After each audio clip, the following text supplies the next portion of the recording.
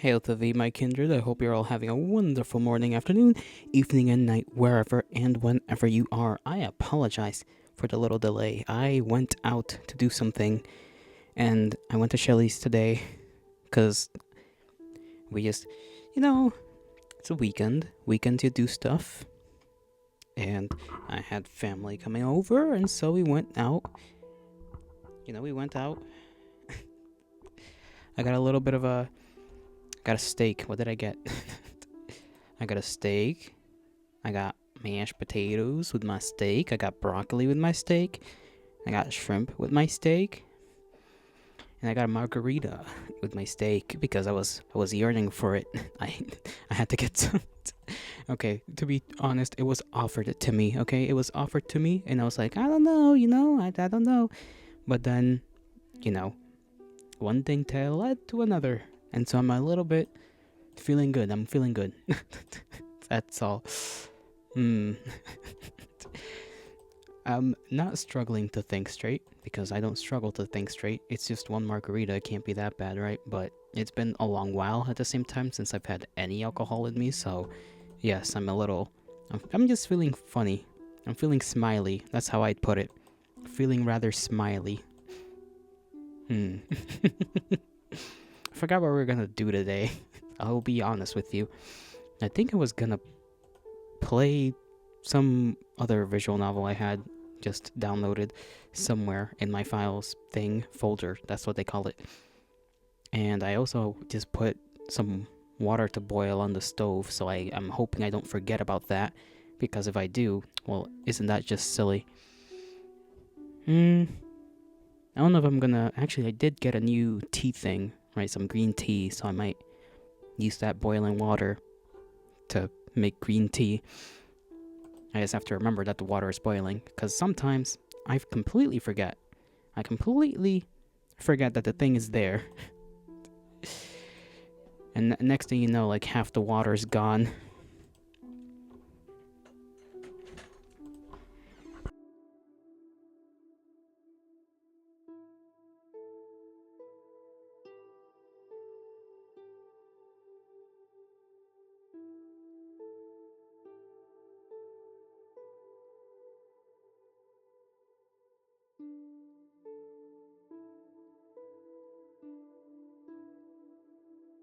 Sorry about that. I just had someone come in to ask a question about batteries that they needed for their device.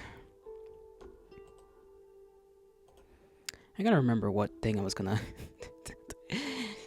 play. Not only that, but I did what's the word? The pain that was there yesterday in my shoulder plate and my chest and all that stuff went away. Well, it's still there, but it's gotten overall better. That's how I'd put it. It's gotten better. Better. So I'm not feeling bad.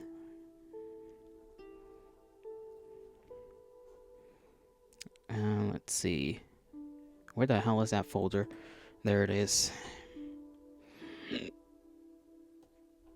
don't even remember. Oh, I did not mean to move that around. I'm getting like random little hiccups now. Random little hiccups. So what did y'all do? I didn't get to watch my typical dose of drama today or yesterday either, because I went to sleep very early in comparison to how I usually go to sleep, how early I go. I went to sleep pretty damn early because the pain was just too much. It was very, very, very bothersome. You know what? We'll play fucking... Was it this one? Let me just make sure my volume is off. Okay, it is not on. Good. I should probably charge my phone, but never mind that. Which one do I wanna...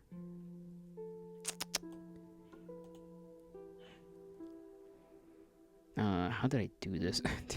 Extract all. I forgot how you are supposed to do these things for any games you download from itch.io. You're supposed to like extract the file. Yes. Alright. I think I may have doubled it by accident, but we'll see. We shall see.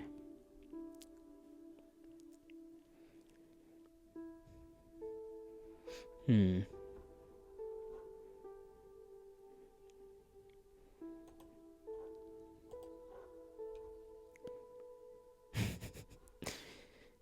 It's a pretty nice day outside today. Pretty nice, pretty lovely, I'd say. Pretty darn lovely weather out there. Didn't see any funny little animals like you sometimes do. There we go. Okay.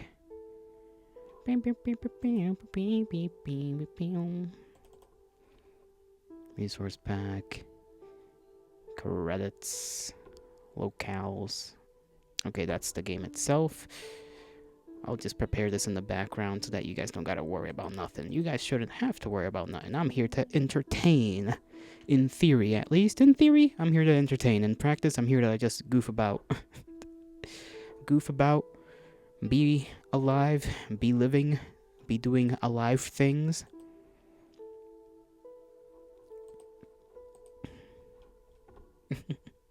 My eyes are a little tired, but I don't think that's relevant. Let's see if this is a full Windows X.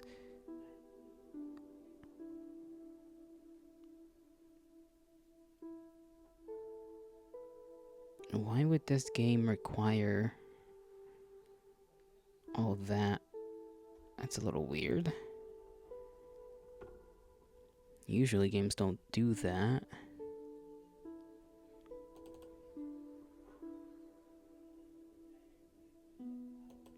And now it's not deciding to give me the pop-up, just like disappeared.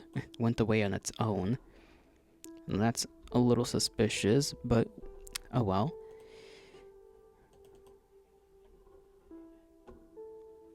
Now it won't let me do anything.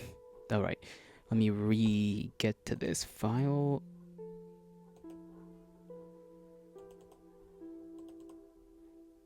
Debug. Let me see what that says. Okay, that's if you can't open the file. Resource pack. Blah, blah, blah. Credits.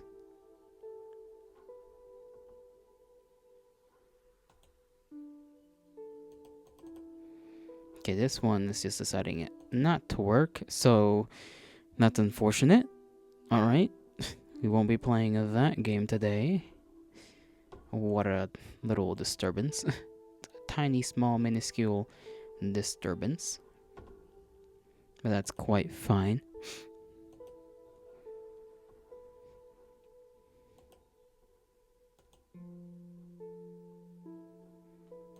I still got like 2.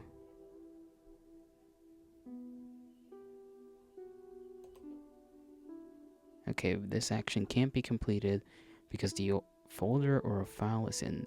It's open in another program. Well, there is no program that has it open, so. Alright. This is a problem, but I suppose we'll just have to deal with it. Apparently I can't even delete the damn file now.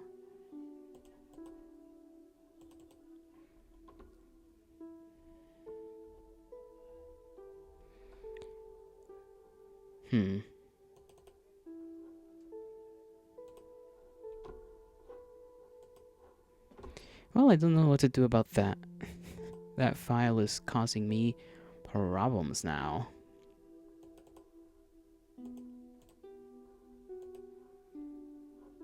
Probably just have to turn off the whole computer, but it's not popping up either, which is the weird thing.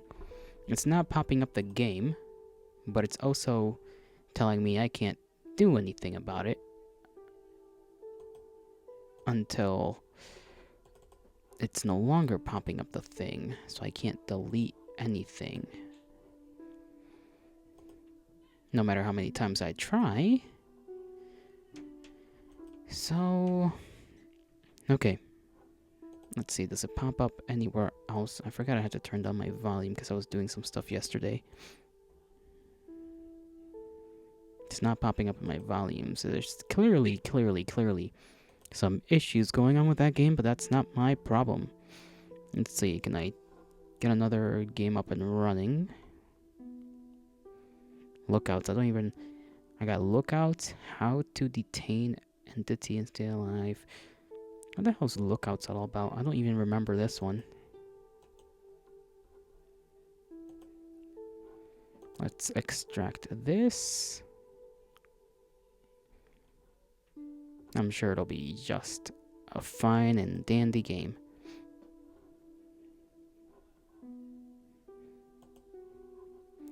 Oh, this one.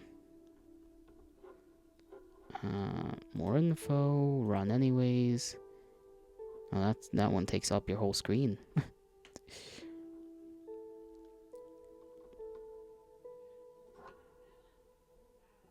Okay, this one seems kind of cute. I remember this one. I remember it somewhat well. Not 100%, but somewhat. Okay, let's delete that. Take down that. Oh, that's not what I wanted to do. I hope the game's not starting on its own. I think it may be doing that. Let me go on settings so that it doesn't just automatically start scrolling. It didn't even have a menus option. It just straight up began. It began without my consent. Evil. Evil game. Evil. I'll be right back. I gotta go get my water. Or my tea, or whatever I'm doing with that water.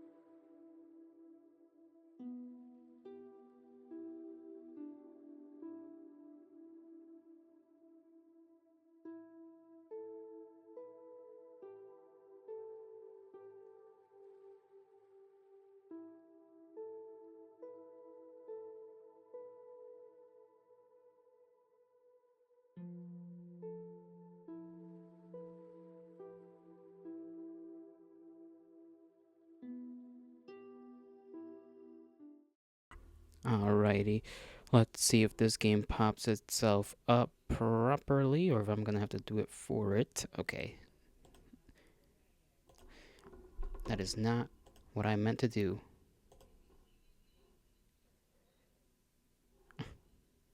Wrong one. I made myself disappear for no good reason. It should be this one. Let's see. Maybe I gotta make it pop up on Windows. Unless I gotta let it just sit here for a little bit. Does it pop up now? Yes, it do. Just it do. I hope that I'm not in the way of the text. And I also won't know whether the volume is loud enough or not. So...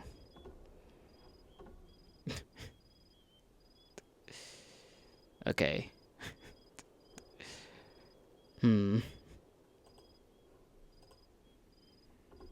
Let's save and then go back to our stuff. How do I back out of a save? That's my question.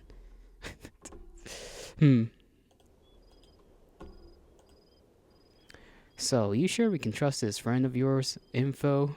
It'll be a crying shame if you're wrong about this. This guy is someone to ride the river with. He'd never sell me bunk information. That town has struck gold. That's what we heard. Heard? He just heard about it? What kind of source is that? We can't go off rumors, you nutcase. But think about it. We'll be living like English kings if we take over a supply like that. What else are we gonna do? The last job was a bust. We got nothing left. Alright. We've had some bad luck and we are running low on supplies. Hope you're enjoying my accent. We'll take that town by hook or by crook, and if they don't have that gold, we can take them for what they do have and skedaddle. I like that they used the word skedaddle. 10 out of 10 game already. The lookout will go early in the morning, see what we're up against. But I reckon we can stay bulldoze this burg and have some fun either way. Make sure to bring us back some juicy details, won't ya, tomboy? He firmly slaps you in the back. Laughter fills the camp around the roaring fire. Sounds like you'll be riding up, sun up to check that town out. You feel it's best to get some sleep.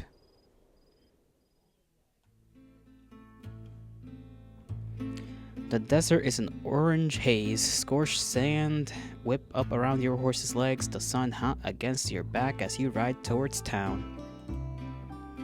There's not much to be done while riding. The desert is lonely, harsh, bare. Only thing to do is think. You don't like being alone with your thoughts so often, for so long. Is it just me or are we like missing an arm? Our character here is doesn't seem to be doing too well for themselves. Because it looks like they've got their arm wrapped up in something. So I'm assuming their arm just suffered some kind of pain. Let's put it that way. But you always are alone as the lookout, alone being the odd stick of the gang. No one talks to you unless they need something. You daydream as you ride, like usual. Flights of fancy of settling down somewhere. You're tied to Curly Wolf and his gang though. Is it so much to ask to be able to live in peace, to not have to fight for survival, always on the run? Maybe that's what your life will always be like, gang or not. A haunted outcast. ... So far, so not good for our character here? They could have sent you off some plaything with some playing cards at the very least. Yuki, hail to thee. How are you doing? Yeah, Yuki, jolly, that's me. That's your guy right there on the screen. Is the volume too loud, by the way? Because I don't know. This is one of those games where if I click the Windows button, it immediately stops making the sound for the game. I don't know what that said. I think I accidentally clicked. Okay. Why are you so jolly? I have margarita in me, that's why. One, only one. I went to Chili's. That's why I was late for stream today. I had gone to Chili's and I got steak with mashed potatoes and shrimp and stuff, and I have one margarita. So I'm very jolly.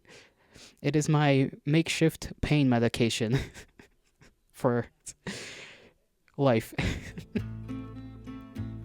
Well, let me see what this said.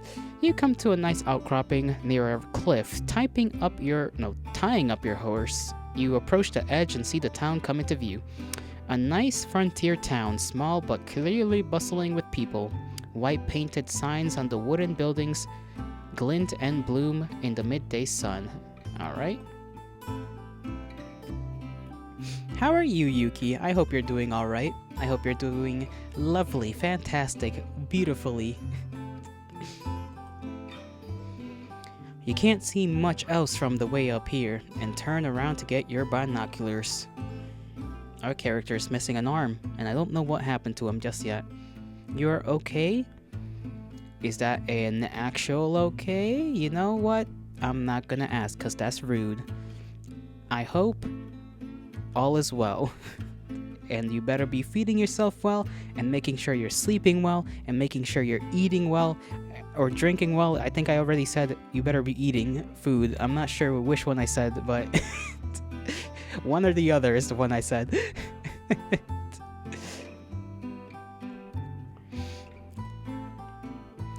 You open your saddlebag and pull the metal binoculars out, brushing it against your poncho to dust off the lenses.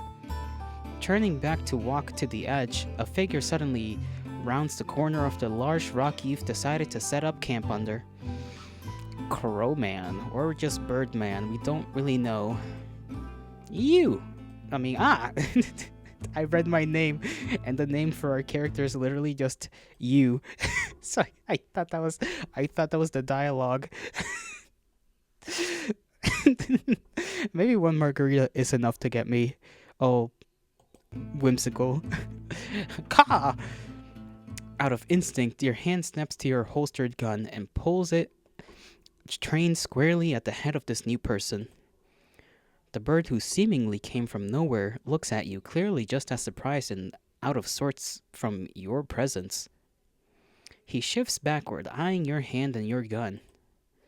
He looks hella worried. Look at him, he's got his little cigarette and everything.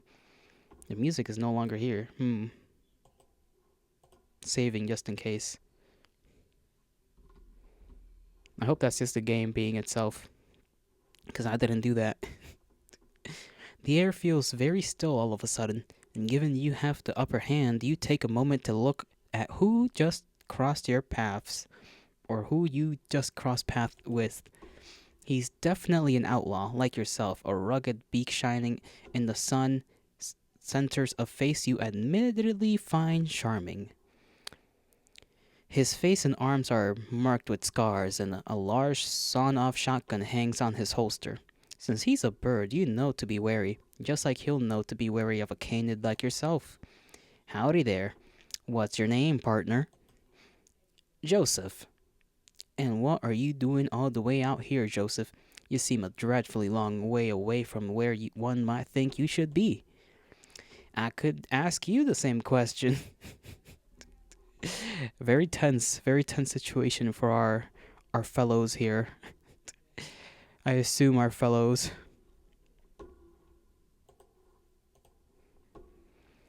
You could stare him dead in the eye. He's pretty calm for someone having a gun pointed at his head, but you can see some of his feathers quivering. Were you trying to sneak up on me, Joseph? Rob me blind where no one else can see? I bet you thought a fella missing an arm would be easy. So he is missing an arm, all right. No, sir. I have no idea. I had no idea you were here till I walked around this here rock. He passed the red stone beside him as if to make a point.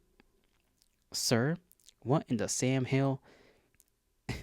You lower your gun like your shoulder joint just gave out and let it hang there. Alright, so we may not be a sir. We might be a lady, I don't know. In all my years, no stranger has called me sir. Well, color me surprised, fella.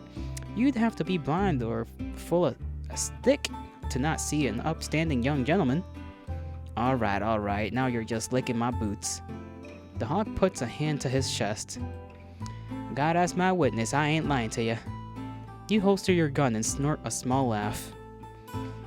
May he strike you down as penance then. What are you doing out here, picking flowers? Picking flowers? I gotta say that with a question mark. Picking flowers. The smile drops from his face. He stops short and swallows, like he can't bear to say the next words. I'm part of the Black Vulture gang. I'm on lookout here to survey this here bird. That's very forward of you, considering I just had a gun pointed at your way. I'm part of the Curly Wolf gang. I'll be damned. You boys have been all over the West. What brings it right here? Much the same as you, I would imagine. Rumors of gold. You'd have it just right. Well, I can't imagine what my boss might want me to do, coming across someone who's sticking their beak in our business. I see that little emote you have there of you drinking tea or coffee, whatever you prefer. Joseph tenses up, feathers ruffled. He understands full well what you mean. Conflicting interest and all. ...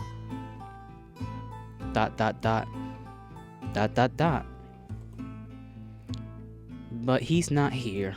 Would be a real waste of a good bullet to use it on you. Is that an insult, or are you trying to make a mash on me? I have never heard that, and the fact that I had to say that in an accent kind of pains me.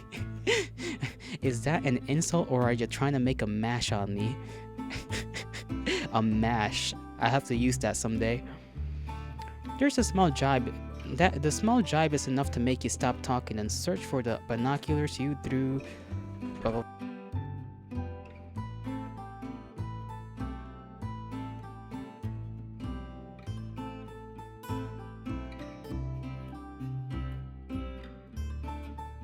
Sorry about that. Just had a kin of the blood walk in.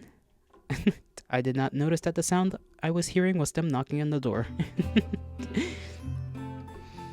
The small jibe is enough to make you stop talking and search for the binoculars you threw when you pulled your gun, turning your face away to hide the blood rushing to your cheeks under your dark fur. You dust the binoculars off again and walk over to where Joseph is standing, his eyes keenly trained on the town. Don't need no binoculars then, huh? No, sir. These eyes can see all the faces of those people down there, no problem. Sir, again, maybe it's just a habit of his to call people that. Say, why do you keep calling me sir? I ain't your boss. You just that much of a polite suck-up? Costs nothing to be kind on the trail, I found. What do most call you then? Ah. You thought this might come up. Of course, you're surprised it took this long for him to ask about who you are, what you are. Most would say tomboy, I would think, or other things I wouldn't repeat in such polite company. And what would you call yourself? The question takes you by surprise, something else no one's ever asked you. I'd call myself a man. Huh, is that so? He's gonna think you're a nut now, you just know it. You'd be better getting on your horse right now and riding back than staying another second around this stranger. How funny. I guess we're in the same boat, if I'm picking up what you're picking down. Might say that the guys at the camp don't use shove the career to talk about money. You nod at him, unsure whether to laugh or not. Neither of you seem sure what to say now. Instead, you hold the binoculars to the bridge of your nose and investigate the town, looking down into the village. Or valley, that may have been valley. After a spell of looking at nothing in particular in silence, you take the binoculars away from your face again, readjusting to the late morning light. You glance at Joseph's keenly trained eyes, then back to the town. You can't help but stare at the clump of couple dozen or so buildings.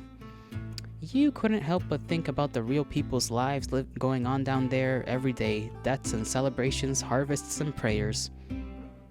Internet? Yours? Let me see. Yes, it is yours. Because I'm doing just fine.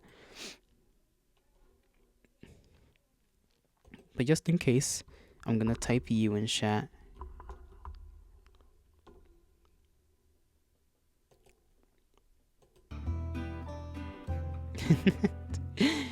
You're back? Okay.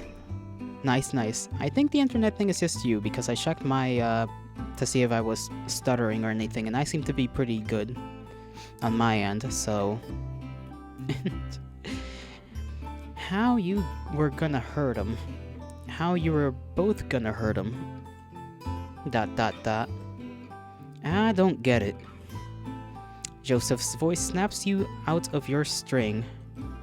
Why would Black Vulture want to come here? There's nothing here. No mine in use, no bank, and they sure as hell ain't rich by the looks of things. An awful lot of delay, not you? I mean, the delay stuff is kind of just a stream by stream thing, I believe. I could check my settings real quick, but I'm like pretty certain I have my things set up so that there is no delay, or as much as possible. But sometimes, yeah, sometimes there is a delay either way for people. I might want to refresh just in case, though. Let me check my thing. Yeah, I have my thing on low latency. It wasn't like that before. Check your settings. I mean, it could just be one of those days as well. Twitch is funny like that. Twitch just decides to be a real goober. Ain't much you can really do about it. You refreshed? Well, darn tootin'. We'll both just kind of have to deal with that. Because it ain't on my end, that's for sure. I sincerely apologize for your quality of viewage. I wish I could do something about it.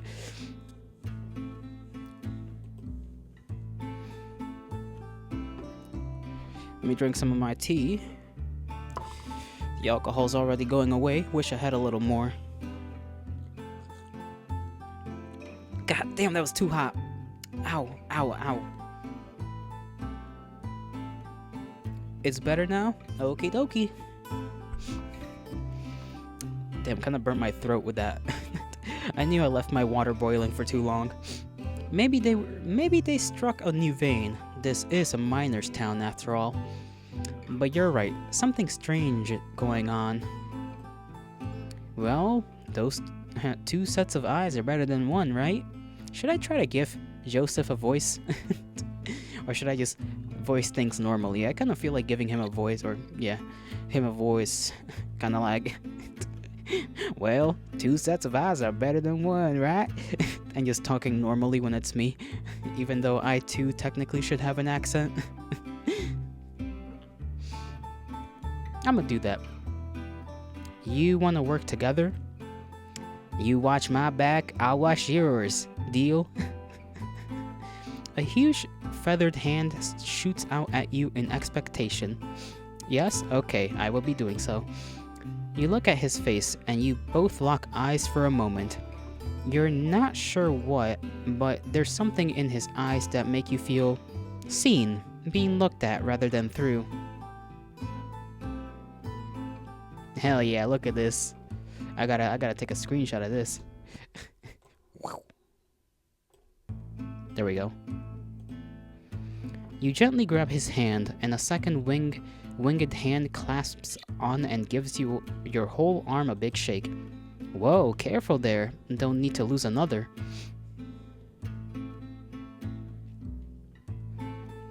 He lets go and puts his hand on his hips, smiling at you. Hey, come on now. Let's get on down there. He walks past you and heads towards a winding rocky pathway down the side of the valley cliff. You take a moment to look at the town again, walking along the cliff edge to catch up with Joseph, wondering if he could see how red your face had been under your black fur.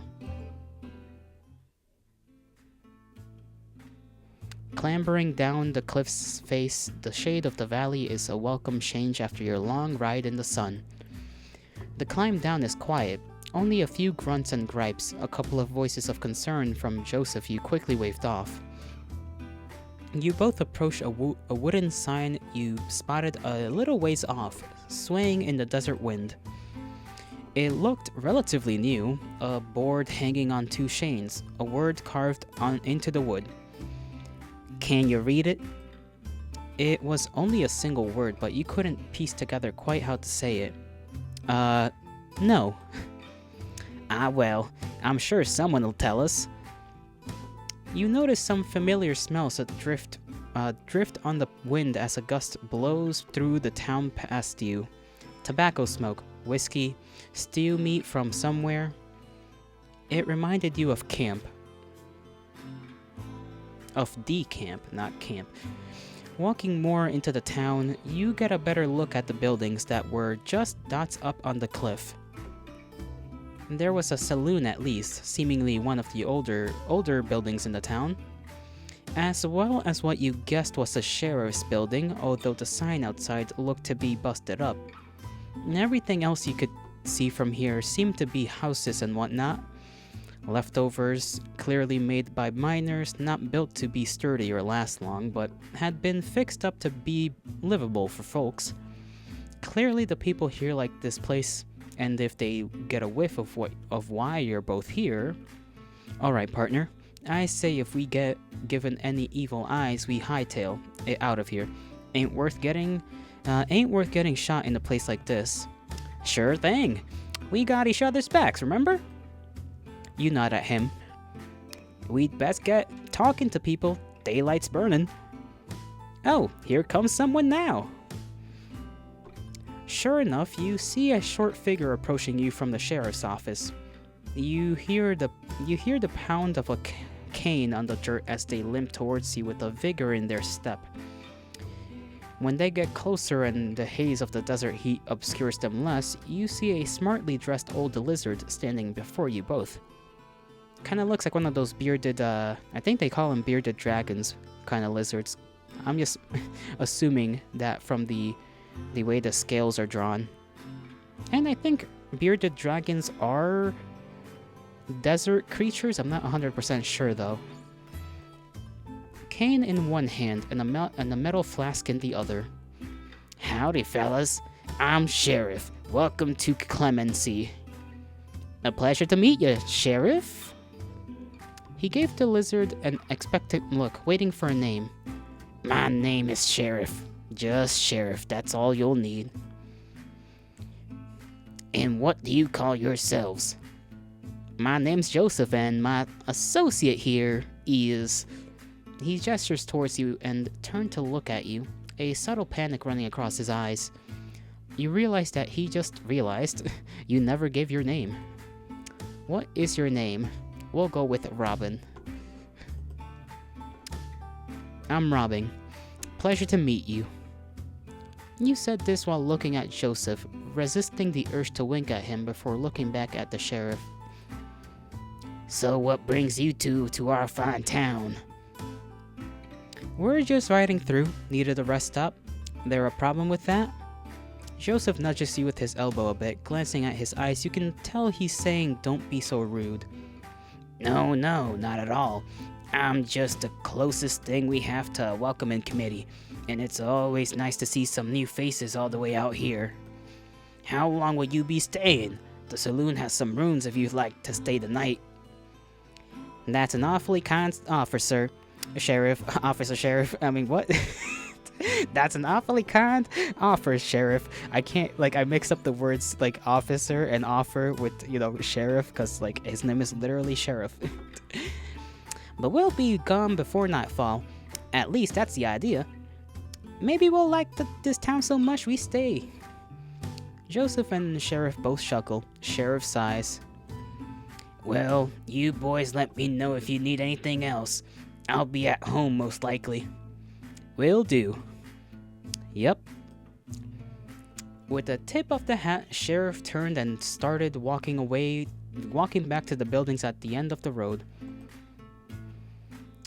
With the lizard out of earshot, Joseph turns to you. So, partner, what's our plan? You look around the town for a moment, surveying the handful of people walking about, talking to each other around their houses, taking in the warm wind blowing past you with a deep breath. We get talking to folks. And what? They just run their mouth. And what? They just run their mouth about all the gold they found? No, but I reckon a town this size, if they've struck something, there'll be a buzz about. We asking them about themselves, about the town. Someone will spill sooner or later. Alright then. Well, I got a pretty good peep at the place on the way down. We got a saloon just here. We got some sort of town hall over on the fair side. And we got sheriff's station at the end of the road by the looks. Where to? Well, let's take a save. This one's a little weird because you gotta double click in order to click off of stuff, which I found a little strange, just a teeny tiny bit. And I'm having a hard time switching from, like, every time I go back to the accent, I want to stay on the accent, like, just naturally. And then I gotta, like, flip back and forth. It's weird. Saloon, town hall, sheriff's office. What do you all say? Because I feel like town hall will be where most people are. Sheriff's office, I mean, I guess we'll be talking to sheriff and anybody else that's there. I assume sheriff has a deputy, who I hope is not just called a deputy. Or the saloon. I feel like the saloon, that's where people are well lubricated, as they say. So maybe something will slip there. Can't flip a coin on this one because the coin only has two sides. I think saloon will just do us fine. Let me take a sip of tea.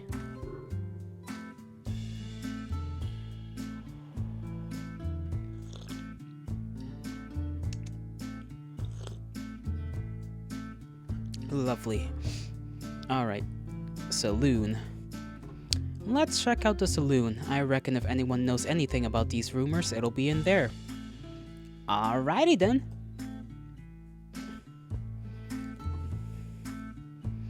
Walking through the doors of the saloon, you're hit with the very familiar smell of tobacco and alcohol hanging in the air. A couple patrons drink and talk quietly in the corner, not taking any notice of you two. You see a dozen or so tables, and looking up there's a second floor with the room's sheriff mentioned. Howdy there.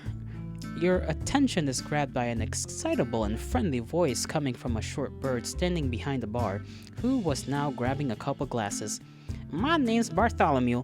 What can I get you fellas? He started wiping the glasses expectantly, glancing between you both as you walked a few steps from the doors to stand at the bar. I'll get a beer. Alrighty, and you? I'll have what he's having. Yep, coming right up. There's the voice. He set the mugs down and disappeared through a door behind the bar into a back room. I don't have any money on me, Joseph. Don't worry about it. It's on me. He pat you on the back with a big wing a couple times, but withdrew his hand when he saw you wince a little. No, sorry. Was that too hard? No, you're fine.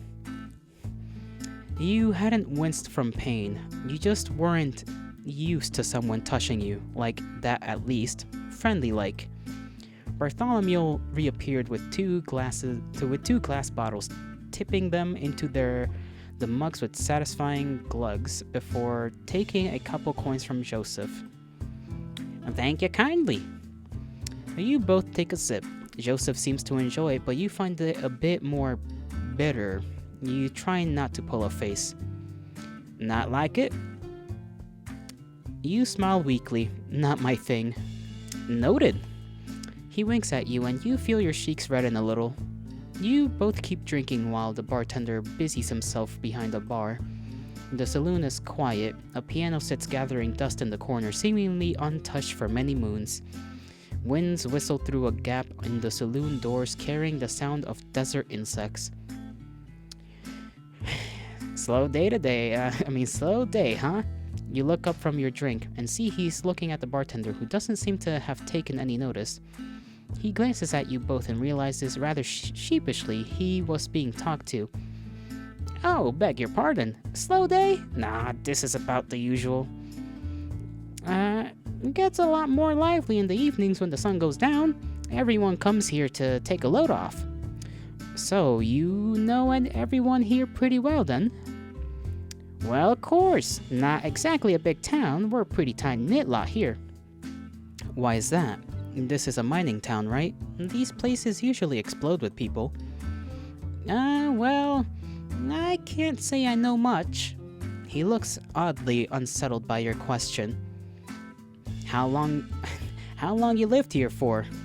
He perks up again from whatever you said that troubled him, and the brightness returning to his voice. Oh, well, I'd say somewhere close to 8 years. That's a darn long time. Heh, yeah, I suppose it is. What made you stay? I never mind staying. How'd you even find this place? I've never even heard it till we stumbled past. Bartholomew's cheery smile dropped a little, morphing into something more wistful, like the face of someone looking at an old, now bittersweet photograph. You boys ask a lot of questions, don't you? You and Joseph look at each other for a moment, expecting the other to say something, but nothing comes out. I don't mind. To give it a fair shake, this town ain't the most exciting. It's nice to talk to some new ears that ain't tired of my squawking already. He gives a little half-hearted chuckle.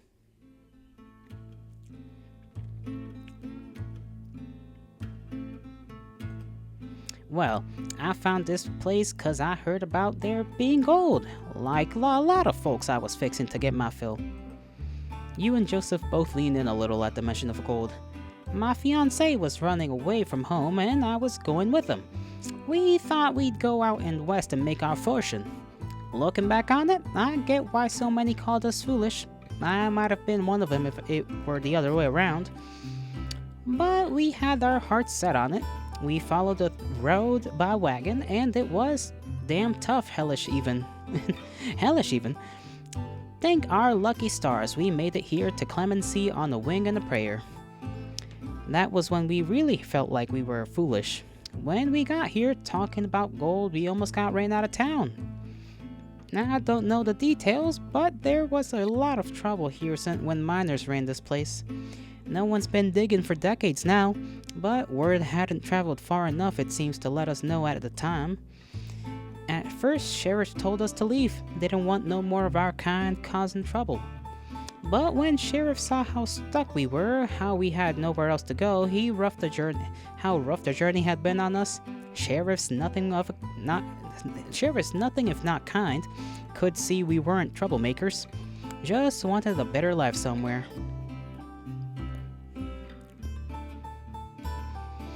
He shrugged, like there was nothing more to it. With the town's help, we gizzied? I guess it's gizzied. With the town's help, we gizzied up this here saloon into something I could run, and the rest is history. I'm glad y'all found something here. Yeah, I can say that for sure. Clemency may be small, but it's something real special if you ask me.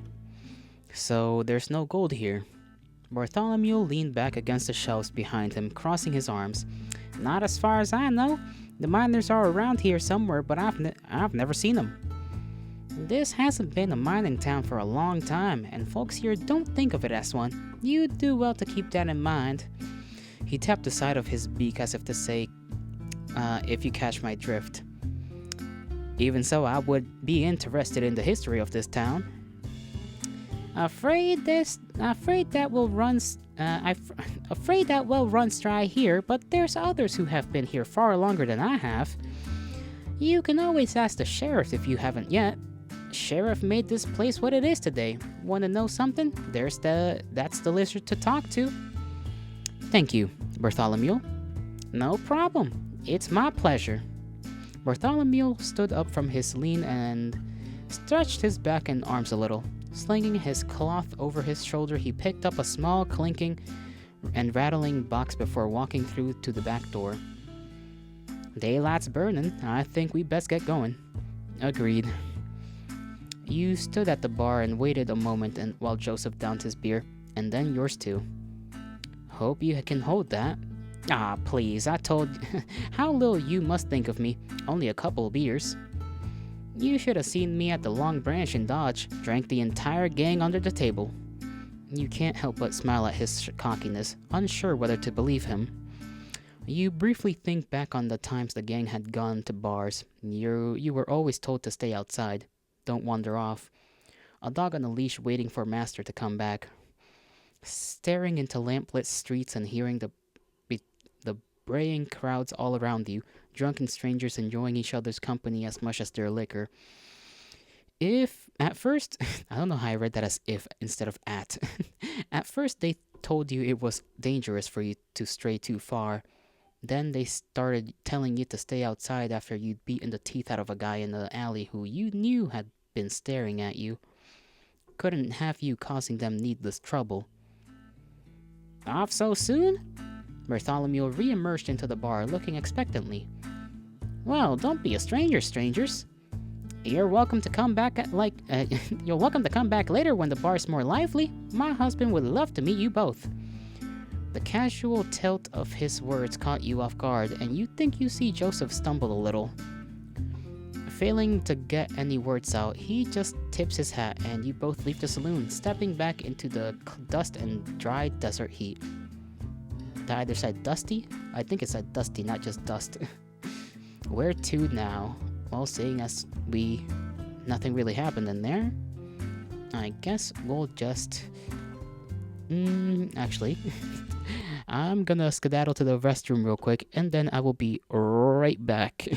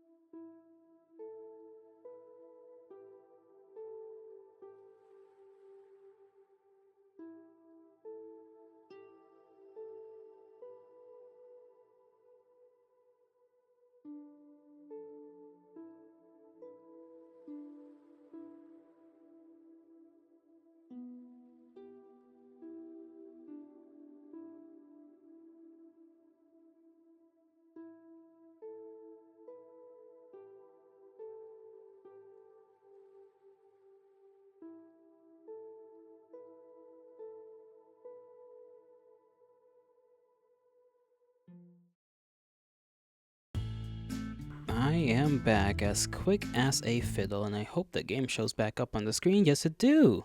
Yippee!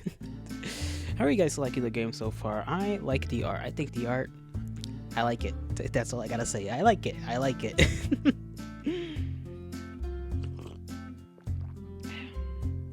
So far, the interesting story has me hooked, and by interesting, I mean it's a good start, you know? Good start.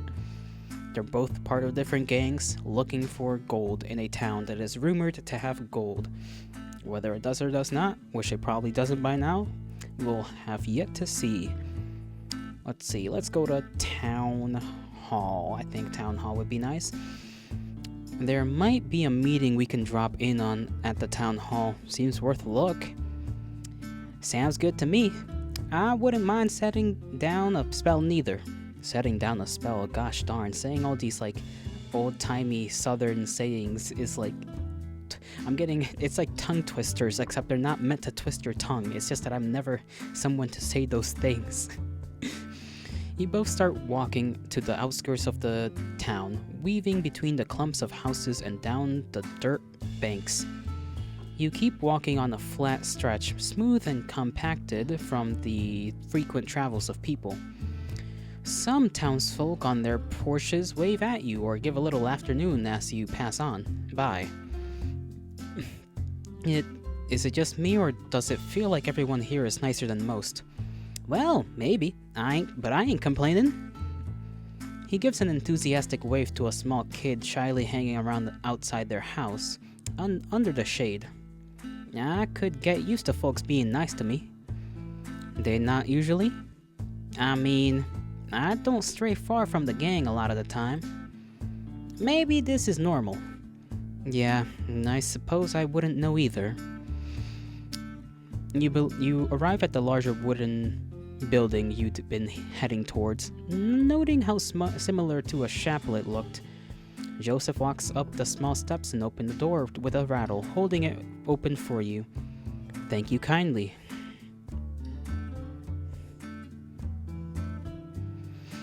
He follows you into the short, darkened hallway, closing the door behind him with another wooden rattle. The meeting hall is fairly large and simple and bright. The wood walls are varnished and gleaming from the ample sunlight flittering through the arched windows. Rows of benches line the aisle, half facing away and half facing towards you on each side. Sitting on a nearby bench turned away from you is a hunched figure in black. Hearing you come in, the figure jumps to life, raising from the seat. Turtle fellow. He looks cool. And they turn to you both, revealing themselves to be an elderly tortoise holding a small book in one hand. Do my eyes deceive me, or do I see new visitors to our town? His voice is, I'm just gonna have the same old person voice for like all the old people. Sheriff is gonna have the same voice as whoever this is. He walks with the characteristic slowness of someone with age and nature down the aisle towards you both, but with a sprightly spring to his step. That is, I've never heard that. That cannot be a word. Sprightly? I guess sprightly would be the way to say it. Sprightly spring to his step. He tucks the book under one arm and extends both his hands to shake hands with Joseph and then you. Welcome to Clemency, and to our meeting hall. I am Jacob, and what might your names be? I'm Joseph, and this here is my associate Robin. Pleasure to meet you. I assure you, the pleasure is all mine. It has been a good while since we had fresh faces around here. Now you'll have to excuse me, but I have some business to attend to quickly. Feel free to sit and pray here until I return if you so wish. Before you can ask any more questions, he shuffles between you two and out the door. You and Joseph look at each other quizzically, sitting down on the nearest bench together. What did he say? Sit in prayer? That's what I heard too. Is this a meeting hall for prayer? The meeting house of God? I don't get it. You couldn't help but smile at his musings as he looked around the room, looking into the rafters of the ceiling before turning back to you. You locked eyes with him, staring into the honey golden brown streaked rings of his keen gaze. He smiles at you coyly and looks away, readjusting his seat. In his seat, you realize you were holding your breath. You sit up on the bench more too. The hard wood at your back reminds you of church days. I'm not blocking anything. I don't know why I'm asking this now, but I'm pretty sure I'm not blocking anything, right? Yeah, a little bit of the words, but that's fine. How the fuss and protest against your mother about your Sunday best. You don't miss the frills and laces all at you. You do miss singing hymns with her. She had a beautiful voice. I don't remember the last time I prayed.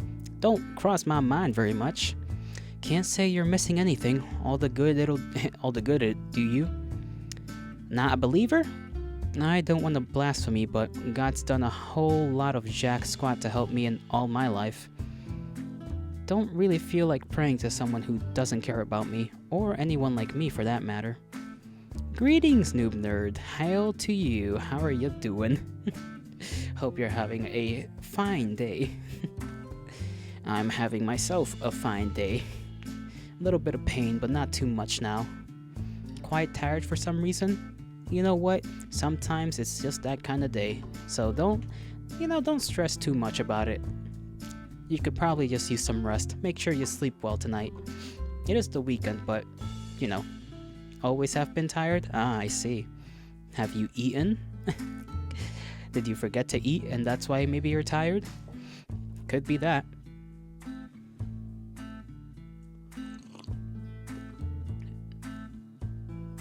You ate a bacon and cheese. A singular bacon?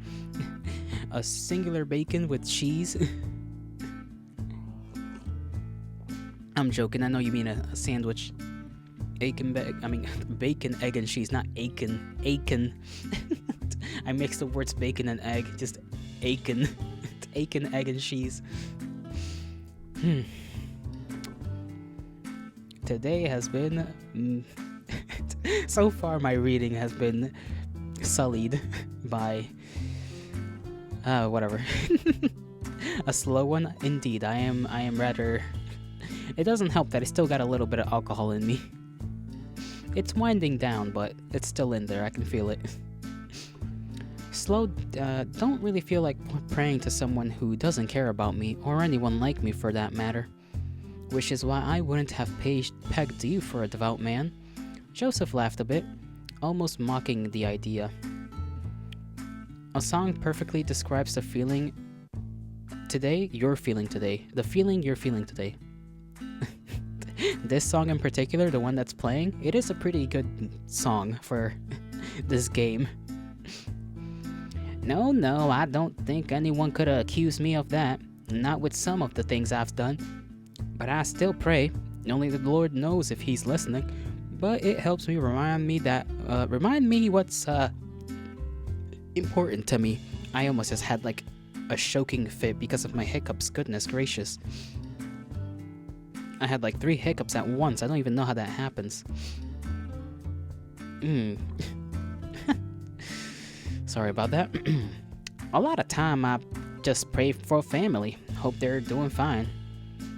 I hope they are too. There was a momentary silence between you, like the subtle shift of coals in a long burning fire, now snuffed by the door rattling opening again. You looked behind you and sure enough it was Jacob shuffling in. He grabbed the broom and briefly swept some of the dust he tracked in back outside before closing the door with another rattle. Forgive me for the delay. I hope I haven't kept you two from your business. Don't worry yourself. We're doing just fine here.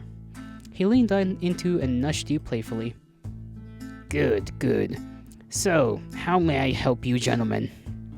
The word catches you off guard a little, the way it trips off his tongue so easily. No bitterness, no mockery. Joseph seems to stall for a moment before a little wry smile returns to his face.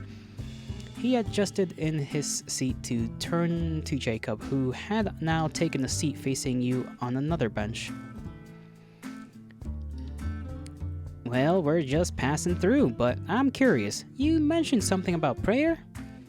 Ah, well, yes, of course. You must forgive me. I'm clearly far too used to the usual of the town. Drinking couldn't be you. it. Are you sure you're? You might be a little delayed there, noob. Just a little bit. Oh, I skipped something. His slow drawl of words is comforting, like being told a long-worn story by a grandparent. Your brain is delayed? Make sure. I mean, it makes sense, not make sure. Makes sense. This is a meeting hall for friends, Quakers, if you will. We're a largely Quaker community here in Clemency. Quakers. Oh yeah, there's a lot of you folks over in Pennsylvania and the likes, ain't there? Yes, indeed that's true. In fact, that is where I hail from. But I must admit, it has been a long time since I last visited. Sorry, I've gotta say I'm at sea here. I've never even heard of a Quaker. I can't say much more. I can't say I'm much more enlightened myself. I don't know nothing about them. You both turn to Jacob expectantly. Well, what's the simplest way I can explain our beliefs? He fell into deep thought for a few moments, eyes straining into the middle distance before coming back to life. We believe that there is that of God in everyone, that we all have a inner light that guides us. We don't perform sermons or sing hymns. Instead, we pray in silence together. There are no guidelines as to what you should do, other than try to connect and listen to the light within yourself. We also very strongly believe in pacifism and do what we can to promote peace, denouncing all forms of violence and the degradation of our fellows who walk the earth with us. It's important to respect the light of God within everyone. It's certainly how I see it. That sounds nice and all, but, well, things don't often work that way, in my experience. Jacob smiled wisely, likely having heard the same sentiment many times before. Yes, there's certainly someone that adhere to it more than others in this town, but it's always been an important tenet of our community. So everyone in this town are Quakers? Well, yes and no. Many are, but some of us more so just adhere to the simple principles and ideals of nonviolence and so forth. Quakerism isn't enforced, but it bonds this community. Huh, interesting. What about old Sheriff? What about Sheriff? With the pacifism and whatnot, doesn't seem like he'd be easy. Oh, well, yes, I see how you might suppose that. Sheriff cares about keeping the peace, but isn't solely responsible for it. We all are. It's what made this town so easy to keep going. Me and Sheriff see eye to eye on many things. So you and Sheriff have been here a while then? Did you found this place or something? You'd have believed it by the tortoise's age. He could definitely be as old as this town. Haha, no. You flatter me, for I am not quite that pioneering, but I have indeed been here for a long time. If you'd indulge me, I could tell you a little of my story. Please do. Let me take a little drink, because this is doing his voice is hurting a little.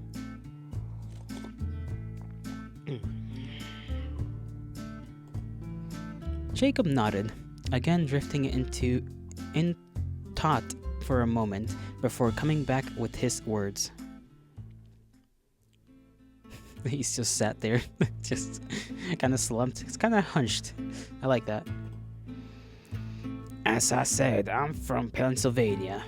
During the height of the gold rush, with so many heading west, many Quakers thought it would be a benefit to follow.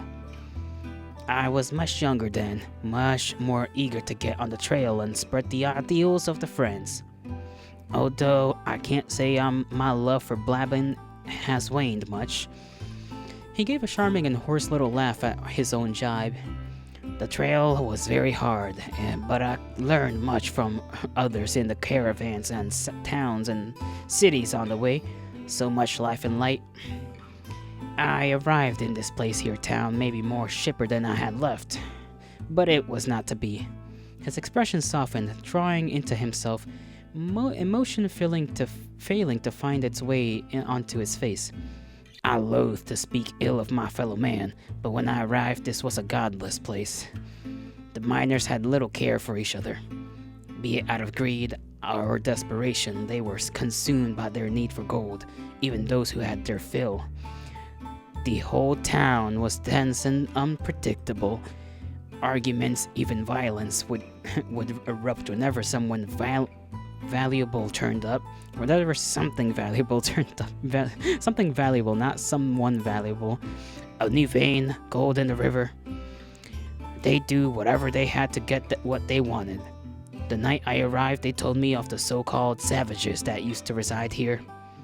Very little makes my blood boil, but I tell you boys what. By the way, the miners talked about those Indians. How happily they told me stories about the ways they drove them out. Unspeakable things out there not and would not want to repeat to anyone. I tried explaining the Friends' way, how even the savages, as they called them, had the light of God in them.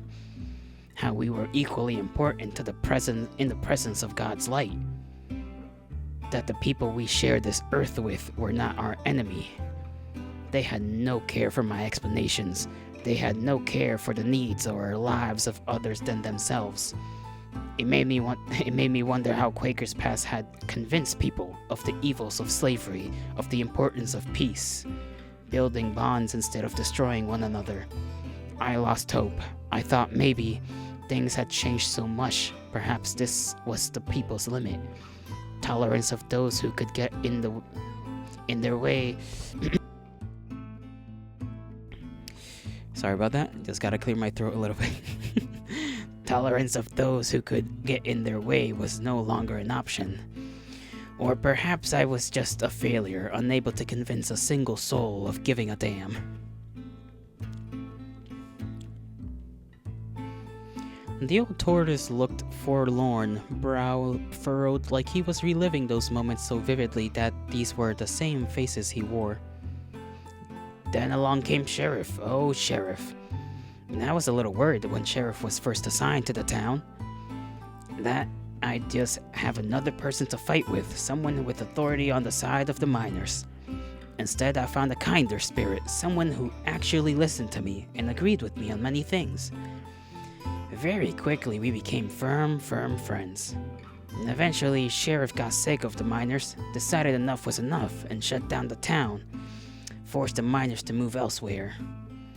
The entire time he'd been talking about Sheriff, his face was lively and lit up, his hands moving with his words. It was a lot like how your pastor used to give sermons. Surely they were resistance to a whole mining town being packed up like that. Of course, but Sheriff did what's right. That's the way Sheriff's soul is set. I felt buried by the weight of the town's hate, their convictions like stone walls I could not scale. I'll be grateful to God until the day I died that Sheriff came here. And I was given so much hope when I'd lost it all. And you've been here ever since? Jacob chuckled. Yes, we have. Only a handful of us stayed after the miners left, and it was hard to know whether this town could still stand. But we felt sure we could find more people who cared, as long as we worked together. More people like us.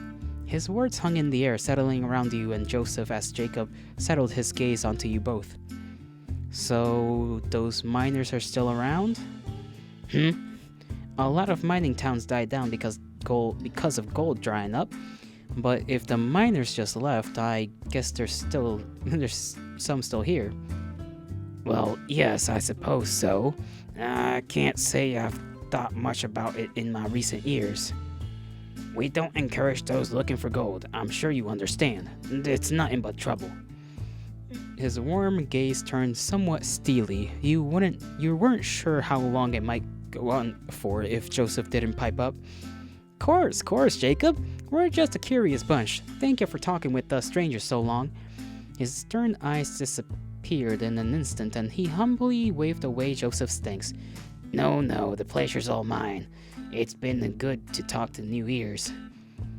If you'll excuse me now, I must get this place tidied up before today's meeting. Quaker meeting? Yes, indeed. You're both welcome to join us if you'd like. Thank you, Jacob, but I'm thinking we'll be off anyhow. You all stand, stretching and shaking off the stiffness from wings and tails and legs. Go well, and keep the light close to you. You both nod and leave through the same rattling door as before, catching one last glance at Jacob starting his chores before you close it. Well, he seemed like a kind guy. Quakers. Obviously, I've heard of what Quakers are, but I'd never actually heard about what their beliefs are. Maybe I should look into that. I wonder how accurate that is. The whole, like, we see the light of God in everyone and whatnot. Seems a little... how do you say?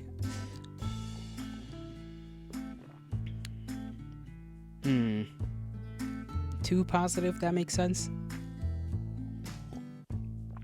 Because from what I remember, maybe I'm misremembering, but Quakers were quite Puritan. Although I could be misremembering who is who, because I think the Quakers were around in like the 1400s or something like that. Joseph stands with you for a moment in the porch of the meeting hall, looking off into the town. What you thinking?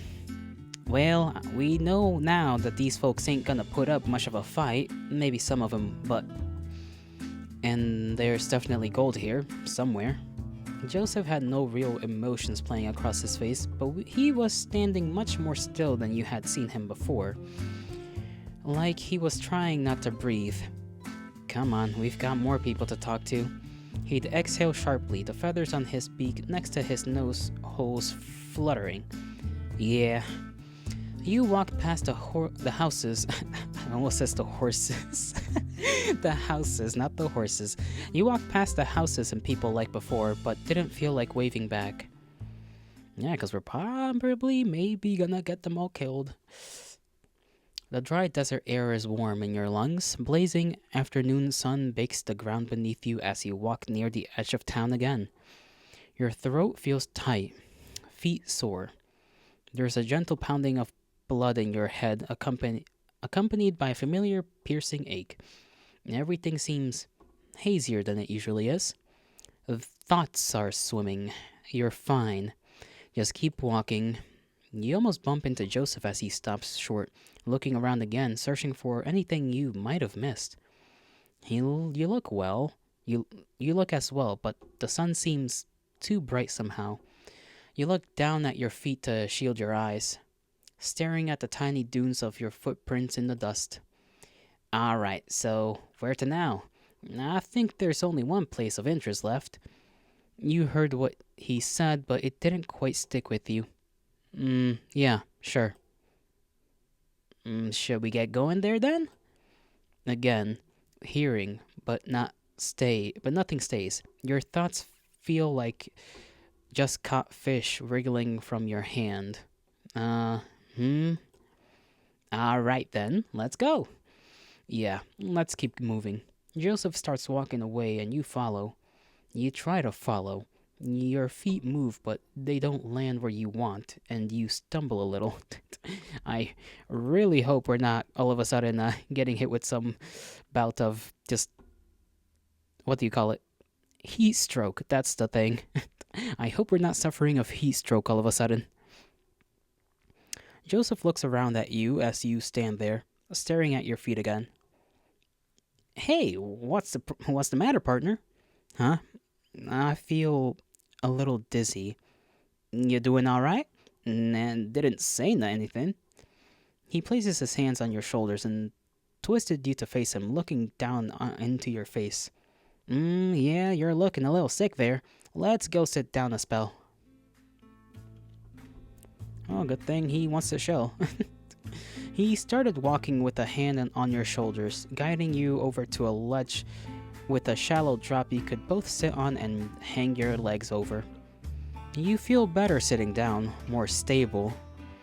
You hear the rustle of Joseph unclipping something from the back of his belt, seeing him pull around the canteen between the two of you. I just, like, slightly choked on air. What? How does that make sense?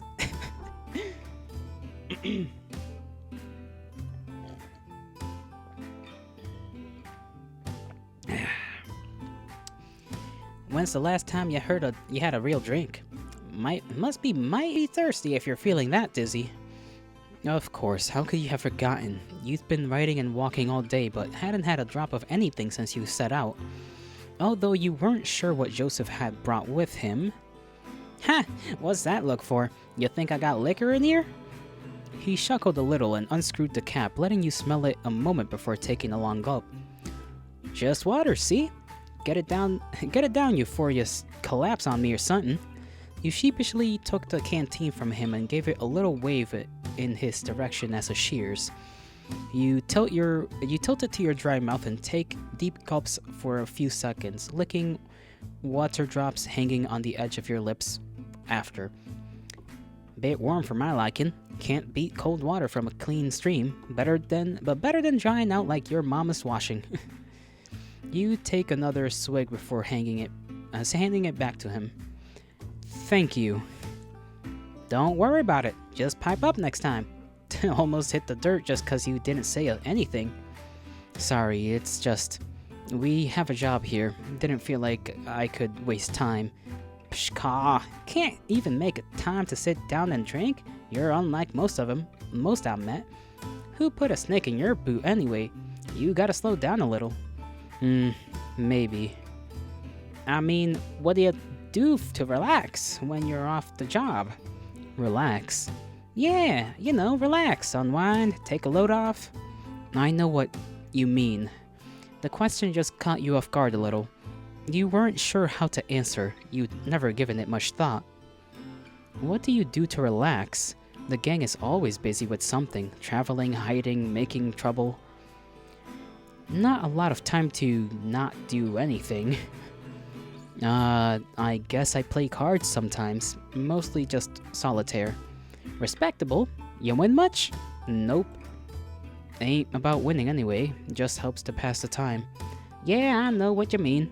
Me and the boys usually play some rounds of cards, sometimes betting. Although some of them are some real sore losers. Sometimes it's easier just to let them win and avoid the issue.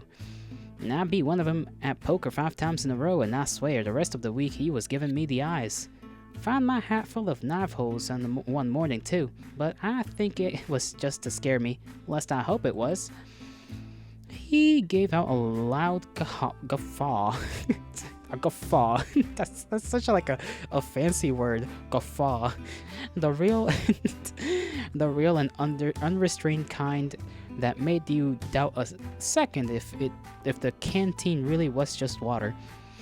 He had a nice laugh, you thought. Someone actually enjoying themselves. Maybe it was just nice to hear a laugh that wasn't done at you. Yeah, gambling man? A flutter in your chest at the end of those ribs. Not really. Never had much to gamble in the first place. Always seemed like a waste. I can respect the restraint. Don't always have to be about money, mind you. When I was younger, me and Papa used to... He stopped for a moment, thinking and stretching his neck. His train of thought slowed by some forgotten memory. We used to play cards after dinner, and a lot of days when I come home, I'd bring pebbles from the river. I always liked how smooth and pretty they looked, all sorts of color and shapes, all of them different. We kept them on the mantelpiece, and when we played the cards, we'd bet on them.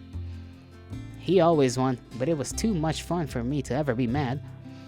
Thinking he let me win though when I was betting big and was gonna lose one of the rocks I really liked.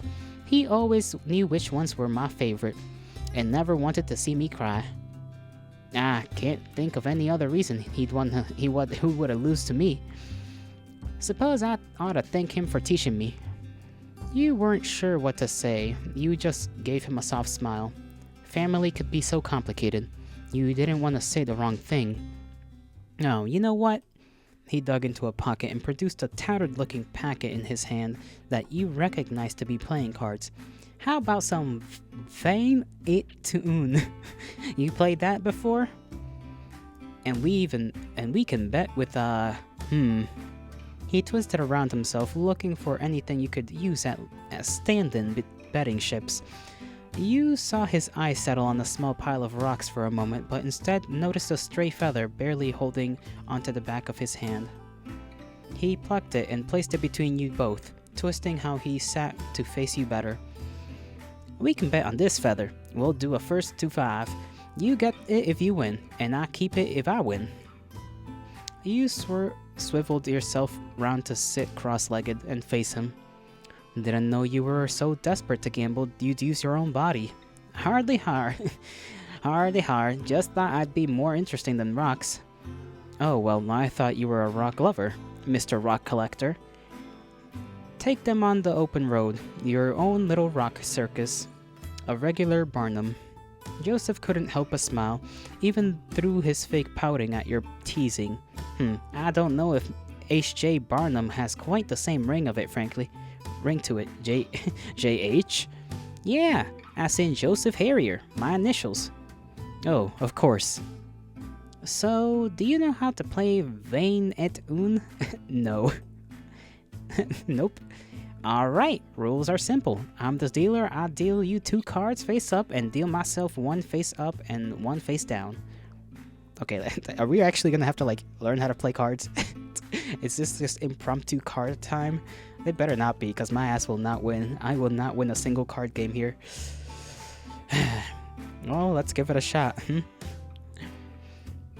Idea is to get as high a number from your cards as you can without going, oh, okay, I know this game. I do not know it by that name, unless that is the name and I'm just forgetting. So we gotta get the highest number, but we can't go over 21. If you go over 21, it's a bust. Same goes for me. But if you need to get a higher number than me to win, a draw is called a push. You can hit to get another card or stand to stick with what you have. You can hit as many times as you like as long as you're under 21. After you stand, flip over my face down card and have to hit as long as it's under 17. If I go bust or my number is lower than yours, you win. If you get 21 on exactly, then you don't hit or stand, and I can get a push in that case because if I also get 21. Cards are worth what the number says. Face cards like King, Queen, Jack are 10. Where things get a little confounding is that the ace is worth either 1 or 11. Ace is worth 11 in the hand unless it would be a bust, in which case it'd just be 1. Ace can still be an 11 if it would let you win. Gets a little muddled during games sometimes, but I ain't trying to cheat ya, so don't worry about it too much. Right, let's play. Like I said, first to 5 wins. You've got the Queen of Hearts and 3 clubs, making your total 13. Dealer's face up card is the 7 of diamonds, blah blah blah, his current total. We got 13. Okay, we can hit for another card. I will stand. Dealer hands is 7 of diamonds, making his total 9. Dealer hands blah blah, making his total 17. Dealer's total is higher. Dealer wins this round. Damn it. Okay. 10 of diamonds, 3 of cards. Another 13. Okay, let's hit. Damn it, we went over 21. I don't think we're gonna win, folks. You've got the king, spades of 4, 14.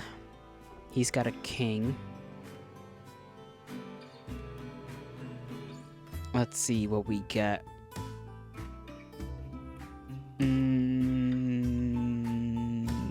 I could go for a hit, but that's a risk. I think either way, if we lose this one, we lose. So hit. 6 of spades. Total is now 20. Stand. Dealer's hand is king of diamonds and 4 clubs. Okay. Okay, we won this round. Cool, cool.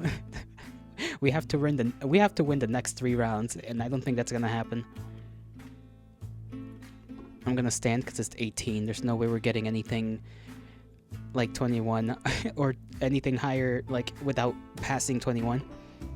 He's got a total of 10. Let's see what he gets next. Damn it, 19. Lucky bastard.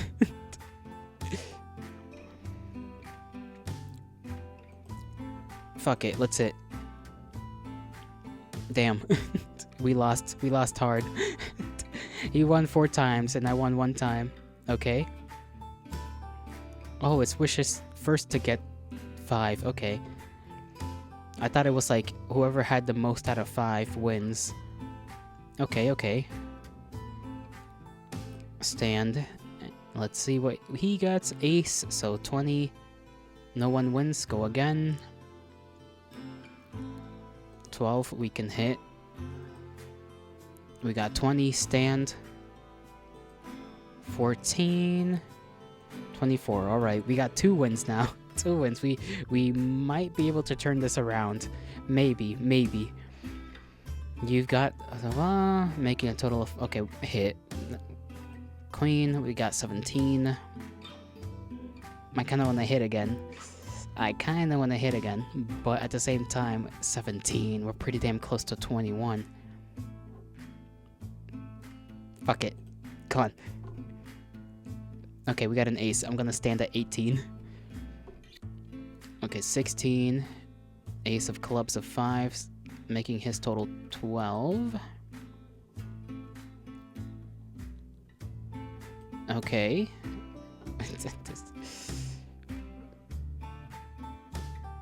No one wins? We gotta push again. Gosh. Okay.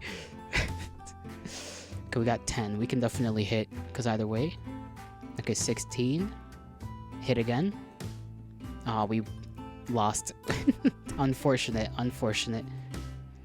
Sorry, bucko. House always wins, eh? Ah, well. It's still a game of luck. End of the day. Well played, sir. He picks up the feather, but to your surprise, held it out to you. Here, take it. But you won? Well, I don't have much use for a stray feather, do I? Got plenty of them anyway. You keep it. You took the feather in your hand, twisting the smooth quill back and forth a couple of times between your thumb and forefinger. It was thin and tapered, and the color of coffee, thick, uneven stripes of cream white ran all along it from the middle. Thank you, Joseph. Don't mention it. You pocketed the feather carefully. We should probably get back to it. Long as you're happy to and can stand steadily, and then I'm ready to. You swung yourself onto your knees and stood up with a sprightly jump. Alrighty, let's get a waggle on. A wiggle. Yes, sir. Sheriff should know something, surely. Yes, sir. I doubt we're the only ones who come looking looting for it before. And Sheriff did say to come find them if we needed anything. You walk the same direction you saw Sheriff leave, down toward the closest edge of town, through what might be considered the main street where this town bigger. Sheriff's office is modest, one of the smaller buildings in town, a short, square stone block with barred windows and a lopsided wooden door. As you get close to the squat building, Joseph slows down and raises an arm to your chest to slow you down as well. Okay, partner, what's the plan here? You and I both know Sheriff is gonna be the most paranoid, owl-headed son of a gun in this burg. We can't go waltzing in there shooting our mouths off about just anything. Yeah, you're right.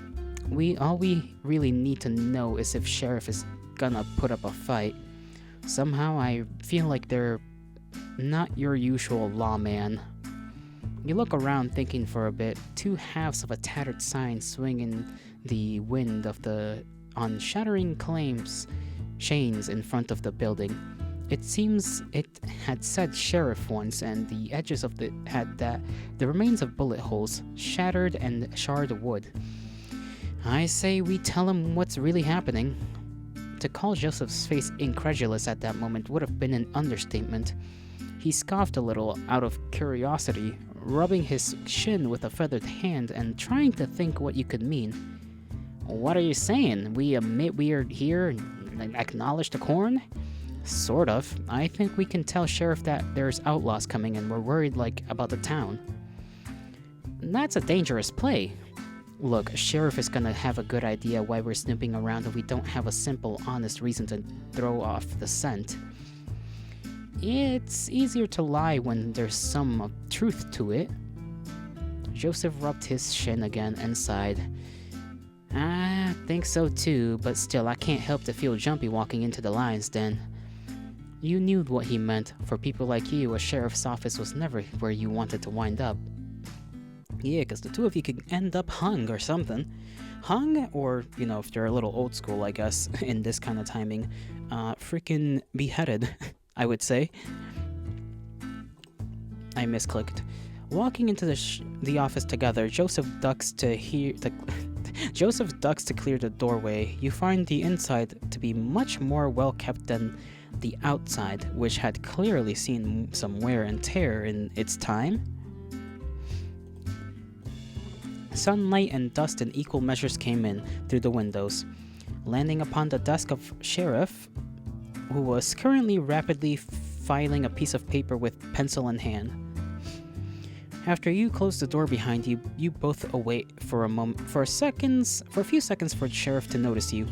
Before you can politely knock on the closed door for attention, Sheriff Wright raises a finger on the pencil holding hand to ask for a moment more waiting.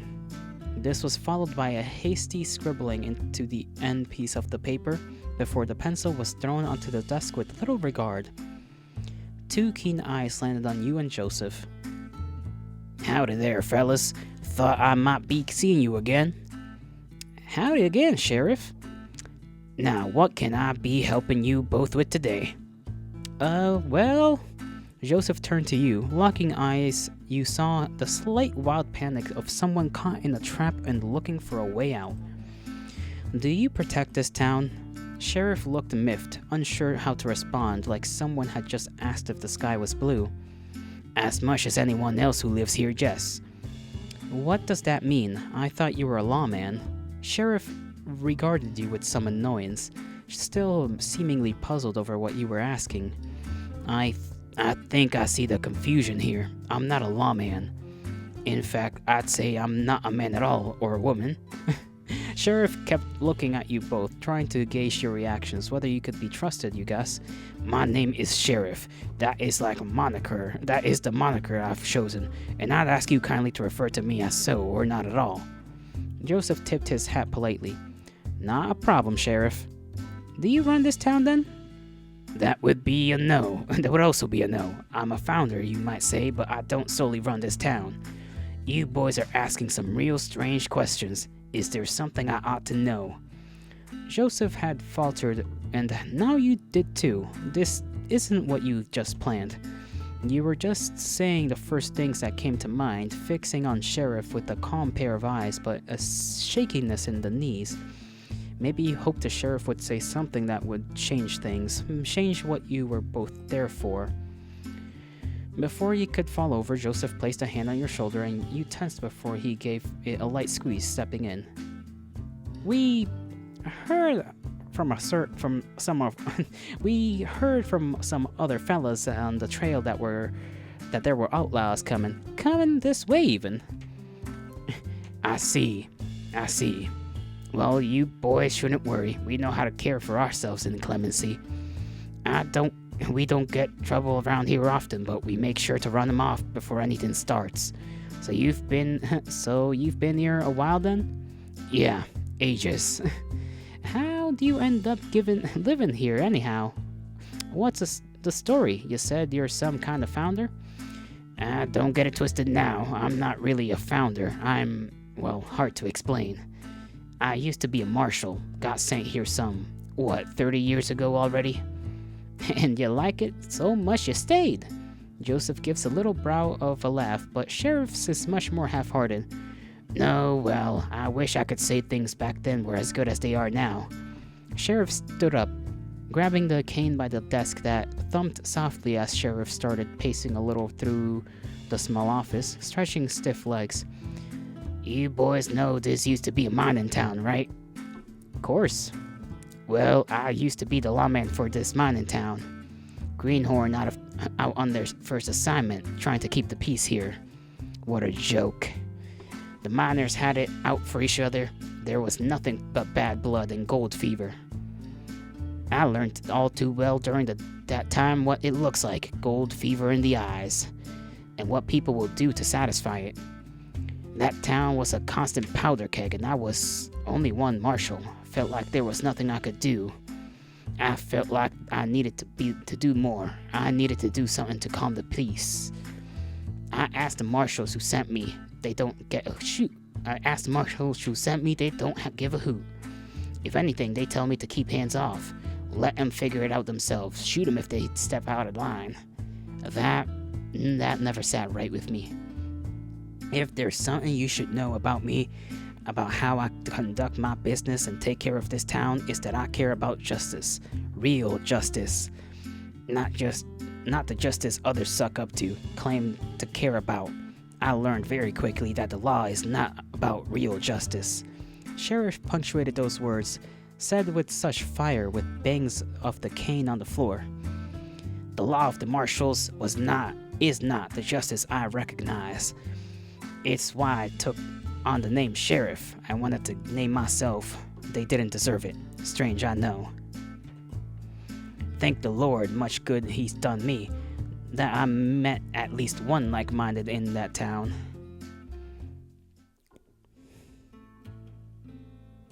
Story time once again. "Sometime in the winter, we had a caravan arrive in town. People had been traveling long across the trail, needing somewhere to stay for a spell. Had someone to sell as well, furs and such, anything to help get by. Friendly folks. I enjoyed their company, spent the night drinking with them around their wagons.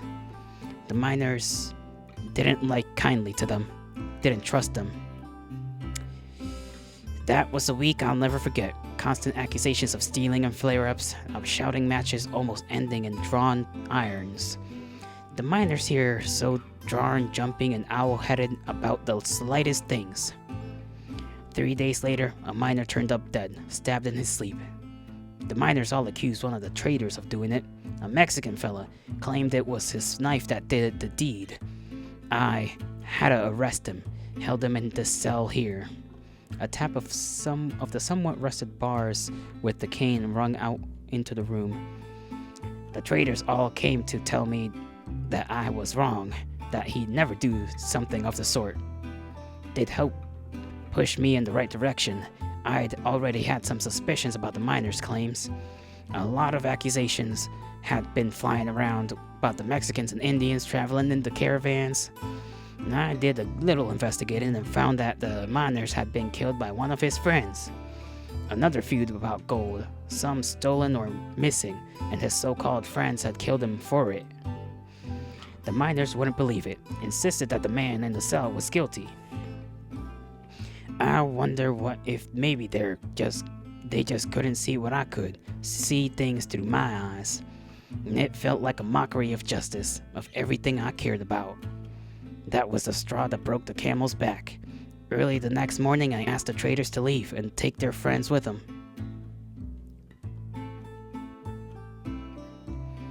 Sheriff noticed how intently you both are listening, watery eyes flickering between you both.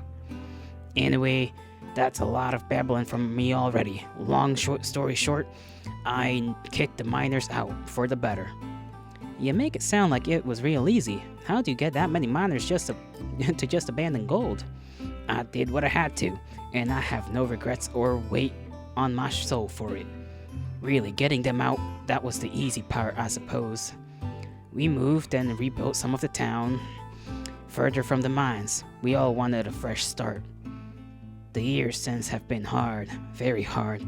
I don't have this stick 'cause I've been sitting on my jollies and gazing at sunsets. This town may be small. It's a lot of work to keep it going.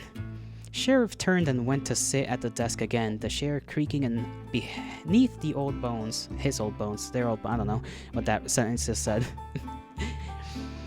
Don't take me griping to think I'm not thankful for this place, though. Now, I've done a lot for it, but it's done just as much, more even in return. How do you mean? I can't say I've ever really had somewhere I live do much for me.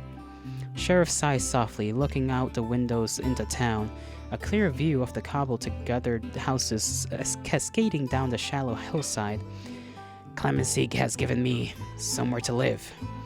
I had many hopes when I chose to stay in this town to try and make something of it. I've worked hard to earn the respect of those who live here as a person, not as an authority. People here don't see me as an oddity. They don't fear me. They don't mock or interrogate others for how they live. This ain't just a community, it's family. We're all from far from homes, from the people who made us, but here we can make ourselves what we want to be. A town of runaways who don't got to keep running anymore. Sheriff stares down out the window for a few more moments, the sun as bright golden shine crossing wistful eyes. Turning back to you, Sheriff pulled back into the desk and got comfortable once more. Anyway, that's enough stat from me. Those outlaws all you wanted to talk about? Yeah, I think so. You wished you had more questions to ask, more to say, more to hear about, but no other words escape your maw except for, thank you. Don't mention it, and thank you too for this tip-off. I'll keep those old peepers peeled. These old peepers peeled. Yeah, thank you for talking, Sheriff. We'll be on our way now, but I did have one more question for you. You still with those old marshals, in contact with them? Nah, I quit the day I rebelled against the miners. Never heard from him again. Joseph nodded, tipping his hat, and Sheriff tipping in return. You stepped out of the station into the building, into the blinding sun together. Into the building sun.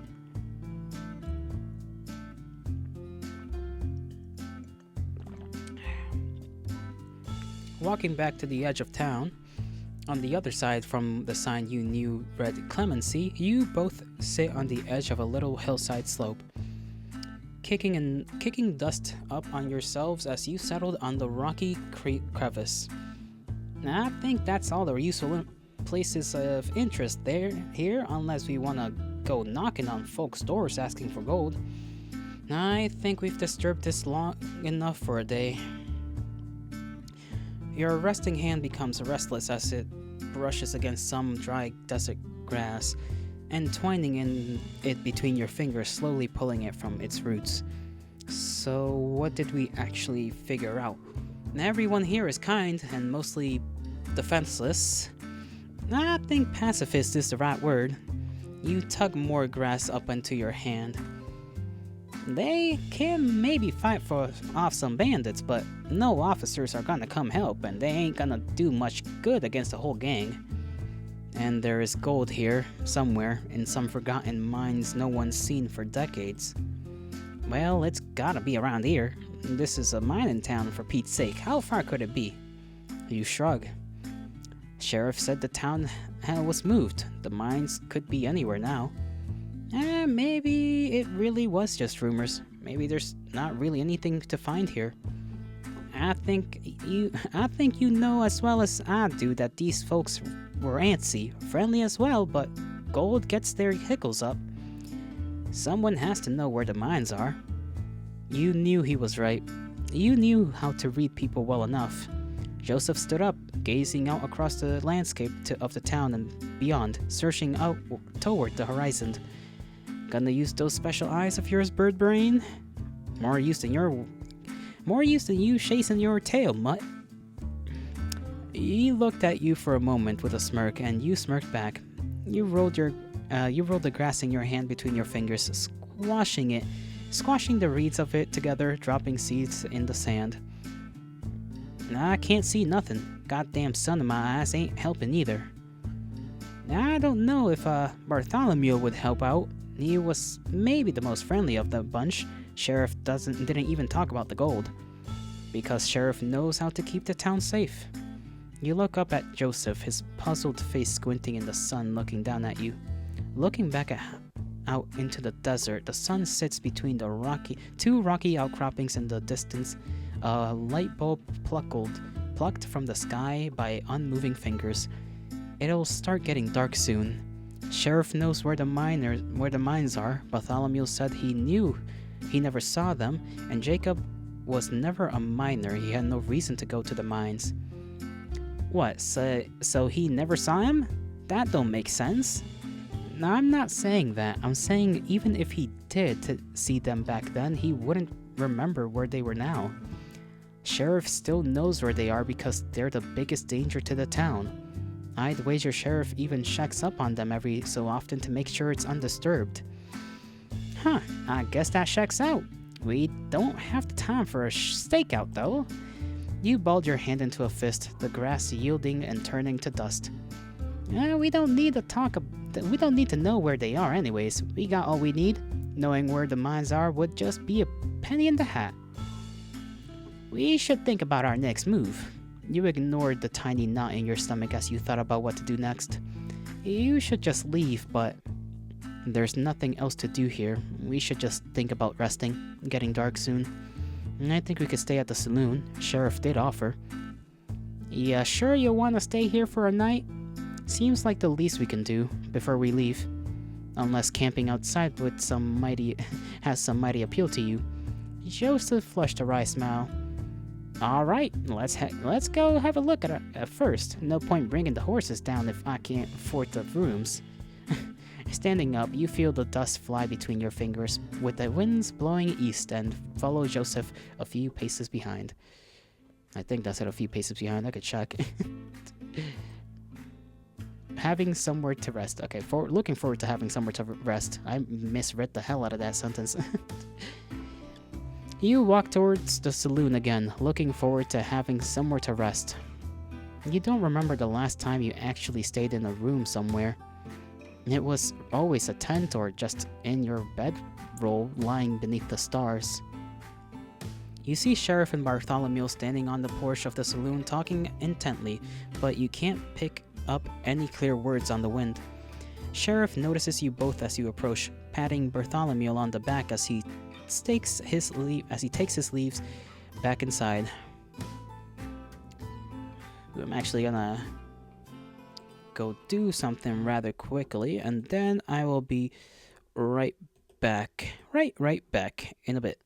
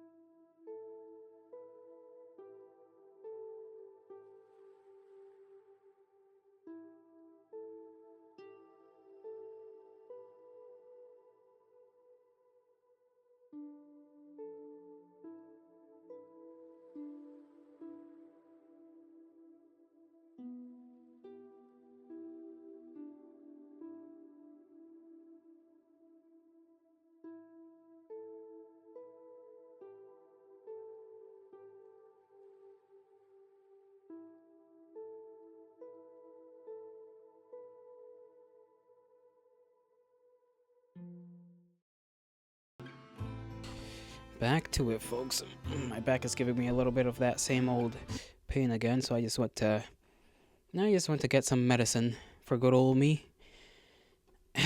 Hurts when I breathe too. My chest is just in all kinds of struggle today. The medicine should take care of it in a while. Sheriff leaves the shade of the saloon's overhang, walking with a purpose towards you both. The blue of the sky was starting to fade into oranges, pinks on the edges of the sparse and tiny clouds overhead. You both slow to a stop as the sheriff approaches you quickly. The face approaching you was different from before, and you see Joseph's face fall a little. Sheriff came to a stop in front of you both, twisting the cane in the dirt a little. The old and frail figure standing in front of you was shaking a tad.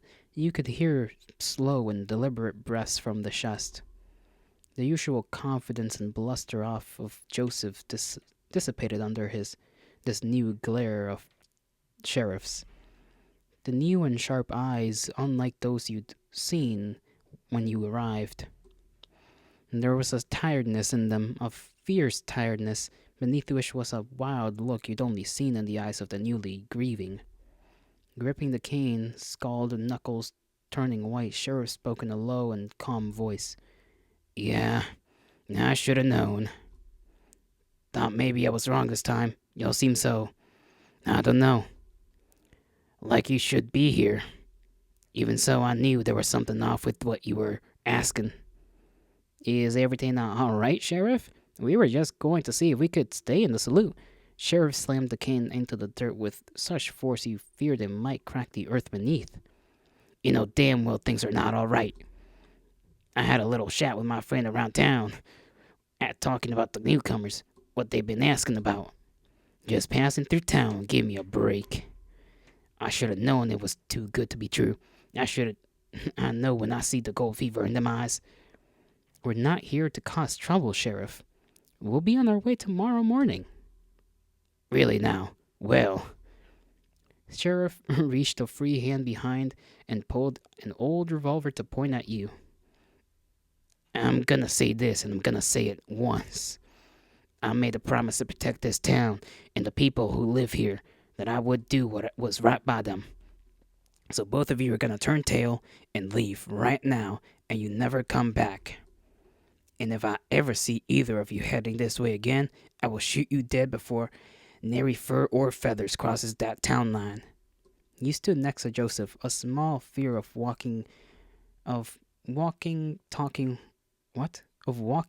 taking hold. Okay, I've misread that. You stood still next to Joseph, a small fear of walking taking hold as you feel the wind might knock you off your feet. Understood, Sheriff. Joseph started walking away, not stopping for you, even as you stood there a moment longer just to say one word. Sorry. You knew that didn't make up for it, but it was all you could muster from your tight throat. You turned quickly and walked away after Joseph with your head down, staring at your feet as they rhythmically sped one after the other through the dust cracks of a town you couldn't come back to. The climb back out of the valley was quiet. The wind was the only noise, to reach your ears, no words coming to pass between you and Joseph.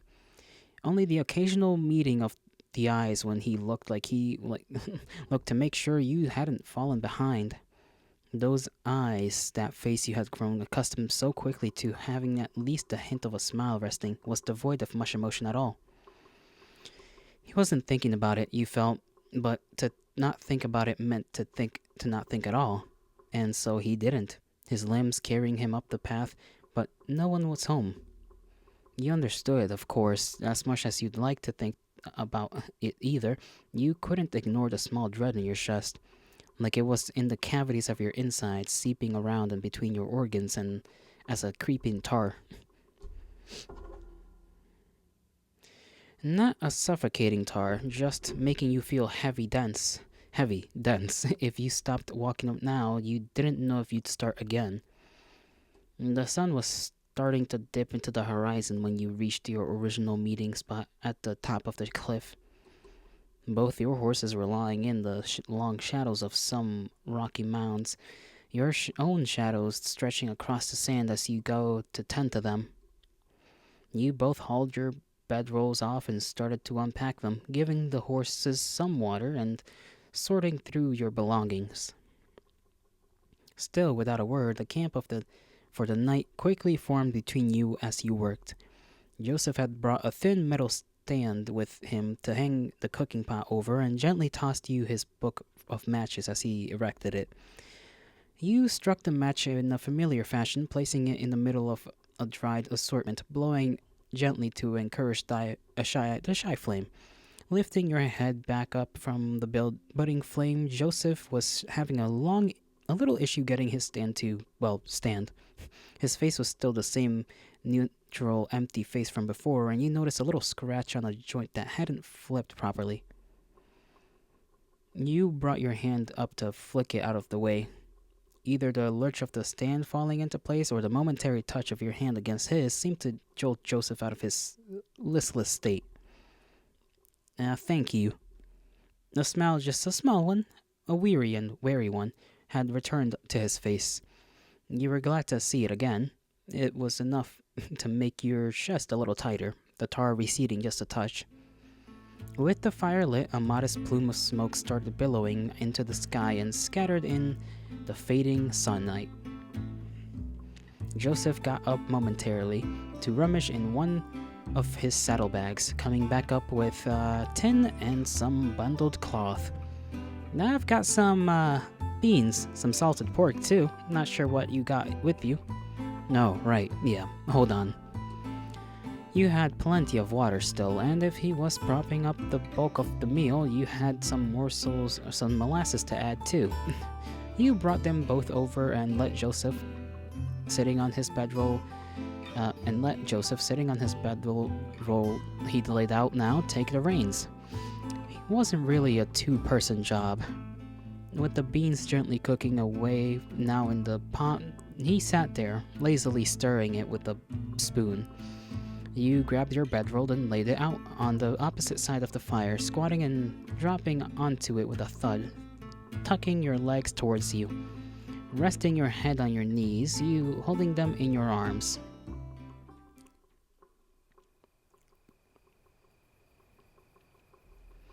The two of you sat like this a short while, watching the pot steaming away, the orange flames licking the underside of the well-used metal. You found yourself thinking about what happened in Clemency without even realizing. The pang you felt in your stomach when Sheriff knew why you were there. The sharp shows that shot from your neck to your tail when the gun was pulled on you. You weren't scared of being shot. That wasn't it. That wasn't what set your palm into a cold sweat. And it was something else. Something about having to leave that town. Sorry for letting you do so much of the talking today. I'm more of the quiet type. Sure you figured that out already. You flashes you a weak but genuine smile. Not like I did a much good anyways. It wasn't your fault, Joseph. Sheriff was paranoid and we were bound to be rumbled out eventually. Besides, it doesn't really seem like there is any gold here, unless we feel like setting up a new mining operation. Yep, I'm sure Black Vulture will love to hear that. It wasn't my fault, I'll say. He sighed a sharp, exasperated exhale through his nose holes, one knee of his crossed leg fidgeting and bouncing as he stirred the pot. You were a little taken aback that he seemed to be mocking what you said. Maybe it just wasn't what he wanted to hear right now. Still, you understood his frustration. What would your boss think if we told them what this place was like? Would they even believe us? Sorry. You were snapped from your thoughts by his apology, a slightly guilty look on his face, knowing that he must have seen that he hurt your feelings a little. You're right. It's not my fault exactly, but hell, it's a mess, Robin. His fidgeting was spreading, playing across the feathered fingers of his wings, his face, his eyes, his knees again. Like a ragtime tune playing all across the inside of his body. What's he like? Black Vulture. He's, his breathing was ragged too. You got onto your knees and reached your hand onto his that was stirring the spoon even now. A gentle but firm grasp, stopping his motions. Your eyes met over the cooking pot, and he looked like he was seeing you again for the first time in a long time. The shaking in his hand came to rest and relax its vice grip on the long spoon as you held each other's gaze. Let's go. I'm here. Let go. I'm here. It's alright. He nodded a few times, taking his hand away and resting on his haunches, stretching his legs out. A few moments passed as Joseph regained his calm, laid-back demeanor. One leg still bounced a little, a quick rhythm, tapping a dance hall tune.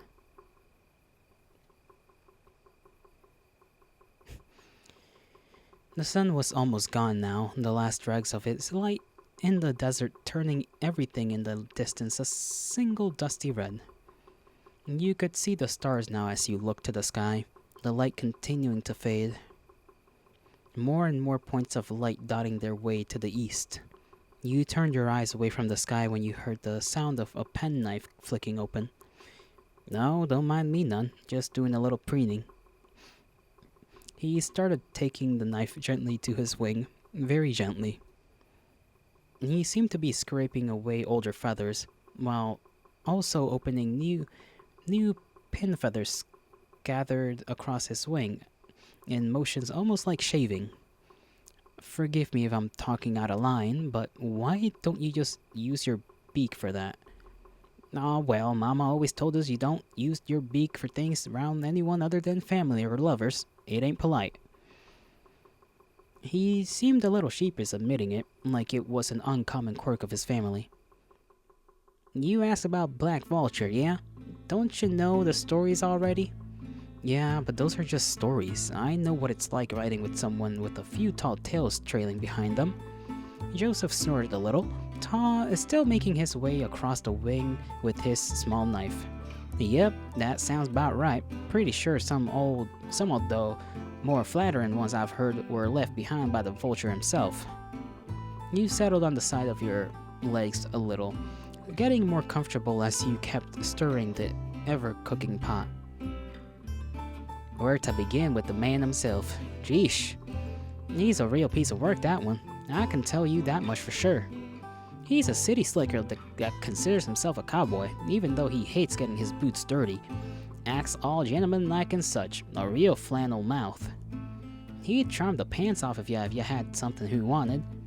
Then when he's got what he wants, he jabbed the knife towards you pointedly. He'd stick you in the back and twist it hard to hear you cry. He turned the knife back to preening. He's a terrible shot too. There are some stories that he could shoot the cap off of a bottle without spilling it from 50 paces. But he ain't the sharpshooter. Ain't never. He's almost as bad a shot as me. Got someone else for that. See, that's how you run in his posse. You make yourself indispensable. He tapped his knife on the ground through the word to make his point. His gang is on the smaller side, but they're plenty loyal. They need to be. There can't be anyone else. You're loyal then? I'm the eyes. I'm useful. I got on good with a lot of them, and Black Vulture keeps me around. Win-win. You understood. What he was saying, what he meant was what he really wanted to say. You understood how it felt to be under that kind of looming shadow. No one for miles around, but don't say anything just in case. You'd seen what happens to other people. You both had, for sure. Joseph was as far from greenhorn as could be. He swapped hands and started the knife on his other wing now. So, what about Curly Wolf? You said there were plenty of tall tales about him. Split fair with me. You didn't look at him when he asked you. You kept looking at the pot, peeking over to shuck the beans. And this looks about done to me. Joseph stared at you for a moment when you did meet his eyes, and then closed up his knife, kneeling over to look with an approving whistle. Yeah, looks it to me. You laughed a little at his stomach, as his stomach gave a hearty growl, fetching the bowls and holding them while Joseph served you both with a big, slopping portion. Night had come now, and you both gathered a little closer around the fire and moved the pot stand to the side. You could see him easier now with it out of the way. With the pot lifted to the fire rose, dancing in the wind, sometimes hazing your view, the blur flitting in and out as you glanced eyes while you ate. Believe it or not, but I ain't the cookie back at camp. Someone else got that privilege. He was clearly joking, but the beans were some of the better you'd had. And I never would have guessed. I don't cook that often, but I make some mean donuts from time to time. Oh, you do now? I'll have to try them then. I hope so. It was so selfish to ignore his question, say nothing about Curly Wolf. So rude of you. You weren't raised like this. You couldn't though. Never. Or more like you didn't know what to say. How many years had it been now? Sorry, I should have said something when you asked about my boss. I get it. No, I mean, of course you do, but it's also that when I said I was the quiet type, it's more than that. If I'm shooting straight with you, I don't remember the last time I heard my own voice before today. At the camp, I might say yeah or no, but I don't really talk. And when I'm away on the lookout, there's just no one to talk to. And I don't want to talk to myself and just be reminded I'm alone. Now, I've never talked about him, and I wouldn't. Joseph looked straight at you, even into you, it almost felt like you could see the fire between you and his eyes, flames fluttering across the irises. The intensity of his look gave way to something like relief. Nah, don't worry about being a quiet one. I think it's a part of your charm. There are lots of wannabe tough guys who want to act like you with no sweat. That strong, silent act. Besides, guys back home are always telling me to shut up. Not that I give them the satisfaction. And I can tell you that being quiet doesn't change things. Same horse shit regardless of whether you make a fuss. You sighed a long sigh. What words could you even use for a man like him? Curly Wolf is a bad egg, and I think sometimes he was born like that. And I know he can't have been, but I don't know what godforsaken things happened to him to turn him into what he is. He's probably the meanest, roughest bastard you'll ever have the misfortune of meeting. And anyone you can think of that you wouldn't want to run into, he's worse than that. And I don't know about Black Vulture, but the stories Curly Wolf leaves behind, I don't think they even match up to how dangerous he is. And I've seen him gun down traders riding away on horseback 200 paces away. It's easy to get his dander up, and he's the last person you'd ever want to do that to. He'd make sure of that. Not the brightest you'd ever met, but his instincts are keen. He's never made an empty threat, and he'll happily get his hands dirty to make good on them. Shit. Black Vulture said before he'd be willing to pick a fight with Curly Wolf, but they've never met. Now I'm wondering if he has any idea what that would get him into. He ain't stupid, but he's definitely too cocky for his own good. No, eat your bowl before it gets cold. Nothing worse than cold food. You did as he said, milling over what you talked about while you ate.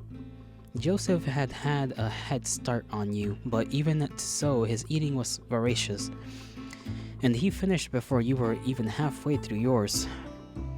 He sat back from his hunched over bowl, wiping his beak on his forearm, his arm. He looked around some, into the fire, out into the darkness of the desert, at you. You could tell he didn't want to stare, but his eyes took you in anyway with long glances. He coughed, clearing his throat to stall for the words he was thinking of. Say, Robin, I wanted to ask. He grabbed his knife again, taking it to his swing once more, looking away as he asked a common question. Your arm. I hope you don't think me cruel for asking, but what happened? Did he do that to you? You're pretty used to the questions about it, but you appreciated the genuine warmth behind his words at least. Nah, this old thing. Yeah, it wasn't pretty. It was a practical joke of sorts, if you'd call it that, but some of the guys during camp took my bandana and shoved it in the mouth of one of the horses. Egged me on like to get it back. Reached my hand and of course the hoss gets all antsy and bites down, starts thrashing, trying to get away. I don't remember much after that, blacked out from the pain. Next thing I know, I'm being hauled to some doctor. Told me they had to amputate for it pure petrified. Joseph had stopped preening at this point, looking at you with some real watery eyes and a soft expression on his brow of both anger and horror. Got the bandana back, so win some, lose some. I'm sorry. Nothing to be sorry for. Long time ago. You just live with it. Full and finished, you set aside your bowl, taking another appraisal of your surroundings, looking up to the sky and its carpet of stars. It was quickly starting to get cold, so you got up and went to your horses, fishing some blankets out of them. Looking inside the bag, you couldn't find your usual extra blanket for yourself. Ah, shit. Must have forgotten to take it before you left. You spied your binoculars in there, you took them, and walked to the edge of the cliff again. You were about to put them up to your eyes when you realized you didn't need them to see what was happening in Clemency. The whole town was dark, except for the bright lights prominently shining from the saloon. You saw the shallow silhouettes of people dancing play across the street in front, and you listened very closely. Music. Seems like they're having a rip-roaring time. Yeah, I wondered if they would do it tonight, like Bartholomew mentioned. Why wouldn't they? What have they got to be worried about? His voice was a little cold, blunt. Ice cubes in a drink bumping your teeth as you sip. Out of all the towns I've been kicked out of and run out of, this is the only one I'd want to come back to. This place ain't for us. We're trouble, Robin. We're no good for these folks. Tomorrow we'll be gone. We'll tell our bosses we didn't find anything, and if we're lucky, they'll just go on their way. Maybe in another life, we could have gone back there. It would have been nice. But this is our life. Our only one. It is what it is. We move on. That's how we live. You could feel the wind blowing behind you, ruffling your trousers, whistling past your ears as it seemed to push you towards the edge of the cliff. Yeah, I guess it is. The wind kept howling, picking up and dying down, whistling off the valley and kicking up clouds of dust around the buildings down below. Curly Wolf is gonna ransack this place, even if they don't have anything. And what do you want me to do about it, huh, Robin? It's not my problem. You feel now the desert night on you, your fingers, the tips of your ears, starting to feel the tenderness of the cold and the wind. You were shivering. You shouldn't have talked back to him. You knew how that always went. It never ended well. You just made him feel worse, like it was his fault. Why should he have to listen to your stupid concerns? It was your shit to figure out. He owes you nothing. You just met. You don't know each other. If it weren't for convenience, you would have shot each other long ago. You heard the sound of shuffling behind you as he got up. He started walking towards you, Here it came, as he knew it would. You tense up as he approaches, closing the distance, expecting to do danger. Closing your eyes when you feel him at your back, ready for the blow that's coming. You flinch when you feel a weight around your shoulders, a squeeze on of them too, that you expected to hurt, but it was so tender it couldn't possibly. Opening your eyes, you see a thick blanket draped around you down to your knees. You looked cold. Don't want to get consumption just standing there. You know how cold the desert gets. You drop the binoculars gingerly by its strap to the floor, now clasping the edges of the blanket with your hand tighter around you. You could feel how cold your fingers were just below your shin, almost numb. How long had you been standing here for? I'm dreadfully sorry. You got nothing to be sorry for. You and he sat back down by the fire, Joseph giving it a 1,000-yard stare. Thank you. Nothing to it. Get warm. You pulled the blanket tighter again, the desert chill still sweeping underneath. Are you not cold? I've been around the fire all night, haven't I? I'm fine. He's lying. You can see his feathers twitch and shiver, but he's trying hard to hide it. You wonder the truth of what he said too. That was just had to move on. That we just had to move on. Standing up with the blanket, you walk around the fire, standing over him. A moment as he looks up towards you with wide eyes. You sweep the blanket around him and sit down, shoulder to shoulder. You were right. He's definitely cold, but a lot warmer than you imagine. Aww. Photo. I am going to take another screenshot of this.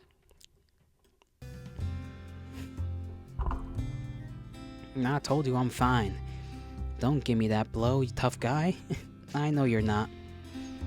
He looks like he's going to say something, but just shuts his beak. He suddenly seems a lot warmer. I'm sorry. I didn't mean what I said. I know. That wasn't the fella I've been around all day. I'm just scared. He nods softly, as to be almost unnoticeable. Yeah, more scared than I ever been. Together you huddled, bringing the blanket tighter and tighter and moving closer to each other. He smells like the desert, dusty and sweaty.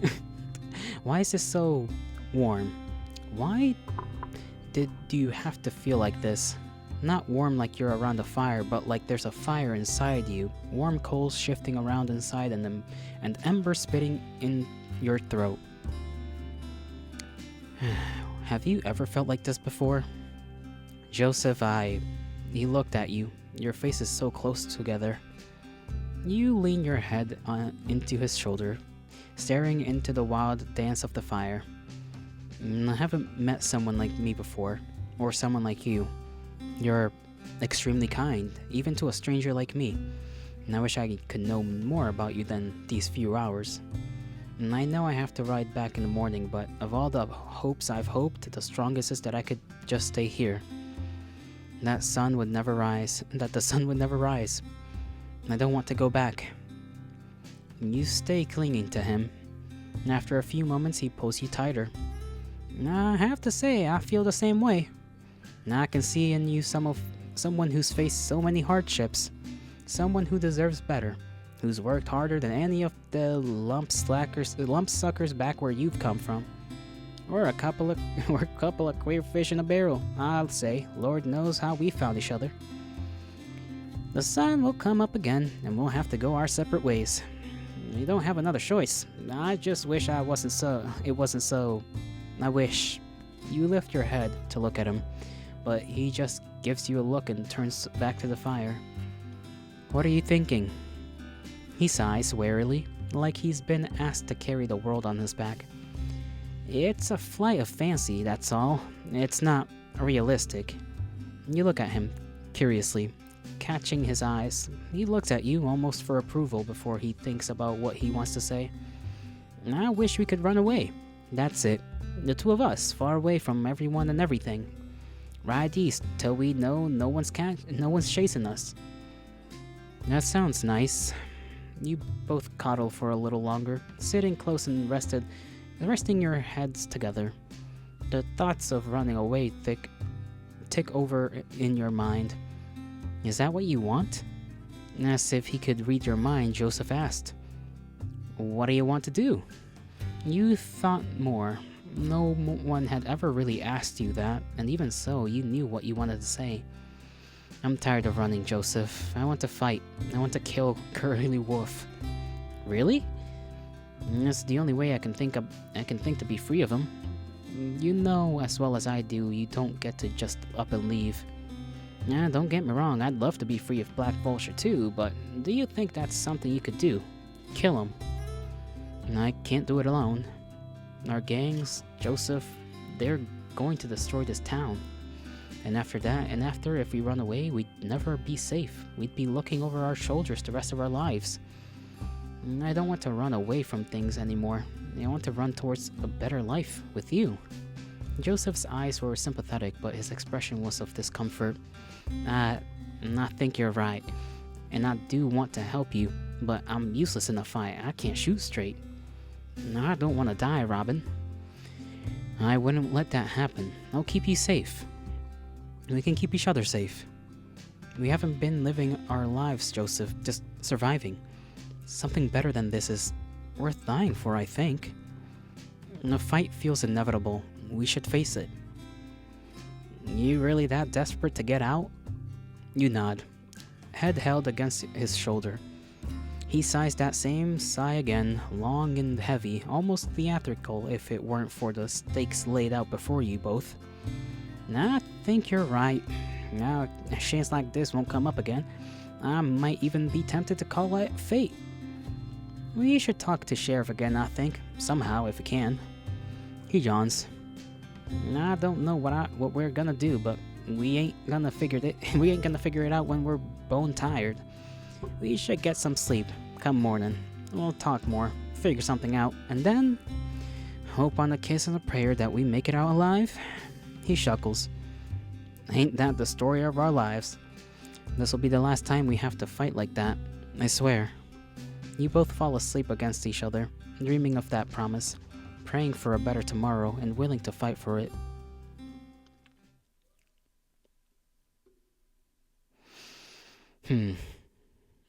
Well, we'll see if they get lucky for it. Cause I don't know. Two gangs is quite a fight. It wasn't the red morning sun, now risen just above the horizon, that had awoken you. Nor was it the gentle, slumbering breath of Joseph against your neck, doing its best to lull you back to sleep. What woke you wasn't even the familiar crick of at the base of your trail from sleeping on the bedroll, a stiffness you couldn't wait to stretch out. It was your thoughts, all the thoughts in your mind, like so many wild horses running, of what may come next, what you both had to do. The night spent on a lookout were better than the sleepless nights back at camp, but you still dreaded the dawn that came after. And at least you had Joseph this time. And at least you had him for what was to come, you hoped. And you could feel one big wing of his wrapped around your stomach, shifting as he started to awaken too. And as much as you wanted to keep lying here with him for just a few more minutes, you knew what you had to get up. You knew that he had to get up. Coffee wouldn't brew itself. You peeled back the blanket as little as you could to let yourself escape, gingerly untucking Joseph's fingers from your side. Sliding off the bedroll and through the dirt, you let Joseph's arm down gently. Crouching low on your knees, you gave his hand a gentle squeeze, feeling the soft, dry, dusty feathers beneath your fingertips, holding this moment on your head that it might stay there. You stood up, dusting yourself off everywhere you could. Time to get ready. Even with Joseph here, your morning routine was mostly the same, just doubled, you suppose. Feed and water the horses, both of them. Make a pot of coffee, double the amounts though. Just let it brew for a little longer too, on the same fire you'd used last night, together. You kept thinking while the coffee boiled. There were many things you didn't have time to think about yet. Even so, unimportant thoughts will still rose. An unimportant thought that kept bubbling up was how nice it was not to have the usual knot in your stomach. The tightness that twisted every time at camp when you had to get food or a drink, to use the same tools and the same space as the others. And it was nice not to have to worry right now, you thought, about sharing this. Joseph wouldn't complain about having to get coffee from the same pot as you. He wouldn't get angry that you were handling his stuff. Could it have always been this easy? Your stomach rumbling snapped you from your thoughts. Of course, you'd forgotten breakfast. You went back to your bag and unwrapped some salted pork, holding it between your teeth and tearing a chunk off. You always liked how chewy it was. When you weren't in a rush, the rhythm of your jaw grinding it up helped you win. It helped you think.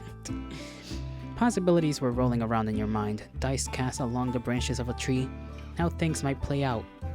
Although you couldn't just keep it to yourself now. For better or for worse, this was about the two of you.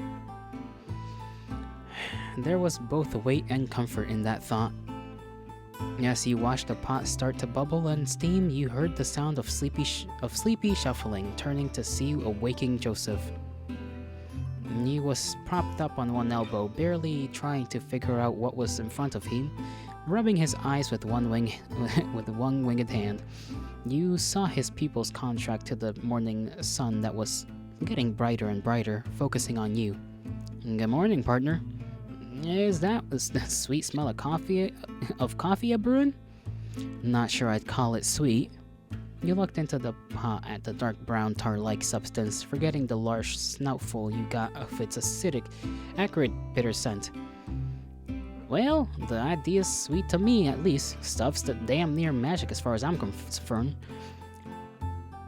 I don't know why I messed up the word concern. Confirmed was what came out, not concerned. With surprising energy from someone who had just woken up, Joseph whipped the blanket off of him, standing and dusting himself off. You watched still as he stretched. His fingers locked together, wings pushed and pulled, and front behind them. The way the feathers of his neck parted and ruffled as he rolled his head around his shoulders. The hem of his shirt, usually tucked in but now loose after a night's sleep, rising ever so slightly as he twisted his body. He sighed as he finished, wings on his hips, and met eyes with you. What are you looking at? Nothing. Uh-huh. A shy smirk crept across his face as he tucked his shirt back in and walked over to you. What you eating? Salt pork. There's something in my bag if you want. I think I will. Thank you kindly. Can you get some cups too? This coffee looks about done. You looked behind you at Joseph, crouched as he dug into your bag, giving you a quick thumbs up. You turned to the pot again and stirred it with a spoon a little. Joseph came around and sat beside you, setting 2 tin cups on the ground with one hand. His beak tore at the piece of jerky in his other hand, hungrily swallowing it down after a few chews. He picked up the pot and poured you both a hot cup, eagerly tipping his cup with yours before drinking. Cheers! You both sipped quietly. You could feel the heat of the coffee traveling all the way down your gullet, burning in your belly. How'd you sleep? Good. Like a pup. Didn't wake once. Me too. Slept better than even that hotel I stayed in one time. I swear, the sheets on that bed were the softest darn thing I've ever touched. Sounds nice. It was. Last night was nicer, mind you. Another silence between you now. Likely you were both thinking the same thing, thinking about last night, what you talked about. Silence because if neither of you spoke, maybe nothing would happen. Maybe the world would stop turning and the sun would stop rising. And of course, it still does. You can see it, charting its course away from the horizon to the next. So, what's our plan? Joseph shuffled a little, legs restless. We kill Curly Wolf and Black Vulture. That's what we said, right? You nodded. Maybe we don't have to. We could just run away. We talked about that, Joseph. If we run, we'll spend the rest of our lives looking over our shoulders. We'll never really be safe. Yeah, you're right. Besides, have you never thought about it? Of course I have. It's not that simple though. Everyone around him is loyal. It'd be hard to even get the chance. Even if I kill him, I wouldn't get away with my life. And even I've thought about it, though, thought about the ideal world where he's got a bullet in his brain and I'm home free. There's nothing after Robin, and I can never see what would happen in the rest of my life. It was blank. Just a desert. If you were to kill him now, what do you see? Joseph looked ahead, thinking. The feathers on his face fluttered in the wind. Something, I suppose. Not nothing, at least. I think maybe I can trust that. Are we really going to be able to kill him, though? I don't know. They bleed and die like anyone else. It's just hard to get a chance. And at some point, our gangs are gonna go to Clemency and take us with them, whether we like it or not. And I think we should try to use that to our advantage. Unfamiliar place for them, at least. What about everyone in town? They shouldn't have to be involved in this. They're already involved. We can't change that. I just wonder if any of them would help us. I doubt it. Do you think... You looked at Joseph. He turned to look at you, too, his brows furrowed. Sheriff? You felt a cold dread wash over you, even in the heat of the morning sun. No, I don't think Sheriff wants anything to do with us. We'd be dead before we even crossed the town line, remember? I know, it's just... There was something about it, how Sheriff was when he told us to leave. I don't know if I fully believed it. Sorry, Joseph, I think that's just wishful thinking. Hey, you listen to me now, I ain't making it up. His voice was suddenly sterner, the timidness that had been in his voice now gone. I'm telling you, Sheriff... I don't think Sheriff wanted to tell us to leave. There was something far too sad about it. You saw it too, right? I'm not imagining it? You thought back. It had hurt too much to dwell on it, but now you thought about it, you had to agree. It wasn't like other times when you'd been exiled or barred from places. There was an anger, but there was also frustration and disappointment. That wasn't normal. You might be right. Even so, I don't think we can go waltzing back into Clemency and expect Sheriff to welcome us with open arms. We still don't have a plan. I think we need to talk to Sheriff. Even if we don't have a plan, Sheriff needs to know what's coming. Yeah, you're right. I just don't know how. We need to get to Sheriff without being seen, ideally. I don't want to risk getting shot, however unlikely. Without being seen. You set your coffee down, getting up and walking to the edge of the cliff. You didn't need binoculars to see the shape of the town from up here, how the land moved and swallowed down towards the buildings. You looked along the cliff in the opposite direction to where you'd gone yesterday. Hey, Joseph, I think if we ride our horses this way, we could maybe get to the town from the back. Sheriff's office is at the back of the town there. If we surrender ourselves, we might get to talk to Sheriff. Joseph got up from where he was and walked over to you, looking out along the cliff where you were pointing, sipping his coffee. Yeah, I think that could work. What, not a fan of the idea? Oh no, we can do that. This coffee is just mighty vile. He held the cup over the edge and tipped it upside down, the brown sludge falling into the sand below. Let's get going. We don't have much time, for both of us will be needing to head back to our gangs. Yeah, of course. You took one last look along the cliff's face, then started helping Joseph clear up the camp, making haste to get on your horses. On we go to Sheriff in the hopes that he doesn't shoot us on the spot. I really am wondering what plan they're gonna come up with, though. Because two gangs of people, both with their own reputations. I don't know how they're gonna deal with it. You rode back as quick as you could down the cliff face, taking a long route around the back of the town. Climbing off your horses, you tied them up out of sight behind a rock outcropping. You started your cautious walk to the edge of the town together, cautious about being spotted. Sheriff's office was right in front of you, the squat building backing up into this side of the desert. 2 square windows were cut into this face of the building, holes in the frame from where bars once were. As you got closer, you listened out for anything that might tell you where sheriff it was. The rhythmic tapping of wood carried on the wind to you from the front porch. Carefully, you and Joseph sidled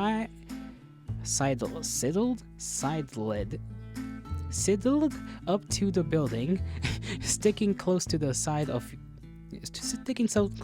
I am not in. Okay, let me just start over because that was like weird. Carefully, you and Joseph sidled up to the building, sticking close to the side. You shuffled along the stone wall, cold in the shade. There we go. Maybe my throat is getting too dried up right now. At the edge, you slowly peeked your head out, squinting through the morning sun. Sheriff was sitting on the porch outside, looking out into the town, cane tapping idly on the wooden boards. You hadn't been noticed yet. You pulled your head back and nodded to Joseph, him nodding back in return. You both drew your guns back to the wall and called out, "Sheriff?" You heard the panic shuffling of someone getting out of their chair and the cocking of the gun. "Who goes there? Who goes there?" "It's us, Sheriff, Joseph and Robin. We mean you no harm." As you heard Sheriff's footsteps coming towards you round the corner, you both put your hands up, guns hanging limply by the fingertips. You stepped back from the building and out of the shade as Sheriff came to face you, a gun loosely pointed in your direction. "What am I looking at here? Why are you back? Are you surrendering?" "Yeah, kinda. Sheriff, we need to talk. For real this time." "Oh yeah? And I'm supposed to believe any collywobble you say now, am I?" "No, we know we betrayed your trust. We lied to you about why we were here, but we didn't lie about the danger to the town. We're asking you for a chance to explain ourselves." Sheriff's brow was furrowed. You could see that even under the tough and scaled skin. A few moments of silence passed between you. Sheriff holstered the gun slowly and calmly, the click of it uncocking letting you breathe freely again. "Come to the office then, if we have things to discuss." You gave each other a look of relief as Sheriff turned to walk back. You put your guns away as well and followed the lizard around.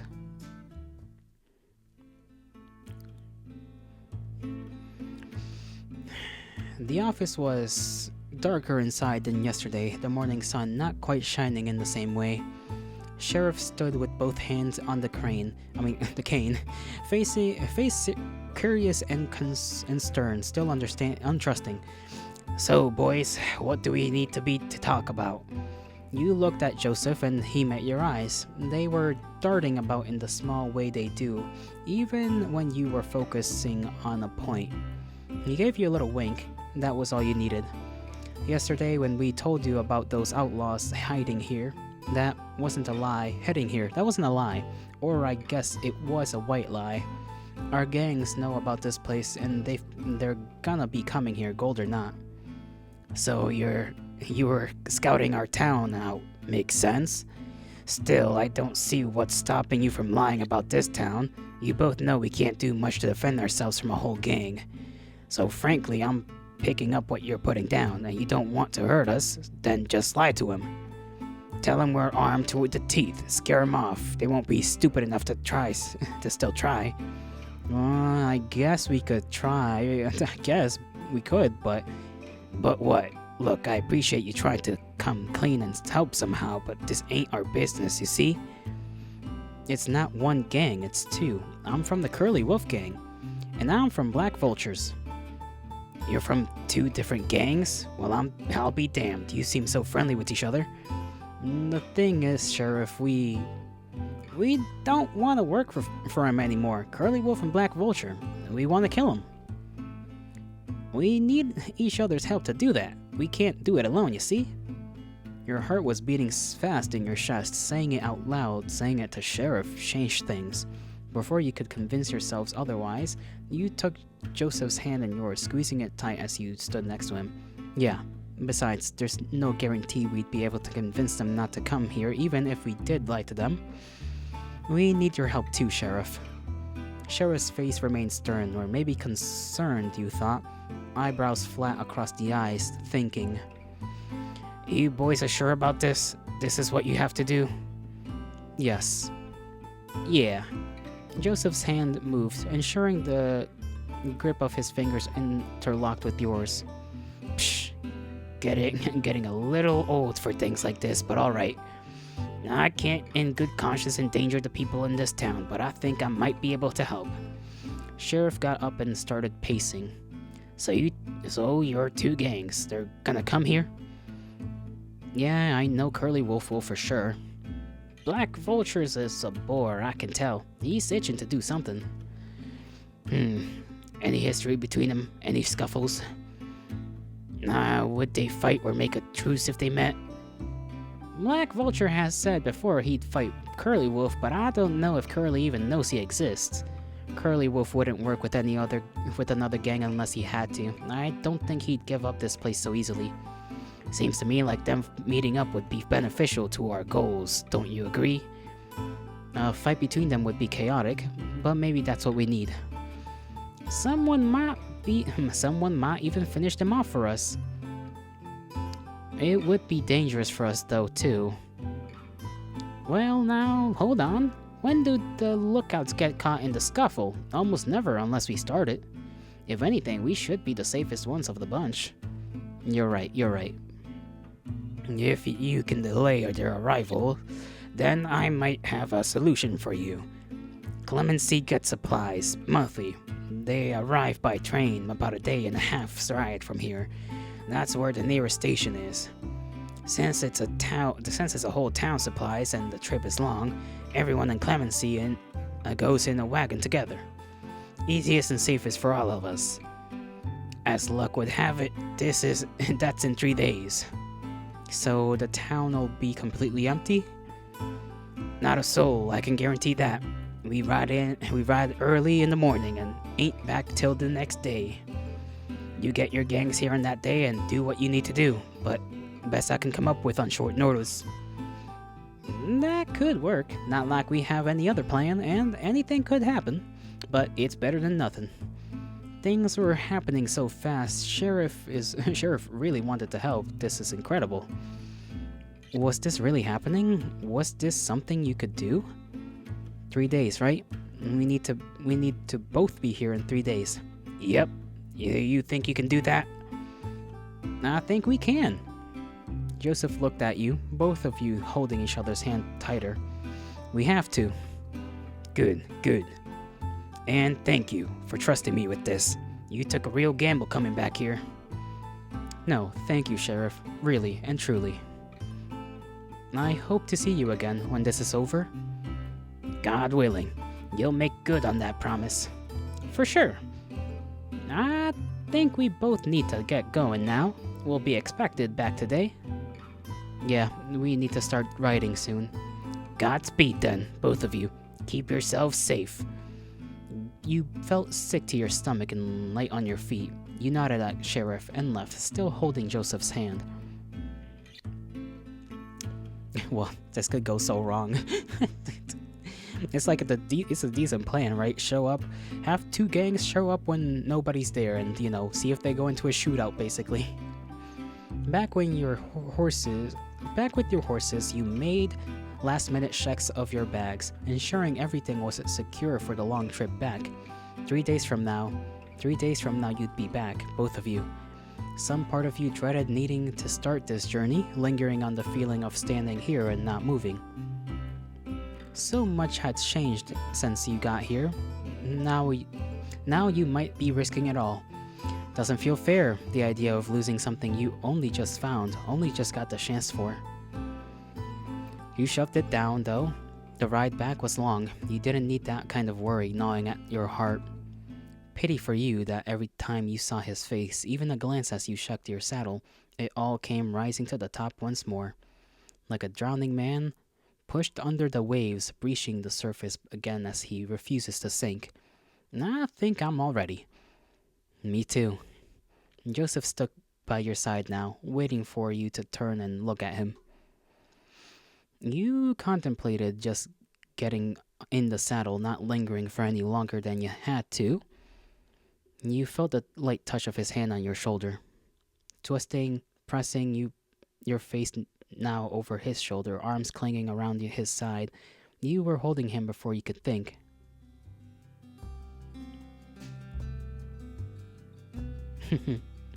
A little hug, because who knows how the hell this might end. Another screenshot. I've got like 3 now, so one of them is gonna be useful. It kinda has to be. I'd be surprised if I found myself unable to use either of them, really. All 3 of them are pretty decent little screenshots. My throat also kinda still hurts, but hey, that's my fault. My fault for making voices like this. Are you sure about that?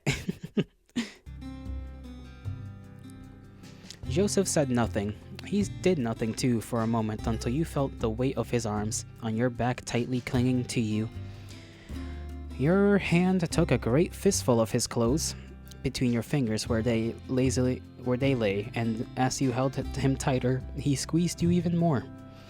You wouldn't care right now if he squeezed you hard enough to break a rib. Feathers on his neck tickled your face and poked your closed eye. You could feel the way his back bent as he leaned ever so slightly over you. You didn't know how long the hug lasted, but eventually you let go.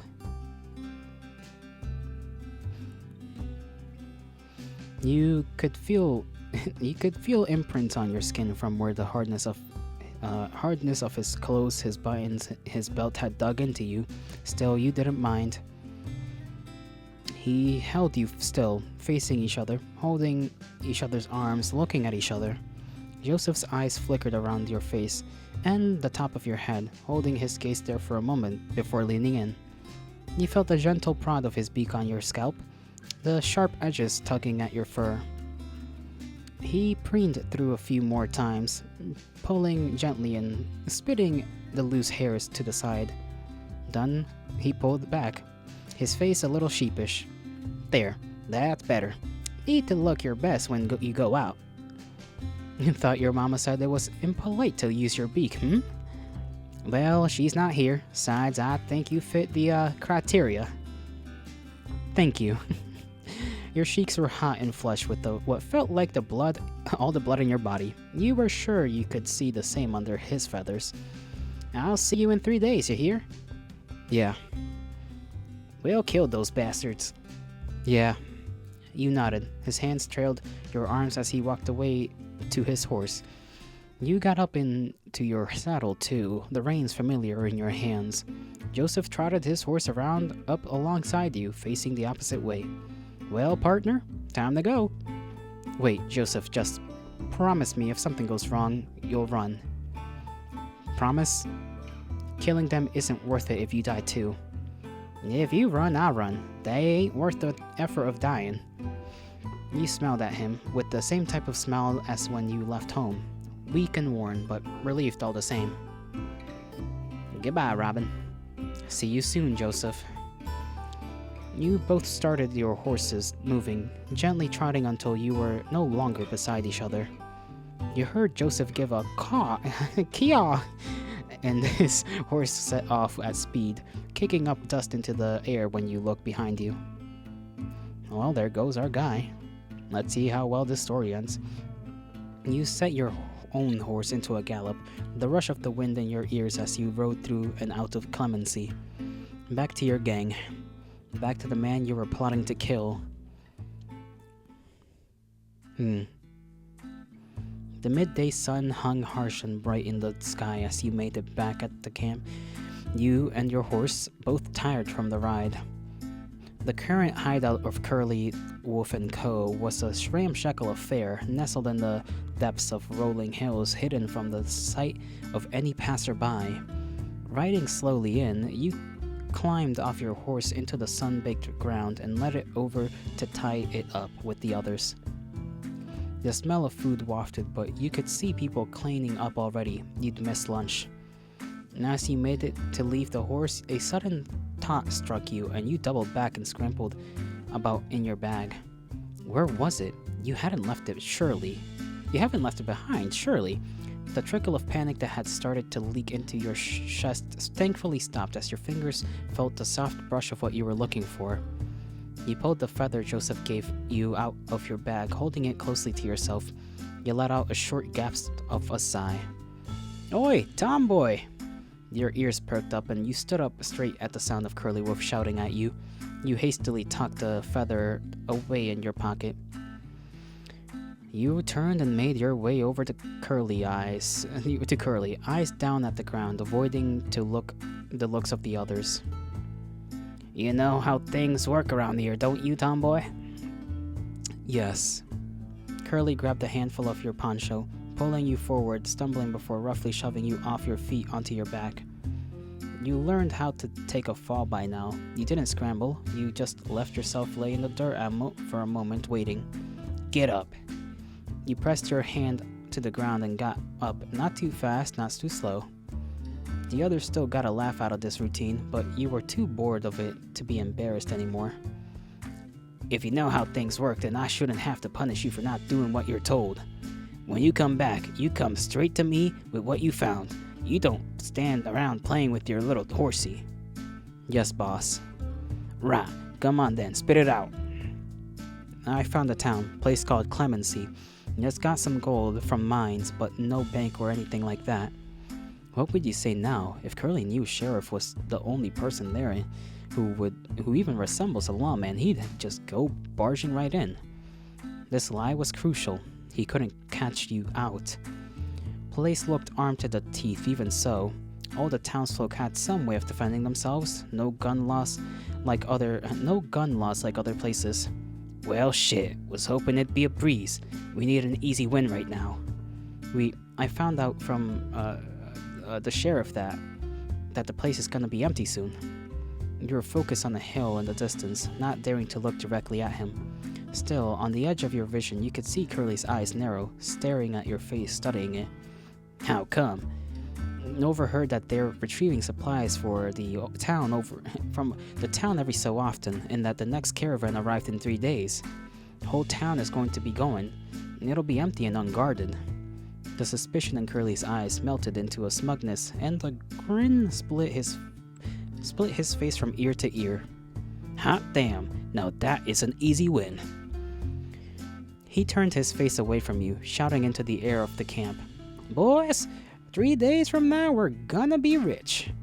He walked away from around the camp, kept talking, hyping it up, riling everyone up for what was to come. You didn't need to listen anymore. Your job was done for now. You went back to being invisible, staying out of the way, the usual. That night, the hills were full of the sounds of howling, sharing drunken songs as the Curly Wolf gang prematurely celebrated their victory. This was a bigger deal than you had maybe anticipated. In any case, your goal was the same, and they didn't know what was coming. Curly Wolf didn't know what was coming. He was the cockiest you'd ever seen him. The days after were a blur. If you weren't needed to help with some menial work somewhere in camp, you were just sleeping in your tent, trying to avoid the blazing heat, keeping out of everyone's way, like you always did. Waiting, just like everyone else, for the day you'd ride out.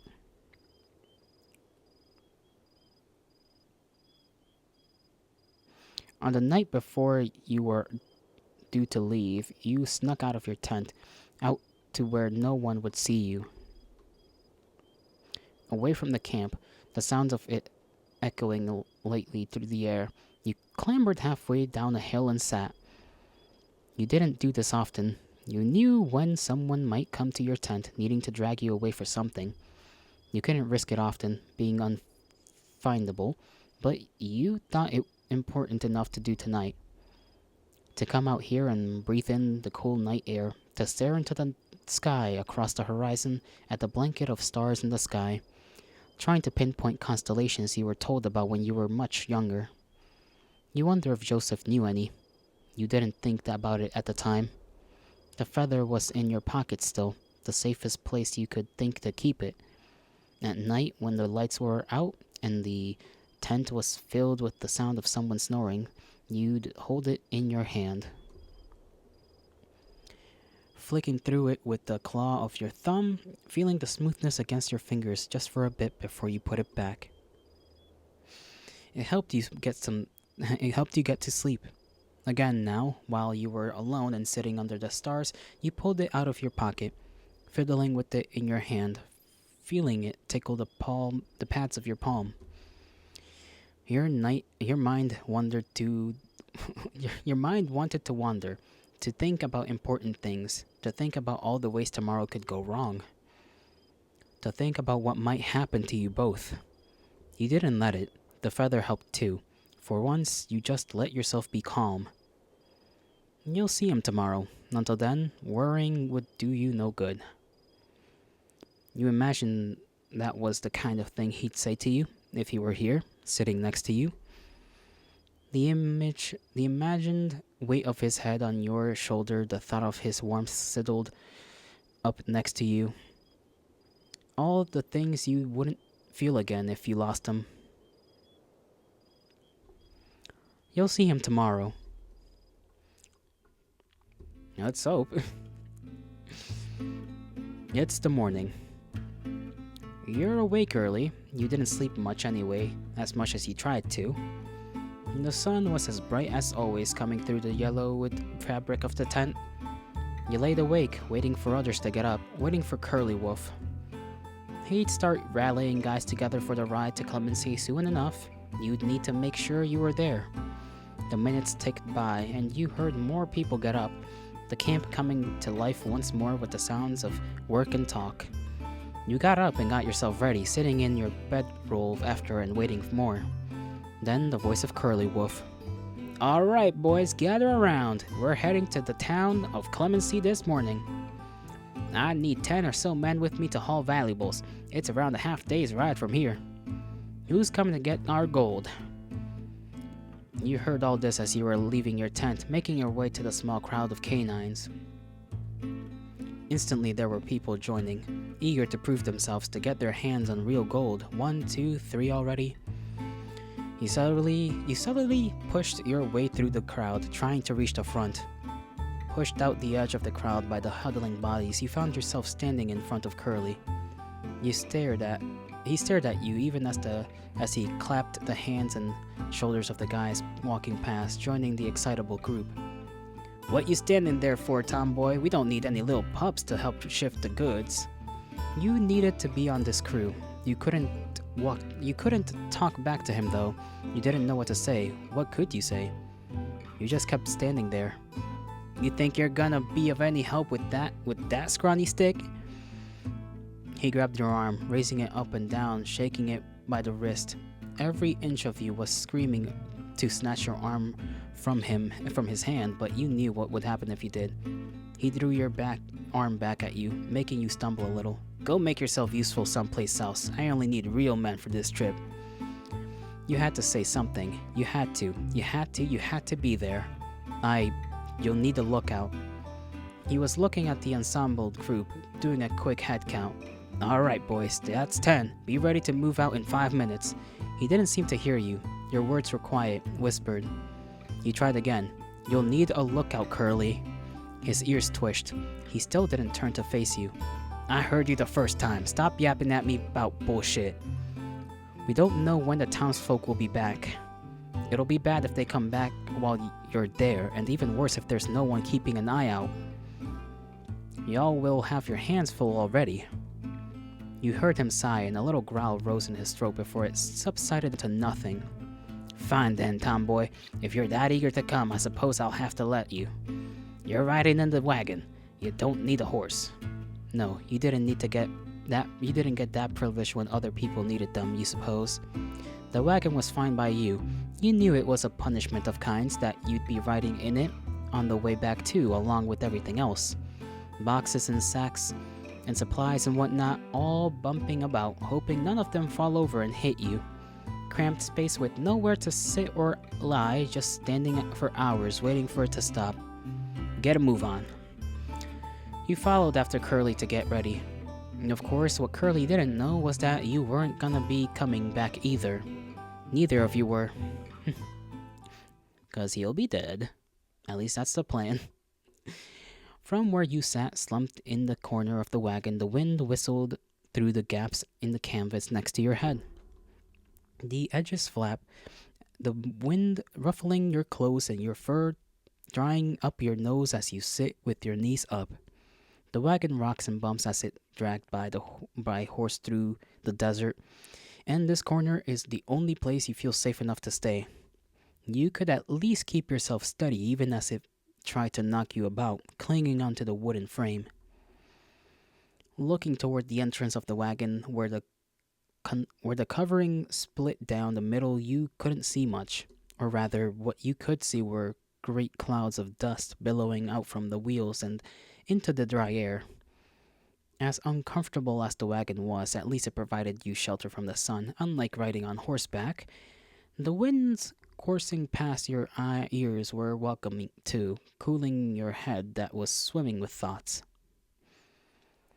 You knew you were close to Clemency now. The entourage had been traveling long enough. As you got closer and closer, the minutes stretched out. You felt sick to your stomach, less so butterflies, more like hornets. This was going to be it. It was what you'd been waiting for, not just for days, but years, really. A chance like this. All the anxieties and concerns you'd pushed down last night were rushing back up like geysers. What if Joseph wasn't there? What if his gang wasn't there? What if he reached Clemency and Curly realizes you were lying? What if you couldn't kill them both? Or they demolished the town and Sheriff came back to find nothing left? To find you'd broken your promise? What if you were killed, quickly or slowly? You'd seen Curly kill traitors before. The simple fear of dying took hold of your heart, the shell of the Reaper's shadow.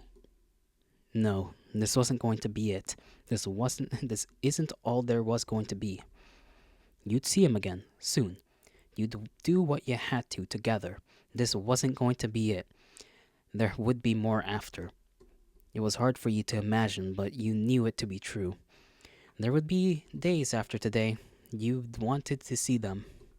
And if you die, at least it was for a reason. You sure as hell weren't to go out without a fight. This was a risk you'd always be willing to take. You and Joseph would take it together, and you were going to see it through. You steeled your resolve, locking the furnace of your heart so that no one may put it out. The rumble of the wagon started to slow. The rocking back and forth became gentler and gentler, until everything came to a stop with a small lurch.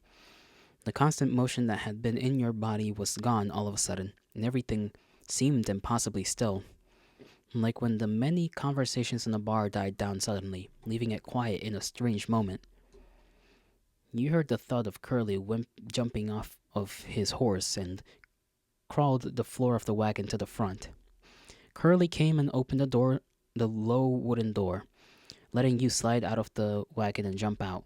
The light of the late morning sun was blinding, and you held your arm over your brow to shelter your eyes. As your eyes adjusted, the bright desert became clearer. Hazy rock formations in the distance became familiar. Walking around the wagon, you saw shapes of buildings that set your teeth on edge. The town of Clemency. Here we are, boys. What a shithole. No one's here, at least. We'll take what we're here for and leave sharpish. Won't know what hit him. Ain't that right, tomboy? He slapped you hard on the back. And there was an anticipation in the air amongst yourselves. This was the place they'd been waiting for. You'd been waiting for it too, but the anticipation was not one of eagerness. Even in your briefest visit here, many things had happened. In some ways, being back in Clemency was comforting. Despite that, you wouldn't ignore the chill in your veins at the prospect of what will come next. There was no turning back now. It felt like those few times in the past when the fuse on a stick of dynamite had been lit, and you were still holding it. And there was only going to be a few moments more until the spark reached the end of the wick. Curly started walking into the town, and you followed suit with everyone else, staying close behind him. Clemency was dead quiet, not a soul in sight, just like Sheriff said it'd be.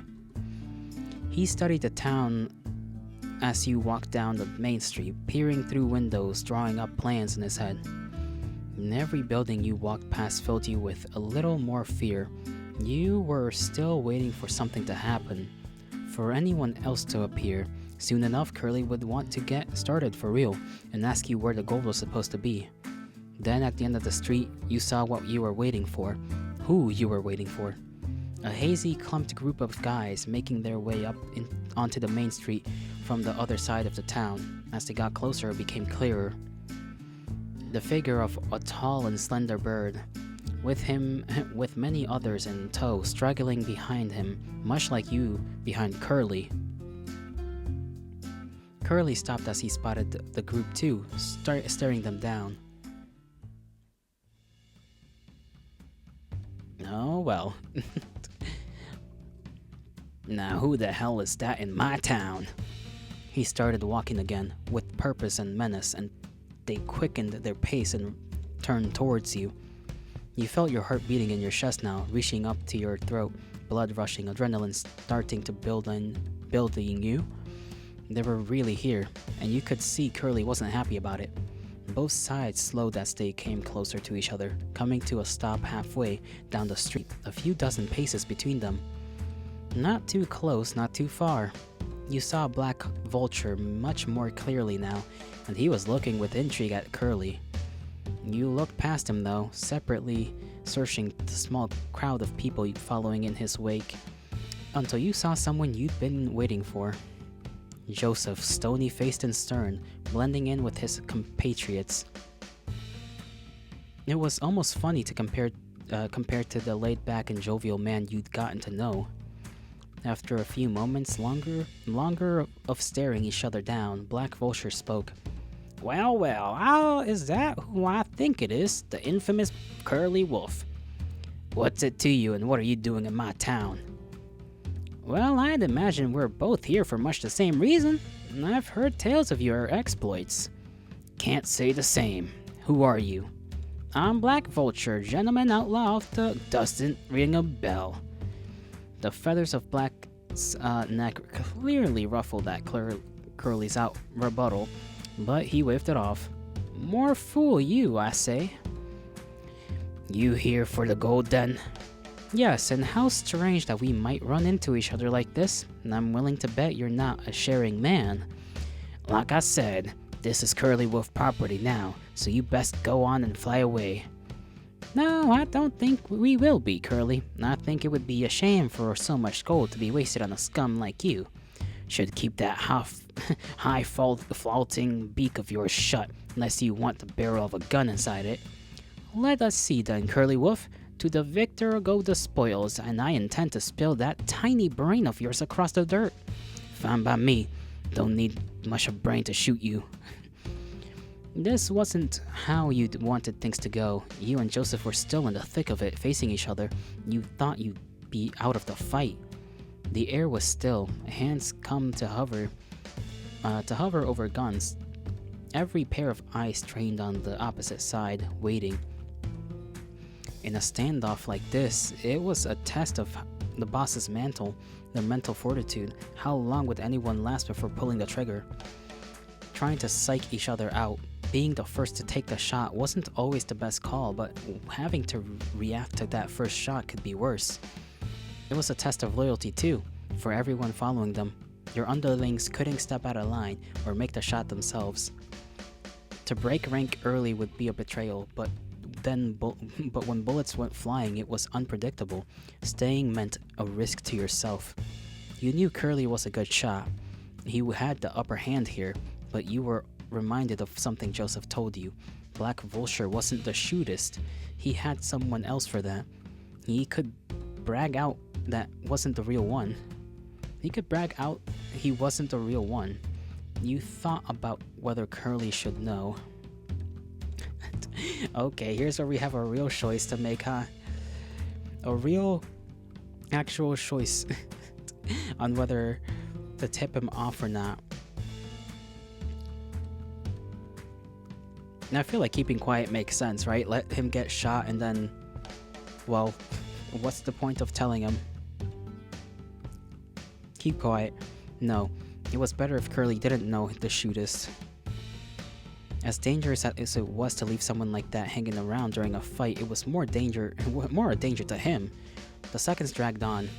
It felt as though your very breath may tip the scales, chest heavy from breathing the air of people who wanted to kill you. There was safety in numbers in the crowd. Even so, you found yourself the first time thinking about running. Never before had you considered it. This time was different, of course. There wasn't going to be a next time. Running would tip the scales for sure, but you couldn't know in whose favor. Play it safe with the gang, or run and let all hell break loose.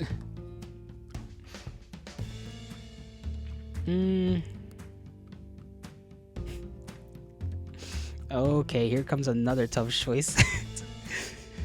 Because both of these choices are kind of tough. Because one choice gets us possibly killed later on. The other one might get us killed now.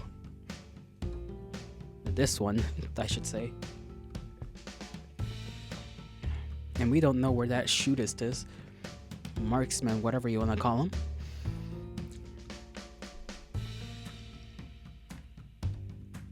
That guy might also be the one to shoot us if we decide to, like, run. So this is like really 50-50 on either one. Stay. If we run, we make ourselves a target. But if we stay until Curly gets shot, then we're good to go, but we risk getting shot by everyone else. If you run, you might make yourself a target. Better to stick with the gang till they scatter. Curly spoke up in a slow voice, cast to those behind him. Watch and learn, boys. He flexed the wrist of his palm, holding it out, before clutching his gun in its holster. You saw Black Vulture react in turn, reaching for his gun. Curly liked to play with his food, to show off. He waited for the moment Black grabbed his gun the same, then quickly and expertly pulled it free, pointing it dead straight. He knew he'd always be quicker on the draw. The shot rang out, a bang that made your heart jump, and you saw Black Vulture double over, clutching his side. The smoke was barely rising from the barrel of Curly's gun when another shot rang out. Full on ego and admiring his handiwork, he didn't notice one small bird hanging on the edge of the crowd that had raised his rifle. Curly's face instantly twisted into a full-toothed cry of pain, eyes clenched shut, staggering behind a step as he clutched the side of his chest. Fuck! A moment passed before the crowd behind you dispersed, everyone running to take cover as the fight broke out. On the other side, you saw the same, the clump of figures scattering like ashes to either side of the street.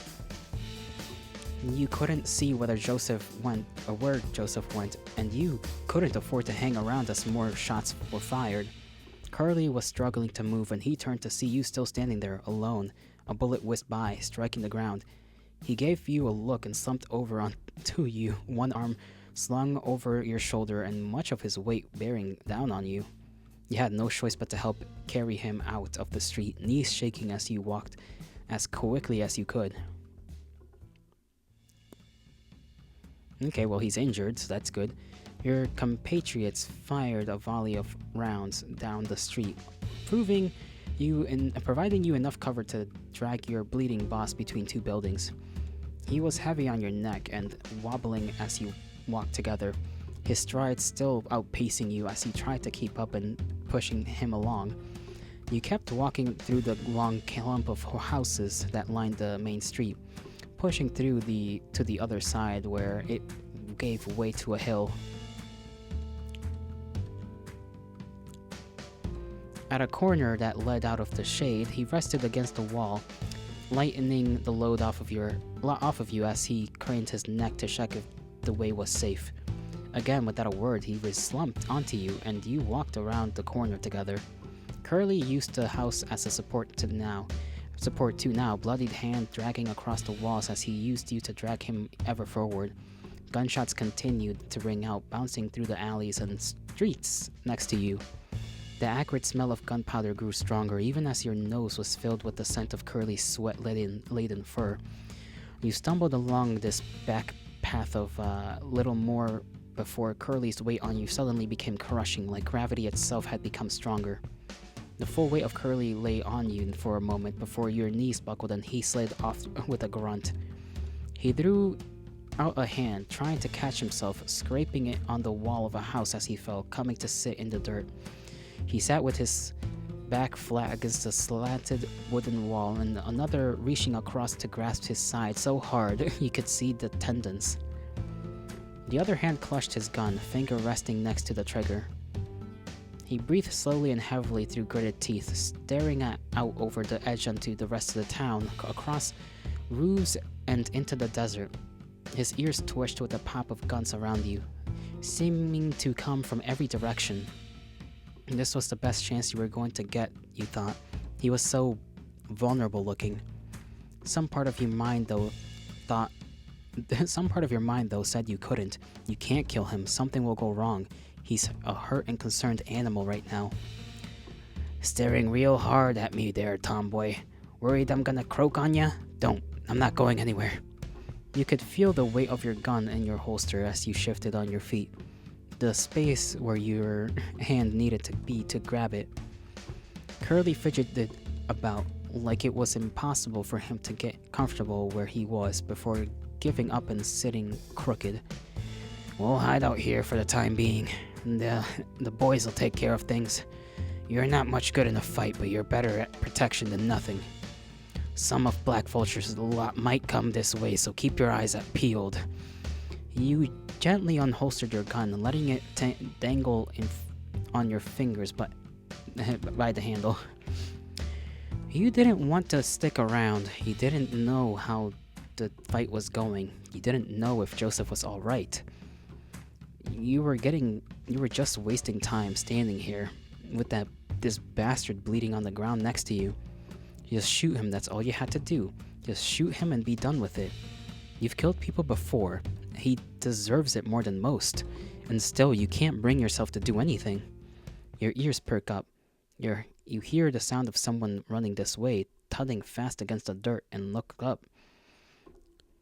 You swing your gun up hastily, ready for whoever's coming your way. You don't see anything for a few more moments until a bird comes running out, looking around frantically. And it was Joseph, panting, holding his shotgun in both hands, and as he looks your way and his eyes land on you, they lit up like the brightest fireworks. Ah, shit, there's one. The glint of Curly's gun shone in the corner of your eye as he moved, arm crossing his body, pointing upward. Joseph's eyes widened, pupils becoming pinpricks, trying to turn tail and run as he saw Curly take aim. It was all so quick, and it felt like an eternity as you yourself lifted your gun, aiming directly at Curly's hand as it steadied itself. Before doubt and fear could take hold, you squeezed the trigger and saw his hand explode. The sound of the shot rattled through your head. Joseph staggered and stopped as it went off. Curly snatched his hand away. His gun dropped to the ground with a dull thud, and he buried the hand into himself, crying out and growling. Fuck, what?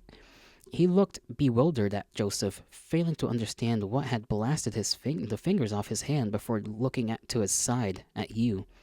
Looking at the whiffs of smoke from the barrel of your gun, you felt yourself panting heavily, hands shaking. In fact, your whole body was shaking with adrenaline.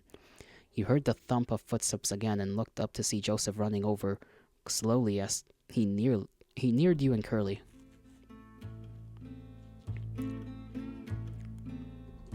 The two met eyes, angered and disgust spilling into Curly's face in equal amounts, while Joseph became pitiful, you thought. So this is him, huh? The great Curly Wolf. I forgot to do the accent. So this is him, huh? The great Curly Wolf? And I once again skipped it. Joseph came down from your eye level, crouching to Curly, studying his face. All makes a little more sense now. Found yourself a little buddy, did you? He won't stick around. I can see it in his eyes. Shut your trap, Curly. Anger filled flittered across Curly's brow, but he wasn't stupid. He knew he wasn't getting out of this situation. He was as good as dead. You're really two peas in a pot. Traitors and cowards who just run from everything.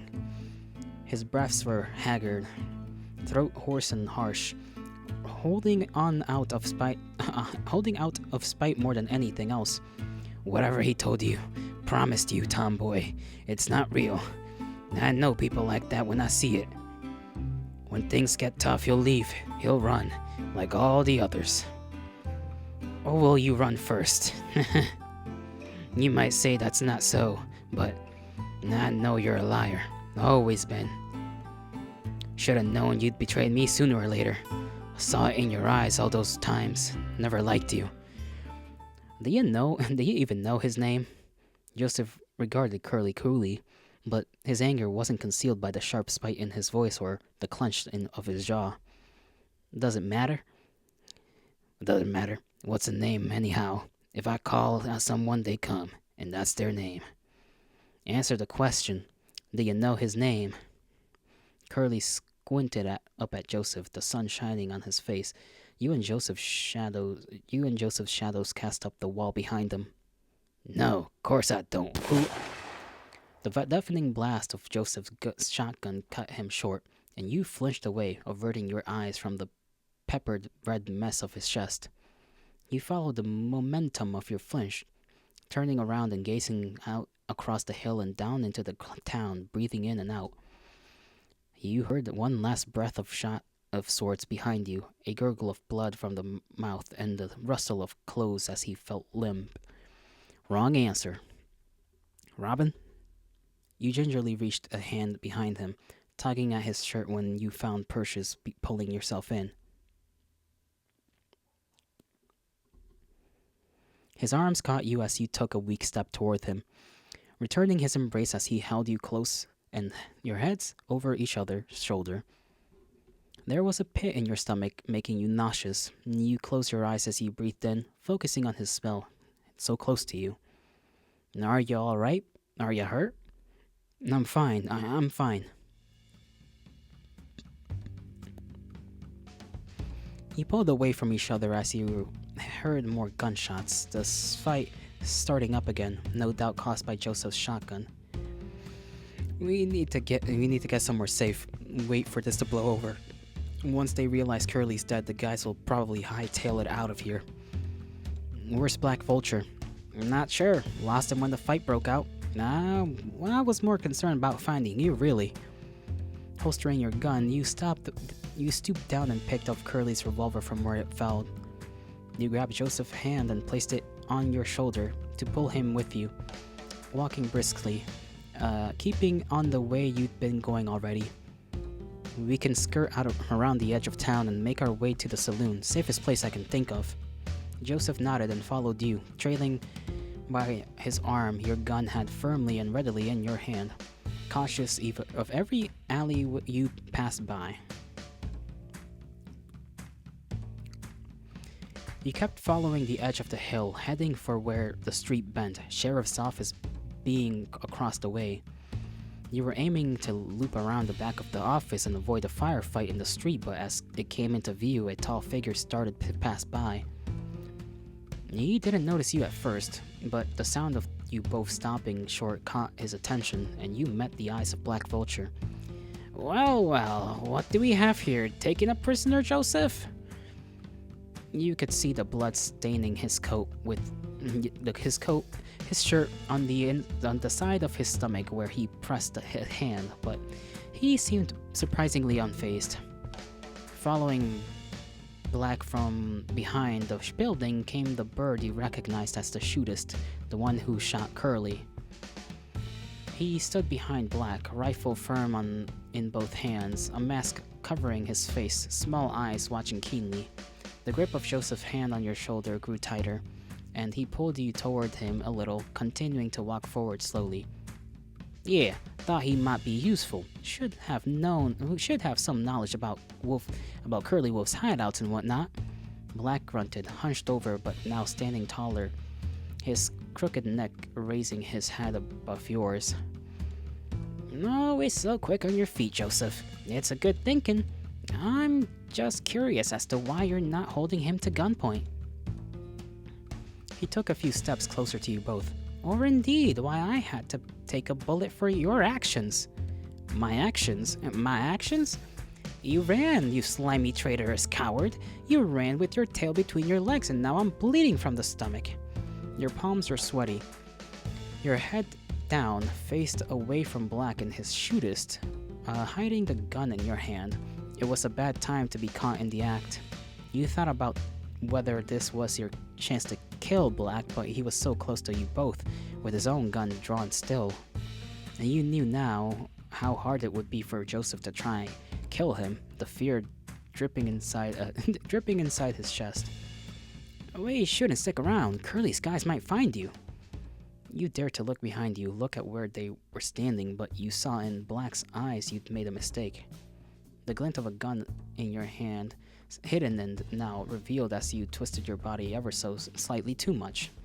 Joseph must have seen the connections too, the spark of realization in Black's eyes. He swung his arm suddenly towards Black, bashing him beside and head with his shotgun and knocking him to the ground with a grunt. The shootist, even while watching closely, was caught off guard, and though he readied his rifle quickly, you had already been looking at him. You aimed the revolver at his head and fired a shot clean through. His mask fell off, twisting in the air. As the shootist fell, his dying trigger finger squeezed enough to let loose a final shot from a tilted rifle. You heard the telltale wet thud of a bullet hitting someone, and Joseph cried out for a moment, hands snapping to clutch his thigh. Damned little son of a gun, that still got me. Black was already starting to stir from being knocked down, and you pushed your head under one of Joseph's arms. Come on, we need to go, now. Joseph held his arms around your shoulders, using your help to make some of the weight off, but still limping as fast as he could with the pain. You abandoned your plan to go around town and ran down the nearest alley toward the main street, towards the fighting. You couldn't afford to get caught out by someone again, Black or otherwise. Joseph was too hurt. You just had to get to the saloon. As you reached the street, everything had lulled once again, the air deadly quiet all of a sudden. You poked your heads out, but wherever people were hiding, it wasn't anywhere near you. The saloon was just across the street. You looked to Joseph, his face so close to yours as he nodded. You pushed off together, running and walking as fast as you could to get across without being seen.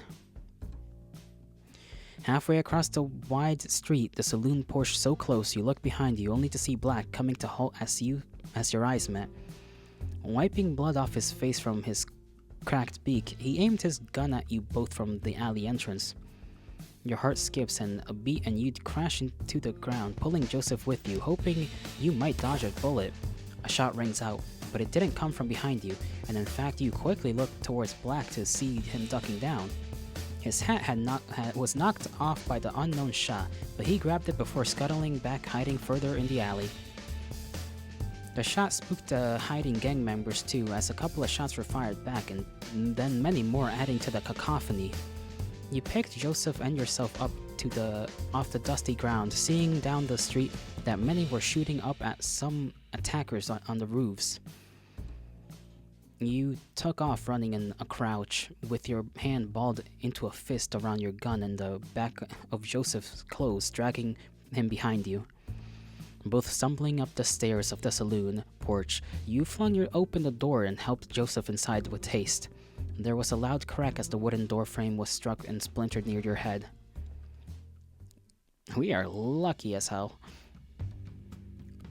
As you turn and slam the door shut, you see Black pull away from aiming at you, now having to reload.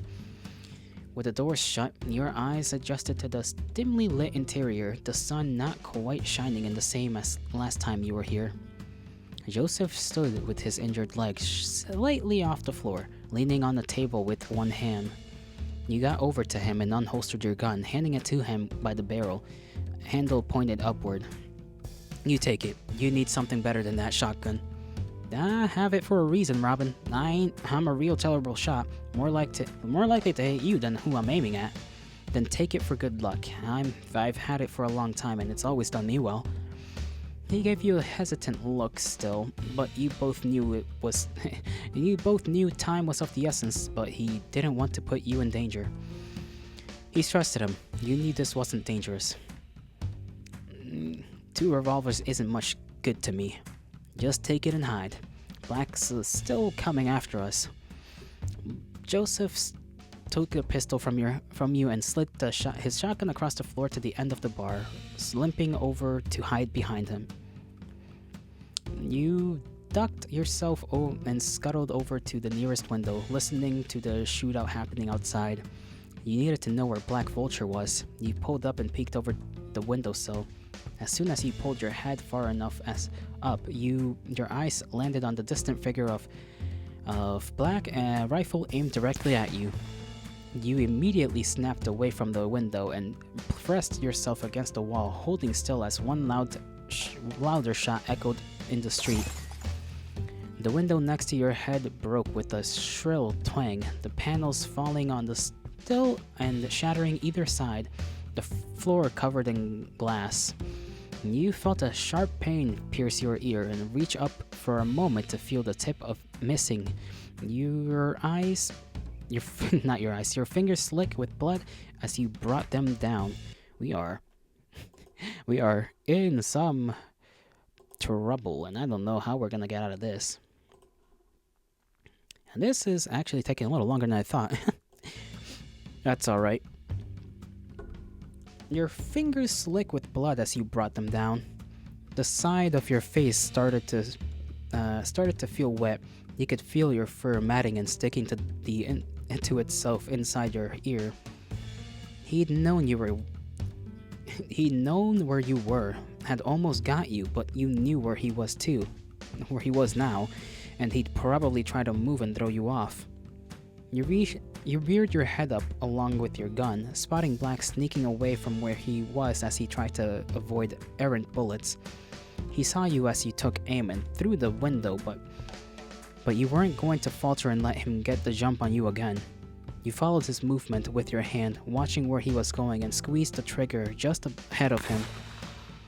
The gunshot echoed through the saloon, and a single moment later, Black fell with a small spray of blood, kicking up dust as his legs splayed out.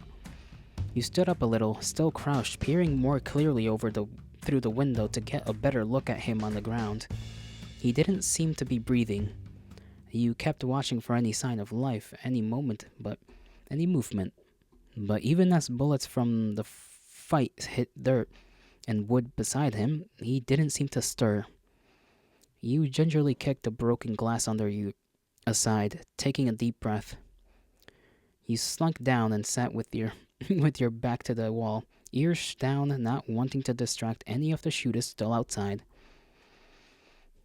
The wary head of Joseph poked out from the end of the bar, looking at you, his eyes then flicking around the window. I got him. He's dead. Black's dead. We should just lie low here for a bit. Joseph nodded, shuffling out from behind the bar and a bit more. Made a bit of a mess at the saloon. Hope Bart won't mind that. Don't be too mad about it. You hope so too. You guessed the sheriff must have told people about what was happening, but you weren't sure. You'd help fix it up if you could. You sat there, waiting, listening, still as the fight outside died down.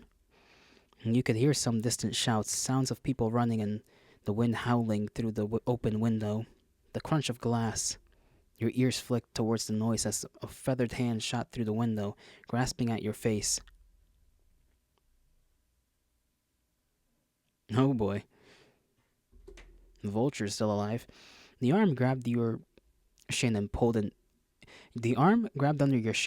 and jerked you up. Breaths became coughs and strained as you were half choked out to the window.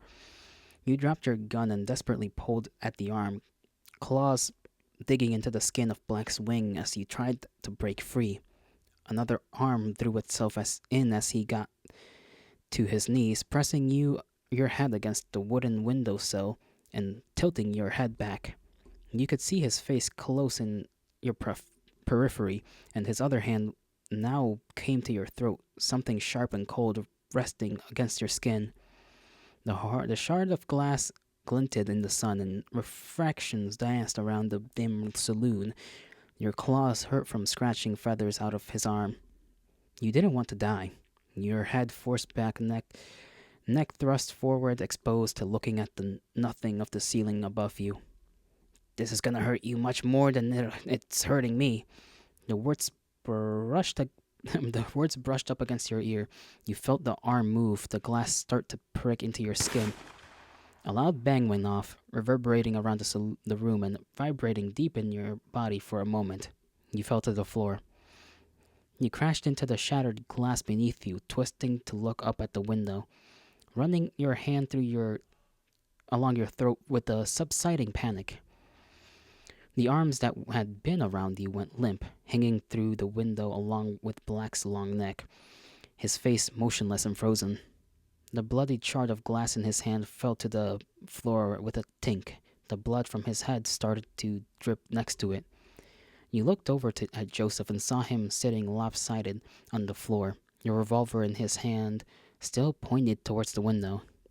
He was looking past you at Black, breathing heavily, and then looked in your eyes, his head not moving an inch, just the flick of his stare.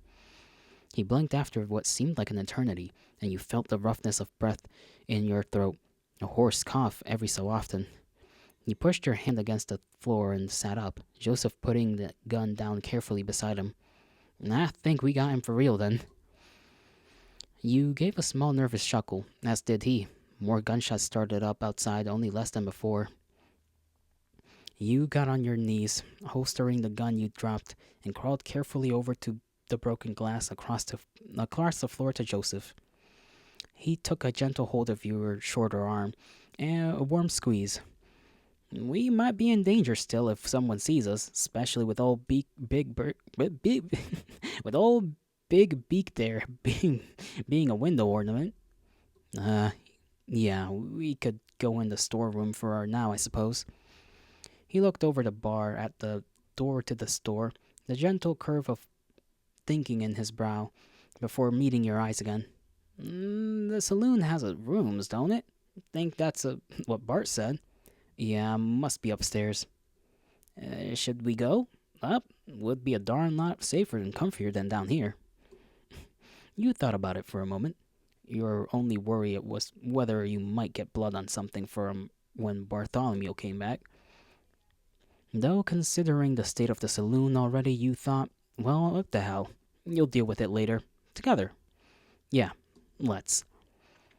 You stood up and helped Joseph, with his stiff thigh still to get up too. You walked briskly together past the window, out of sight. You took your time getting up the stairs, taking it slow for Joseph, who was huffing and breathing through gritted teeth as he made his way up. You stumbled along the landing, one arm around each other, towards the furthest room. Twisting the handle, you opened the door with some haste, shuffling inside together.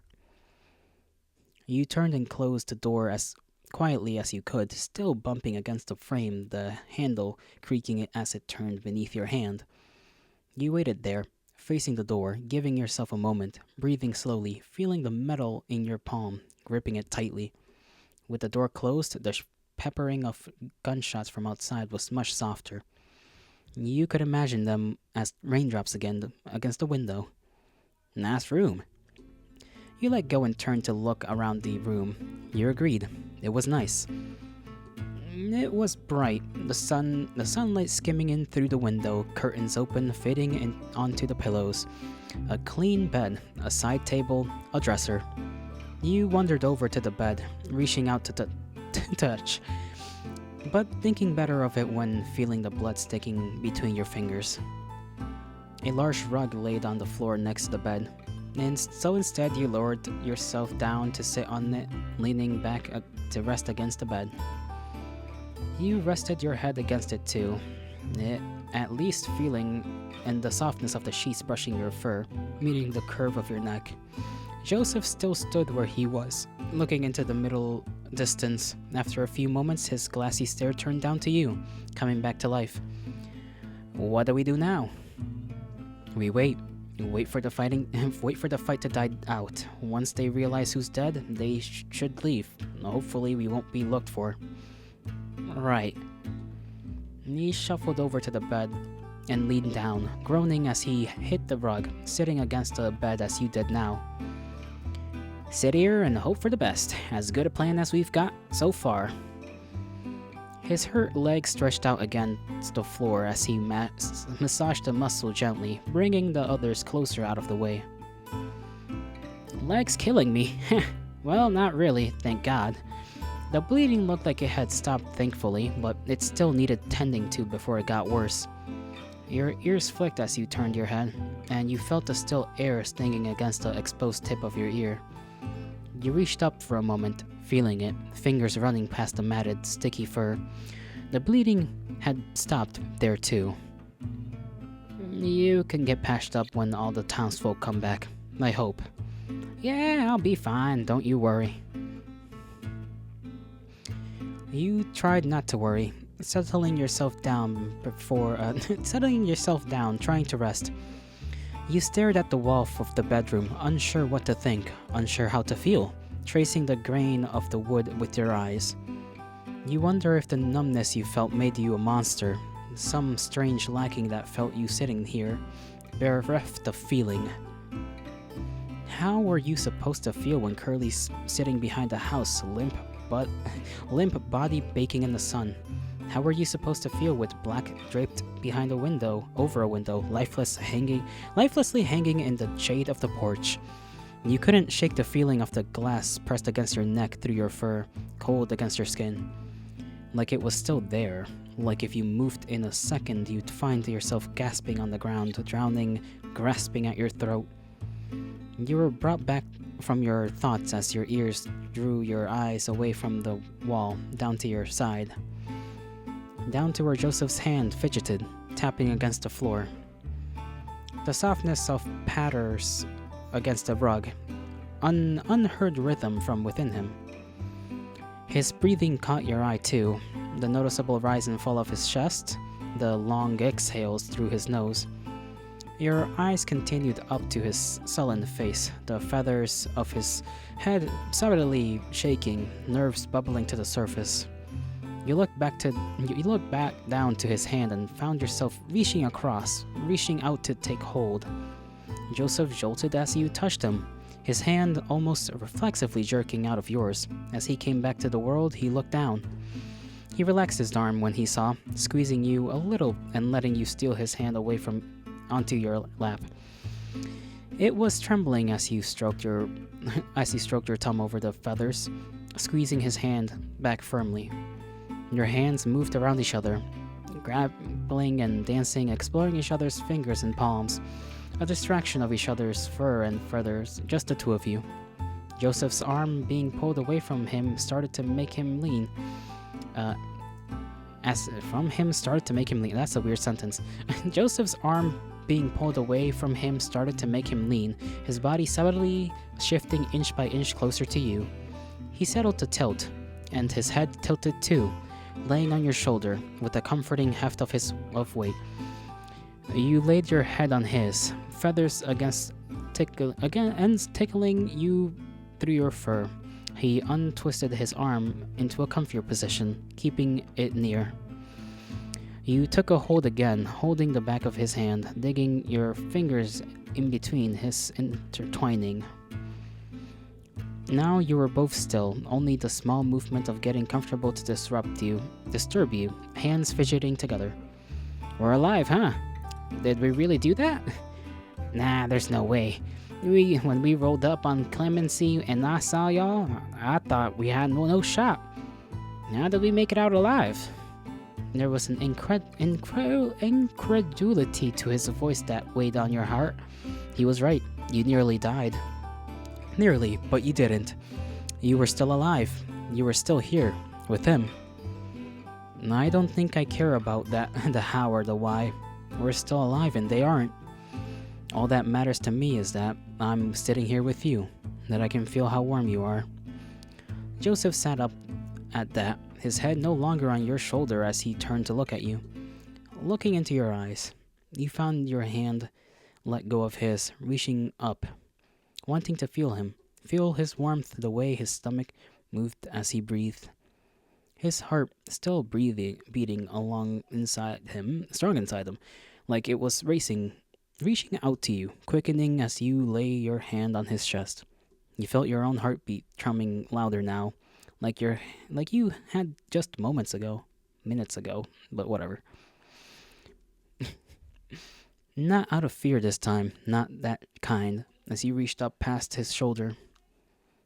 He closed his eyes as your hand rubbed gently up his neck, feathers fluffing, stroking up till you cupped his face.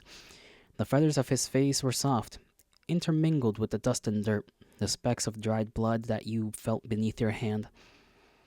He opened his eyes again, those big honey gold and brown rings that started to flick around your features, studying you, looking at you in a way you didn't think you ever have been before. He cleared his throat a little, dry and unsure of his words, but wanting to say them all the same. You know, did I ever tell you how handsome you are? You couldn't help a little snort as you laughed, turning your face away, giggling over the nervous trip of his words. No, I don't think you ever did. Nah, come on now, Robin.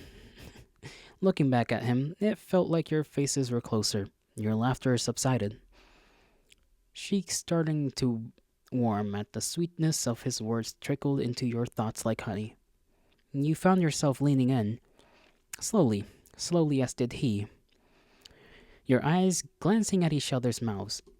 The stretch of tension in your back as your head pushed forward against The stretch of tension in your back as your head pushed forward had your hand buried in his softness of his feathers, pulling him closer.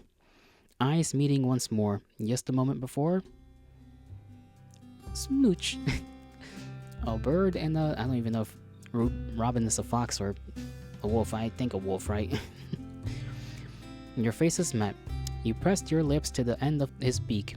His hot breath on your lips, in your mouth, as yours was in his. You held the kiss there, holding your lips to his, unsure of if this was what you were supposed to do. You'd never kissed anyone like this before. You hadn't met anyone like Joseph before either. You just want to be close to him like this. Your heart was beating hard in your chest, your cheeks flushed and hot. You heard what sounded like sweeping, realizing it was your tail wagging across the floor. A few more seconds passed before the kiss was broken, your hand falling from his face to hold onto his arm.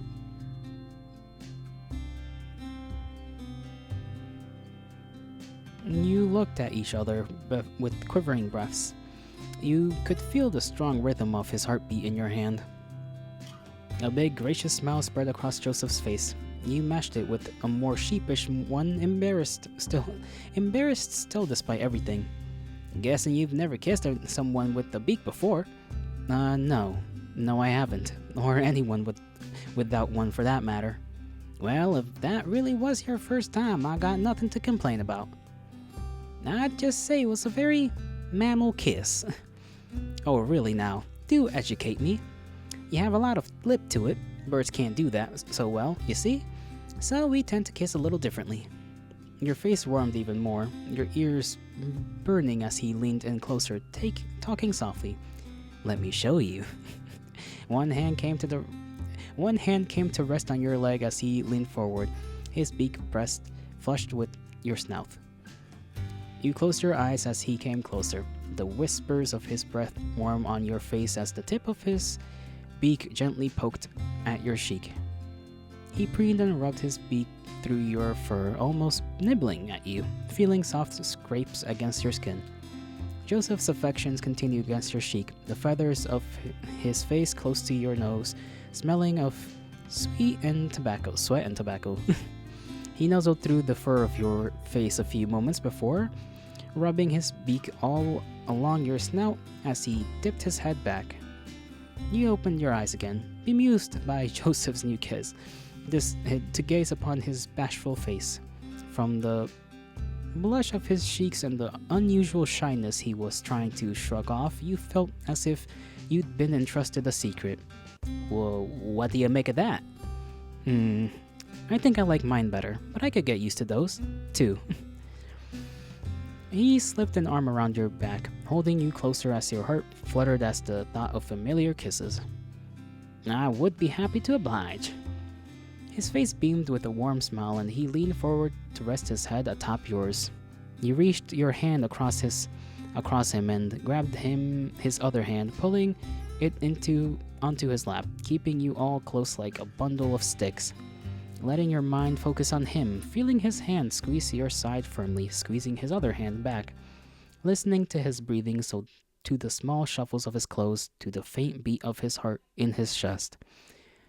Your ear flicked around you a little as you heard something else, some subtle noise you wanted to ignore, focusing on the warmth of Joseph. The fight in the street seemed to be over. No longer could you hear the muffled shot, the pops or bangs or cracks that split the air. We could hear now, though, were rhythmic thuds, distant and soft, but growing louder by the second. It was footsteps, first at the stairs, but now coming along the landing, coming closer. You sat up sharply, knocking Joseph in the chin a little as you heard one of the doors open and then close. Whoever it was checking the rooms. Joseph sat up as he took note of the noises as well, realizing the same as you. Someone was looking for you too, or at least someone was looking for stragglers. Your hand snapped to your gun and pulled it from the holster, aiming it square at the door. You heard more doors open and close. Whoever it was would be here in just a few seconds. The footsteps grew that little bit louder, and you found something familiar with them. There were 4 footsteps, 2 people, but there was another offbeat thump there, out of pace. A 5th footstep?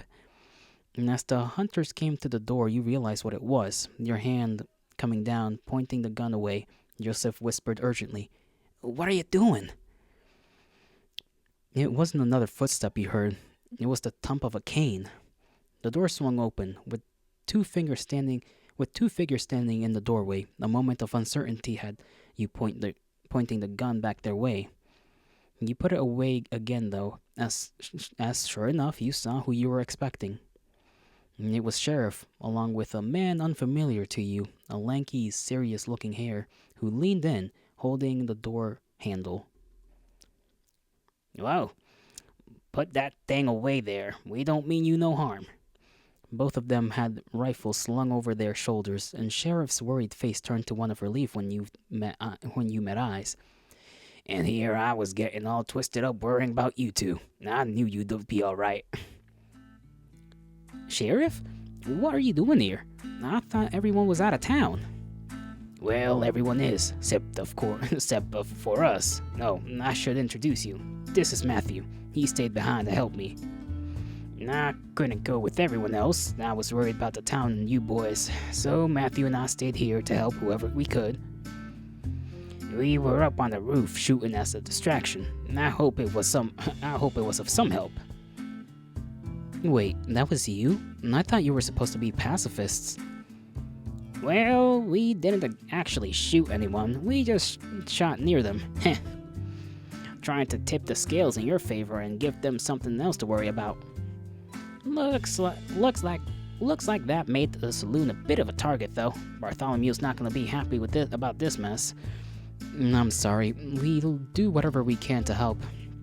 Matthew waved it off cheerily.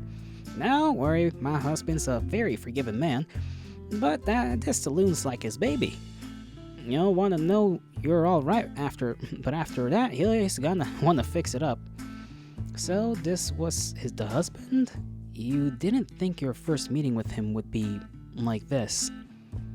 "Seems like you got banged up pretty bad too. I don't know if we should have done more." "No, I think you may well have saved our lives. We knew the danger of what we were doing. Thank you for helping us like that. You didn't have to." Yeah, thanks. Now we owe you one. Don't worry about it. We'll ask for your help when you're better. But right now, you need some seeing too. Luckily for you, the town's doctor's here. Where? You're looking at him. Nah, sorry. Nothing to apologize for. We've all had quite the day. What happened to everyone else? We told them to leave. Their bosses are dead, and we said more people would be coming back soon, too. None of them felt like sticking around. You're safe. Inside yourself, there was some deep sigh of relief you didn't realize you were holding on to, like you hadn't breathed right for days. You nodded gratefully. Matthew came into the room and started tending to Joseph first, looking over his injuries. You were both hurt and bruised and bloody, but you were safe now. You wonder how long it would be until you could believe that.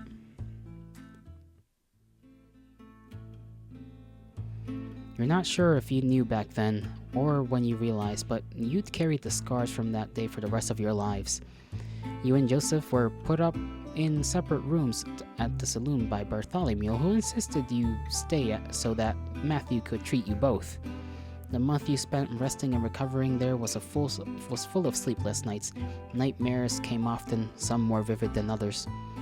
You often woke in the early morning to find you and your bed sheets drenched in sweat. Some nights you were woken by Joseph's shouting.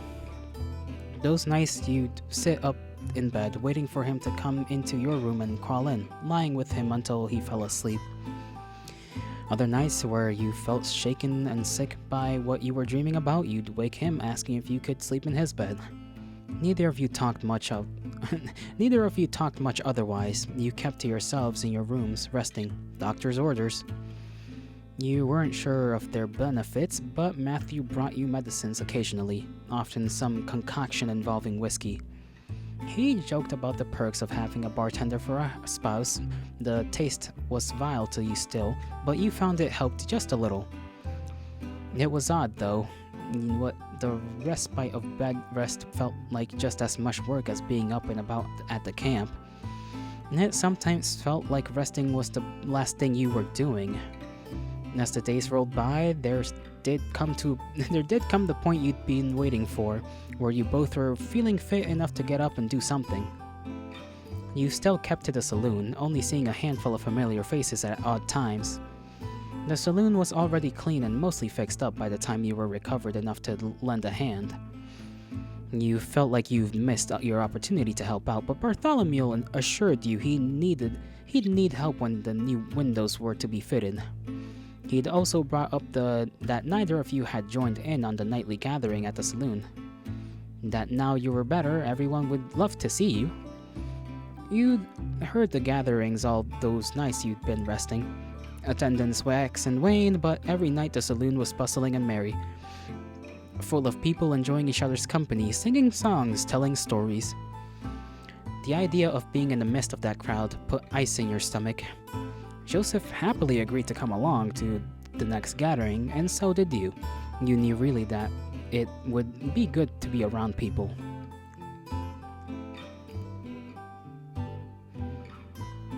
Now here you were, standing in front of the window in your room, looking out past a vague reflection of your face in the glass. Night had fallen. Lights in houses down the street snuffed one by one as people left for the saloon, the downstairs filling with the town. Already you could hear the muffled sounds of mingling, shattering spatters of loud laughs that had grown familiar to you through the walls. You kept looking out the window, into the dark desert, knowing that you'd have to move soon. Just waiting another second, another minute. You had to go on, leave the room. A short sigh at yourself sent you off, walking across the room to meekly open the door.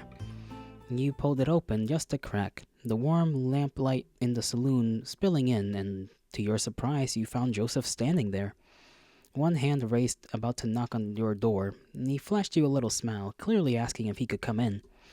You opened it just enough to let him in before closing it, leaning with your shoulder to the door as he stood closer to you. Hey.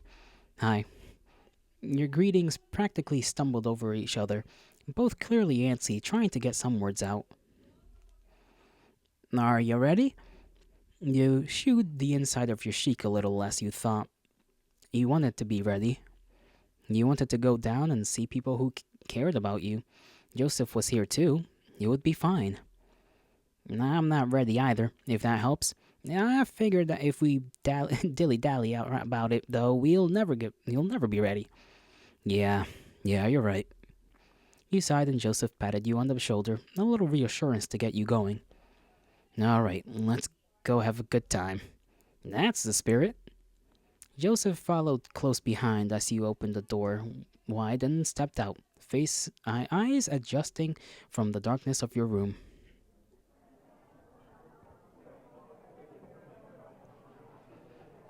He closed the door as you left, and you walked along the landing together, down the stairs, looking out over the desperate crowds. Clemency was a small town, but with so many packed in here, it felt like even the busiest of bars you'd glanced inside of before. As you neared the bottom of the stairs, you heard a voice call out, "Robin, Joseph, over here!" I forgot what voice I gave Bartholomew. You looked over at the bar and saw Bartholomew waving at you, his arms stuck up high to catch you over the taller patrons milling past. It wasn't just him either. Standing at the bar were other familiar faces you were happy to see, mainly Jacob and Sheriff. You took Joseph's hand and walked through with him, excusing your way past people to the bar.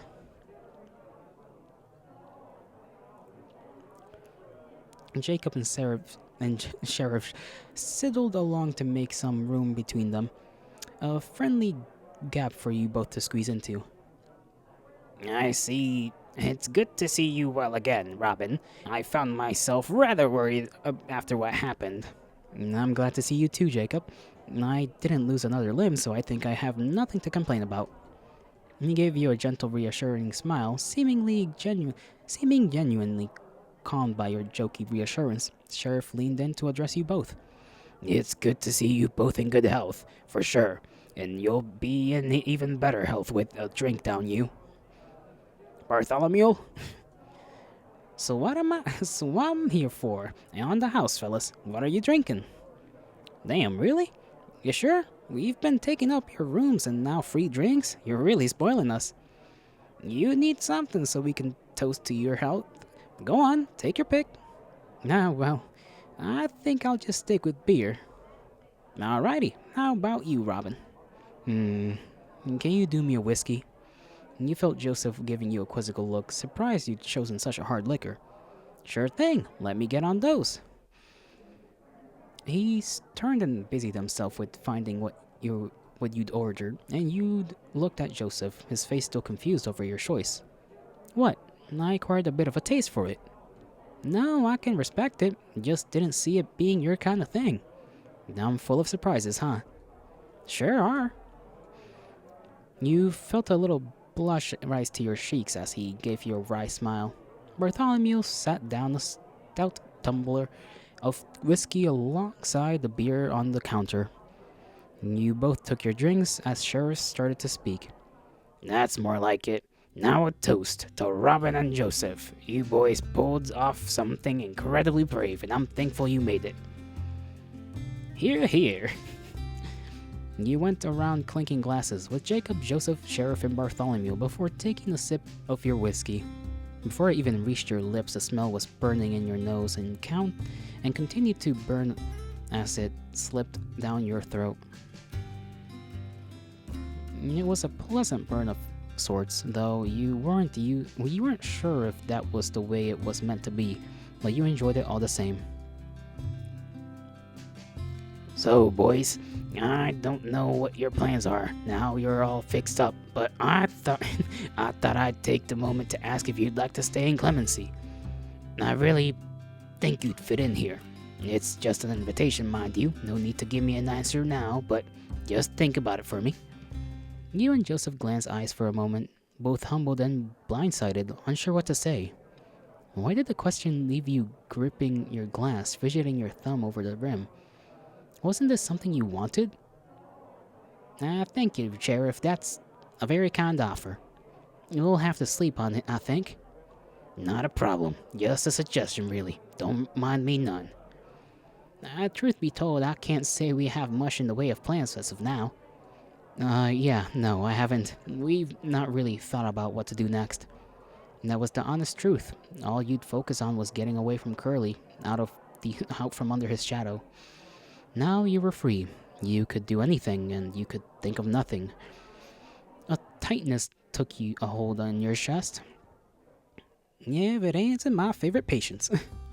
Matthew came wandering over to the bar and greeted you both with a beaming smile.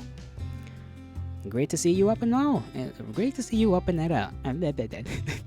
All thanks to you, Doc. Aw, you're too kind. I'll drink to that.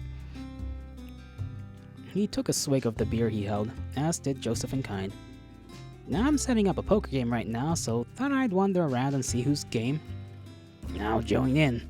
Alrighty, now I've already got another guy as well, so I just need at least one more person. You able to sneak away from the bar, hun? He spoke past you to Bartholomew, who rolled his eyes. I admire your tenacity, Matthew, but I'm not gonna join in on your poker no matter how many times you ask. Alright, can't blame a man for trying. Joseph caught your eye and gave you a look to ask, you mind if I go? To which you just nudged him encouragingly with your elbow. I'm game, if you're prepared to lose. That's fighting talk. I should know you'd be up for it. Come with me to the table. Joseph gave your arm a gentle squeeze before he grabbed his beer and headed with Sheriff towards the back of the saloon. You watched him disappear in the throng of people. I did not know throng was a word. In the throng of people before turning back to the bar, just left with Jacob and Bartholomew. Not a gambler then, Jacob? Oh, heavens no. Not that I have any particular objections, I'm just terrible at it. I have to say my poker face is quite dire. You chuckled at that, certainly seeing how it could be the case. Your eyes turned down to your drink, small talk dying away. Staring into the clear liquid that streaked the glass as you rolled it around in your hand. Were you a whiskey drinker now? You couldn't have foreseen that a month ago. Nor could you have foreseen before that you'd meet Joseph, that you'd end up here, having left the gang, Curly gone. Thinking back on it, it felt like you were always going to be under Curly's thumb. What else was there for you? And that was going to be your life until the tides of fate swept you elsewhere. You didn't think you'd ever have a chance like this. Now you have the chance to choose your life. Everything is still just as hazy. What comes next? I know that look. You turned your eyes up to Bartholomew as he put his elbows on the bar, leaning in with a friendly, knowing demeanor. That's the face of someone with a lot going on in the upstairs. Or there's something very interesting at the bottom of that glass. You thinking about what Sheriff said? Yeah, it's just... I don't know. What are your plans now? You must have some idea what you want to do. I can't say I do, and I've not thought about it, I guess. You know, you don't have to stay in Clemency. You could go anywhere, really. Oh yes, I would say I agree. Traveling is an incredible way to learn and discover what kind of man you are. What kind of man? Indeed, it is easy when young to think you know the world, to think you know yourself well. That is what I thought before when I went on my pilgrimage. The man who left Pennsylvania all those years ago is not the same man who arrived at Clemency. In fact, the man who arrived at Clemency and the man sitting at his bar now are not sitting at this bar now are not the same either. Convening with your fellow people gives a great deal of clarity and substance to your character. I think I see what you mean. You knew what he meant, of course. You'd run with Curly for years now. Who you were when you left home and who you are now are strangers to each other. You weren't sure if that person from years ago met you now, that you'd be someone you wanted to know. It's not just yourself either. You can learn a lot about someone else from traveling with them. Me and Matthew learned so much about each other on the trail, both the good and the bad. I don't think you really know someone till you've had to share the same bed for weeks on end. It could be good for you and Joseph. Maybe. You could feel your cheeks turning red. Joseph had talked about riding east before, but that was more like running away at the time. What Bartholomew said stuck in your head. Do you even know Joseph? Do you really know him? You thought you did, but really, you've only just met. You don't really know that much about each other. While you may feel things for him, you never have anyone else. You've gone through hell and high water to be here together. Is that enough? Is that a reason to stick together? Do you want to know who he is? Do you want him to know who you are?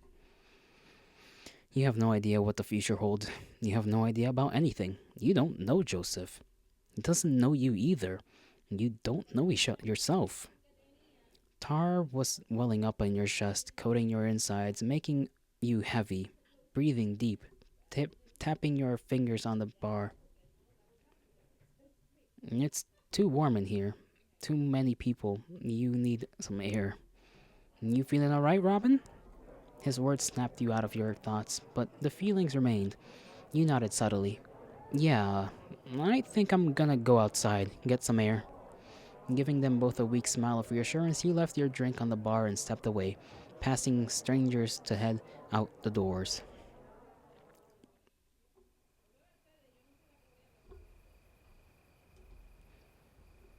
The night air was refreshing as it cooled your head. You welcomed the chill breeze from the desert that ruffled through your fur. You didn't hang around long on the saloon porch, walking away into town, into the town, leaving behind the yellow light that spilled from its windows. You left the town too, past the sign that read its name, making your way up a path at the outskirts that brought back forlorn memories. Memories of feelings not unlike the ones you were harboring now, as you stood at the top of your climb on a familiar cliff.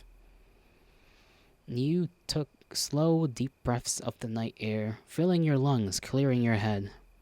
You wandered over to the cliff's edge and gazed over the town, the light of the saloon stark against the inky dark. The desert was quiet save for the whistle of wind carrying the chirp of insects.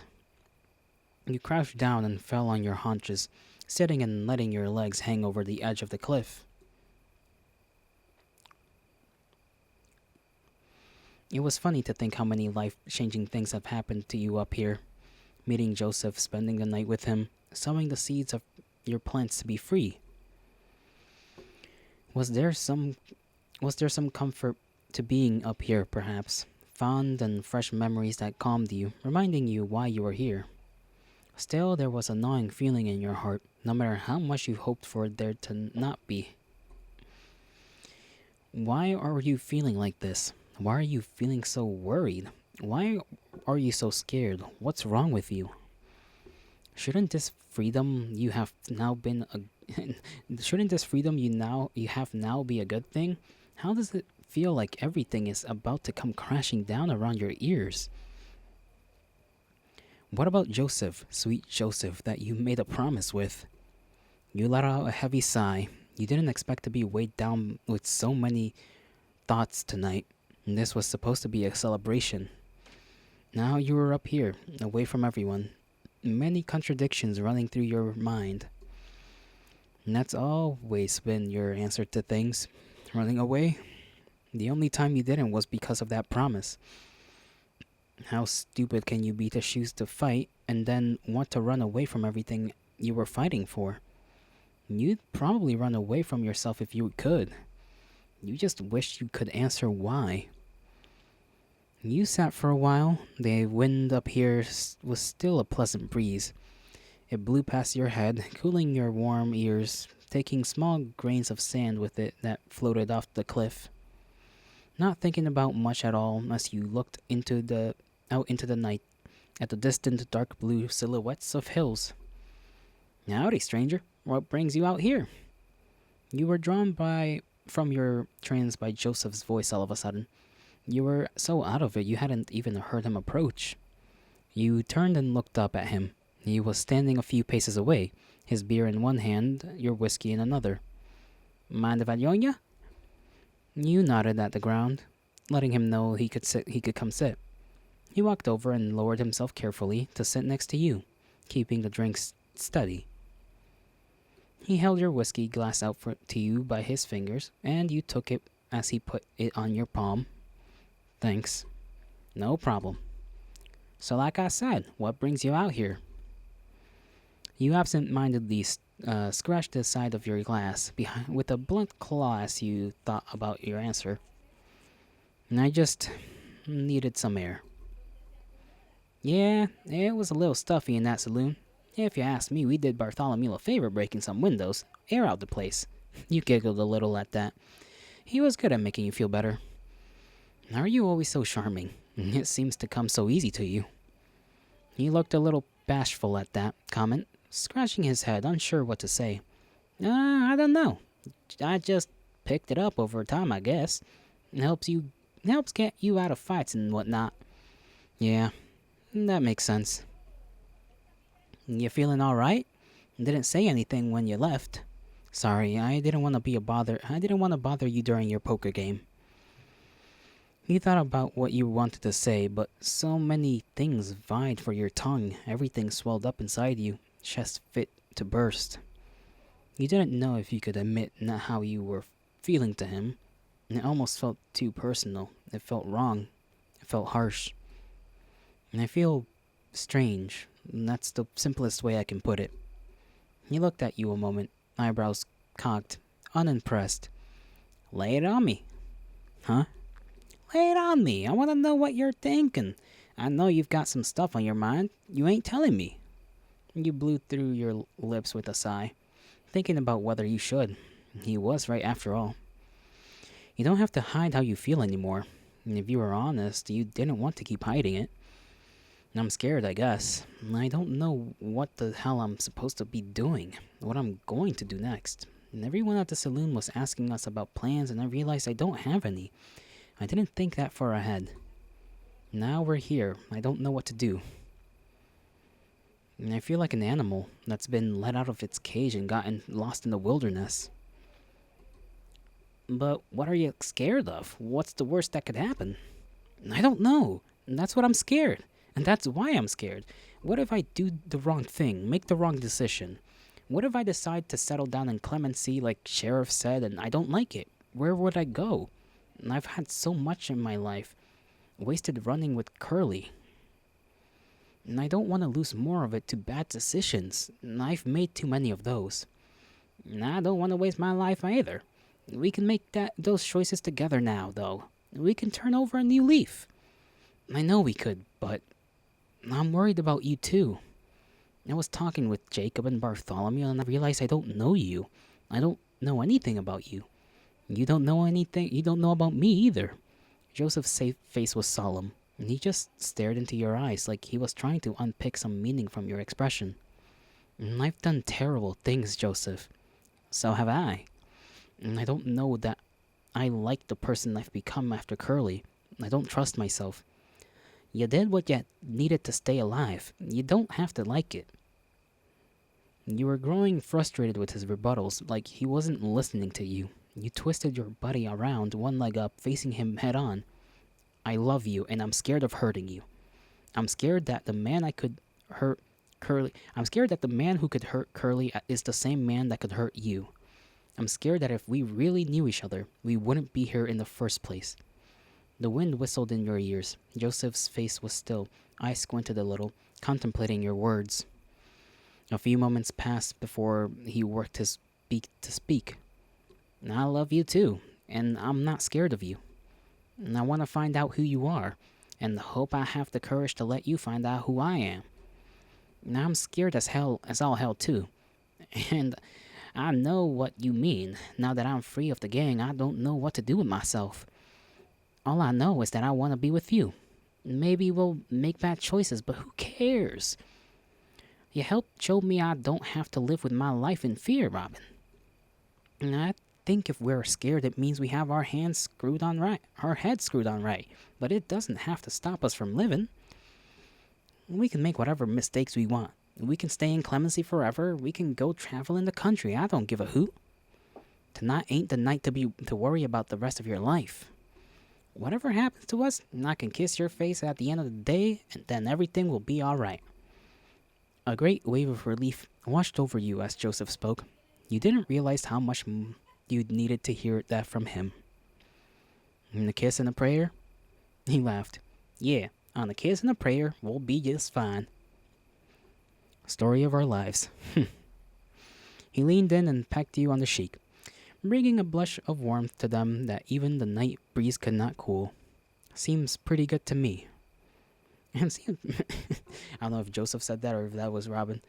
That was Joseph. Seems pretty good to me.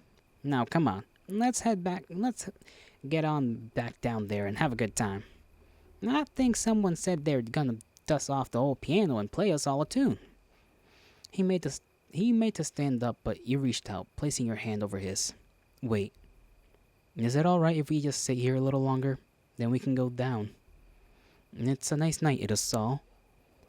He smiled, eyes softly tilting to the sky, looking to the stars. Sure is. You want to stay here a spell? That's just fine by me. As he settled back down, he scooted over closer to you, shoulder to shoulder. You tilted your head to rest on him. He slipped your hand into his, and he held yours tightly, squeezing back between your fingers. The night may be cold, but he was all the warmth you'd need. You spent so long looking out for yourselves, looking out for people who didn't care about you. Now you can look out for each other.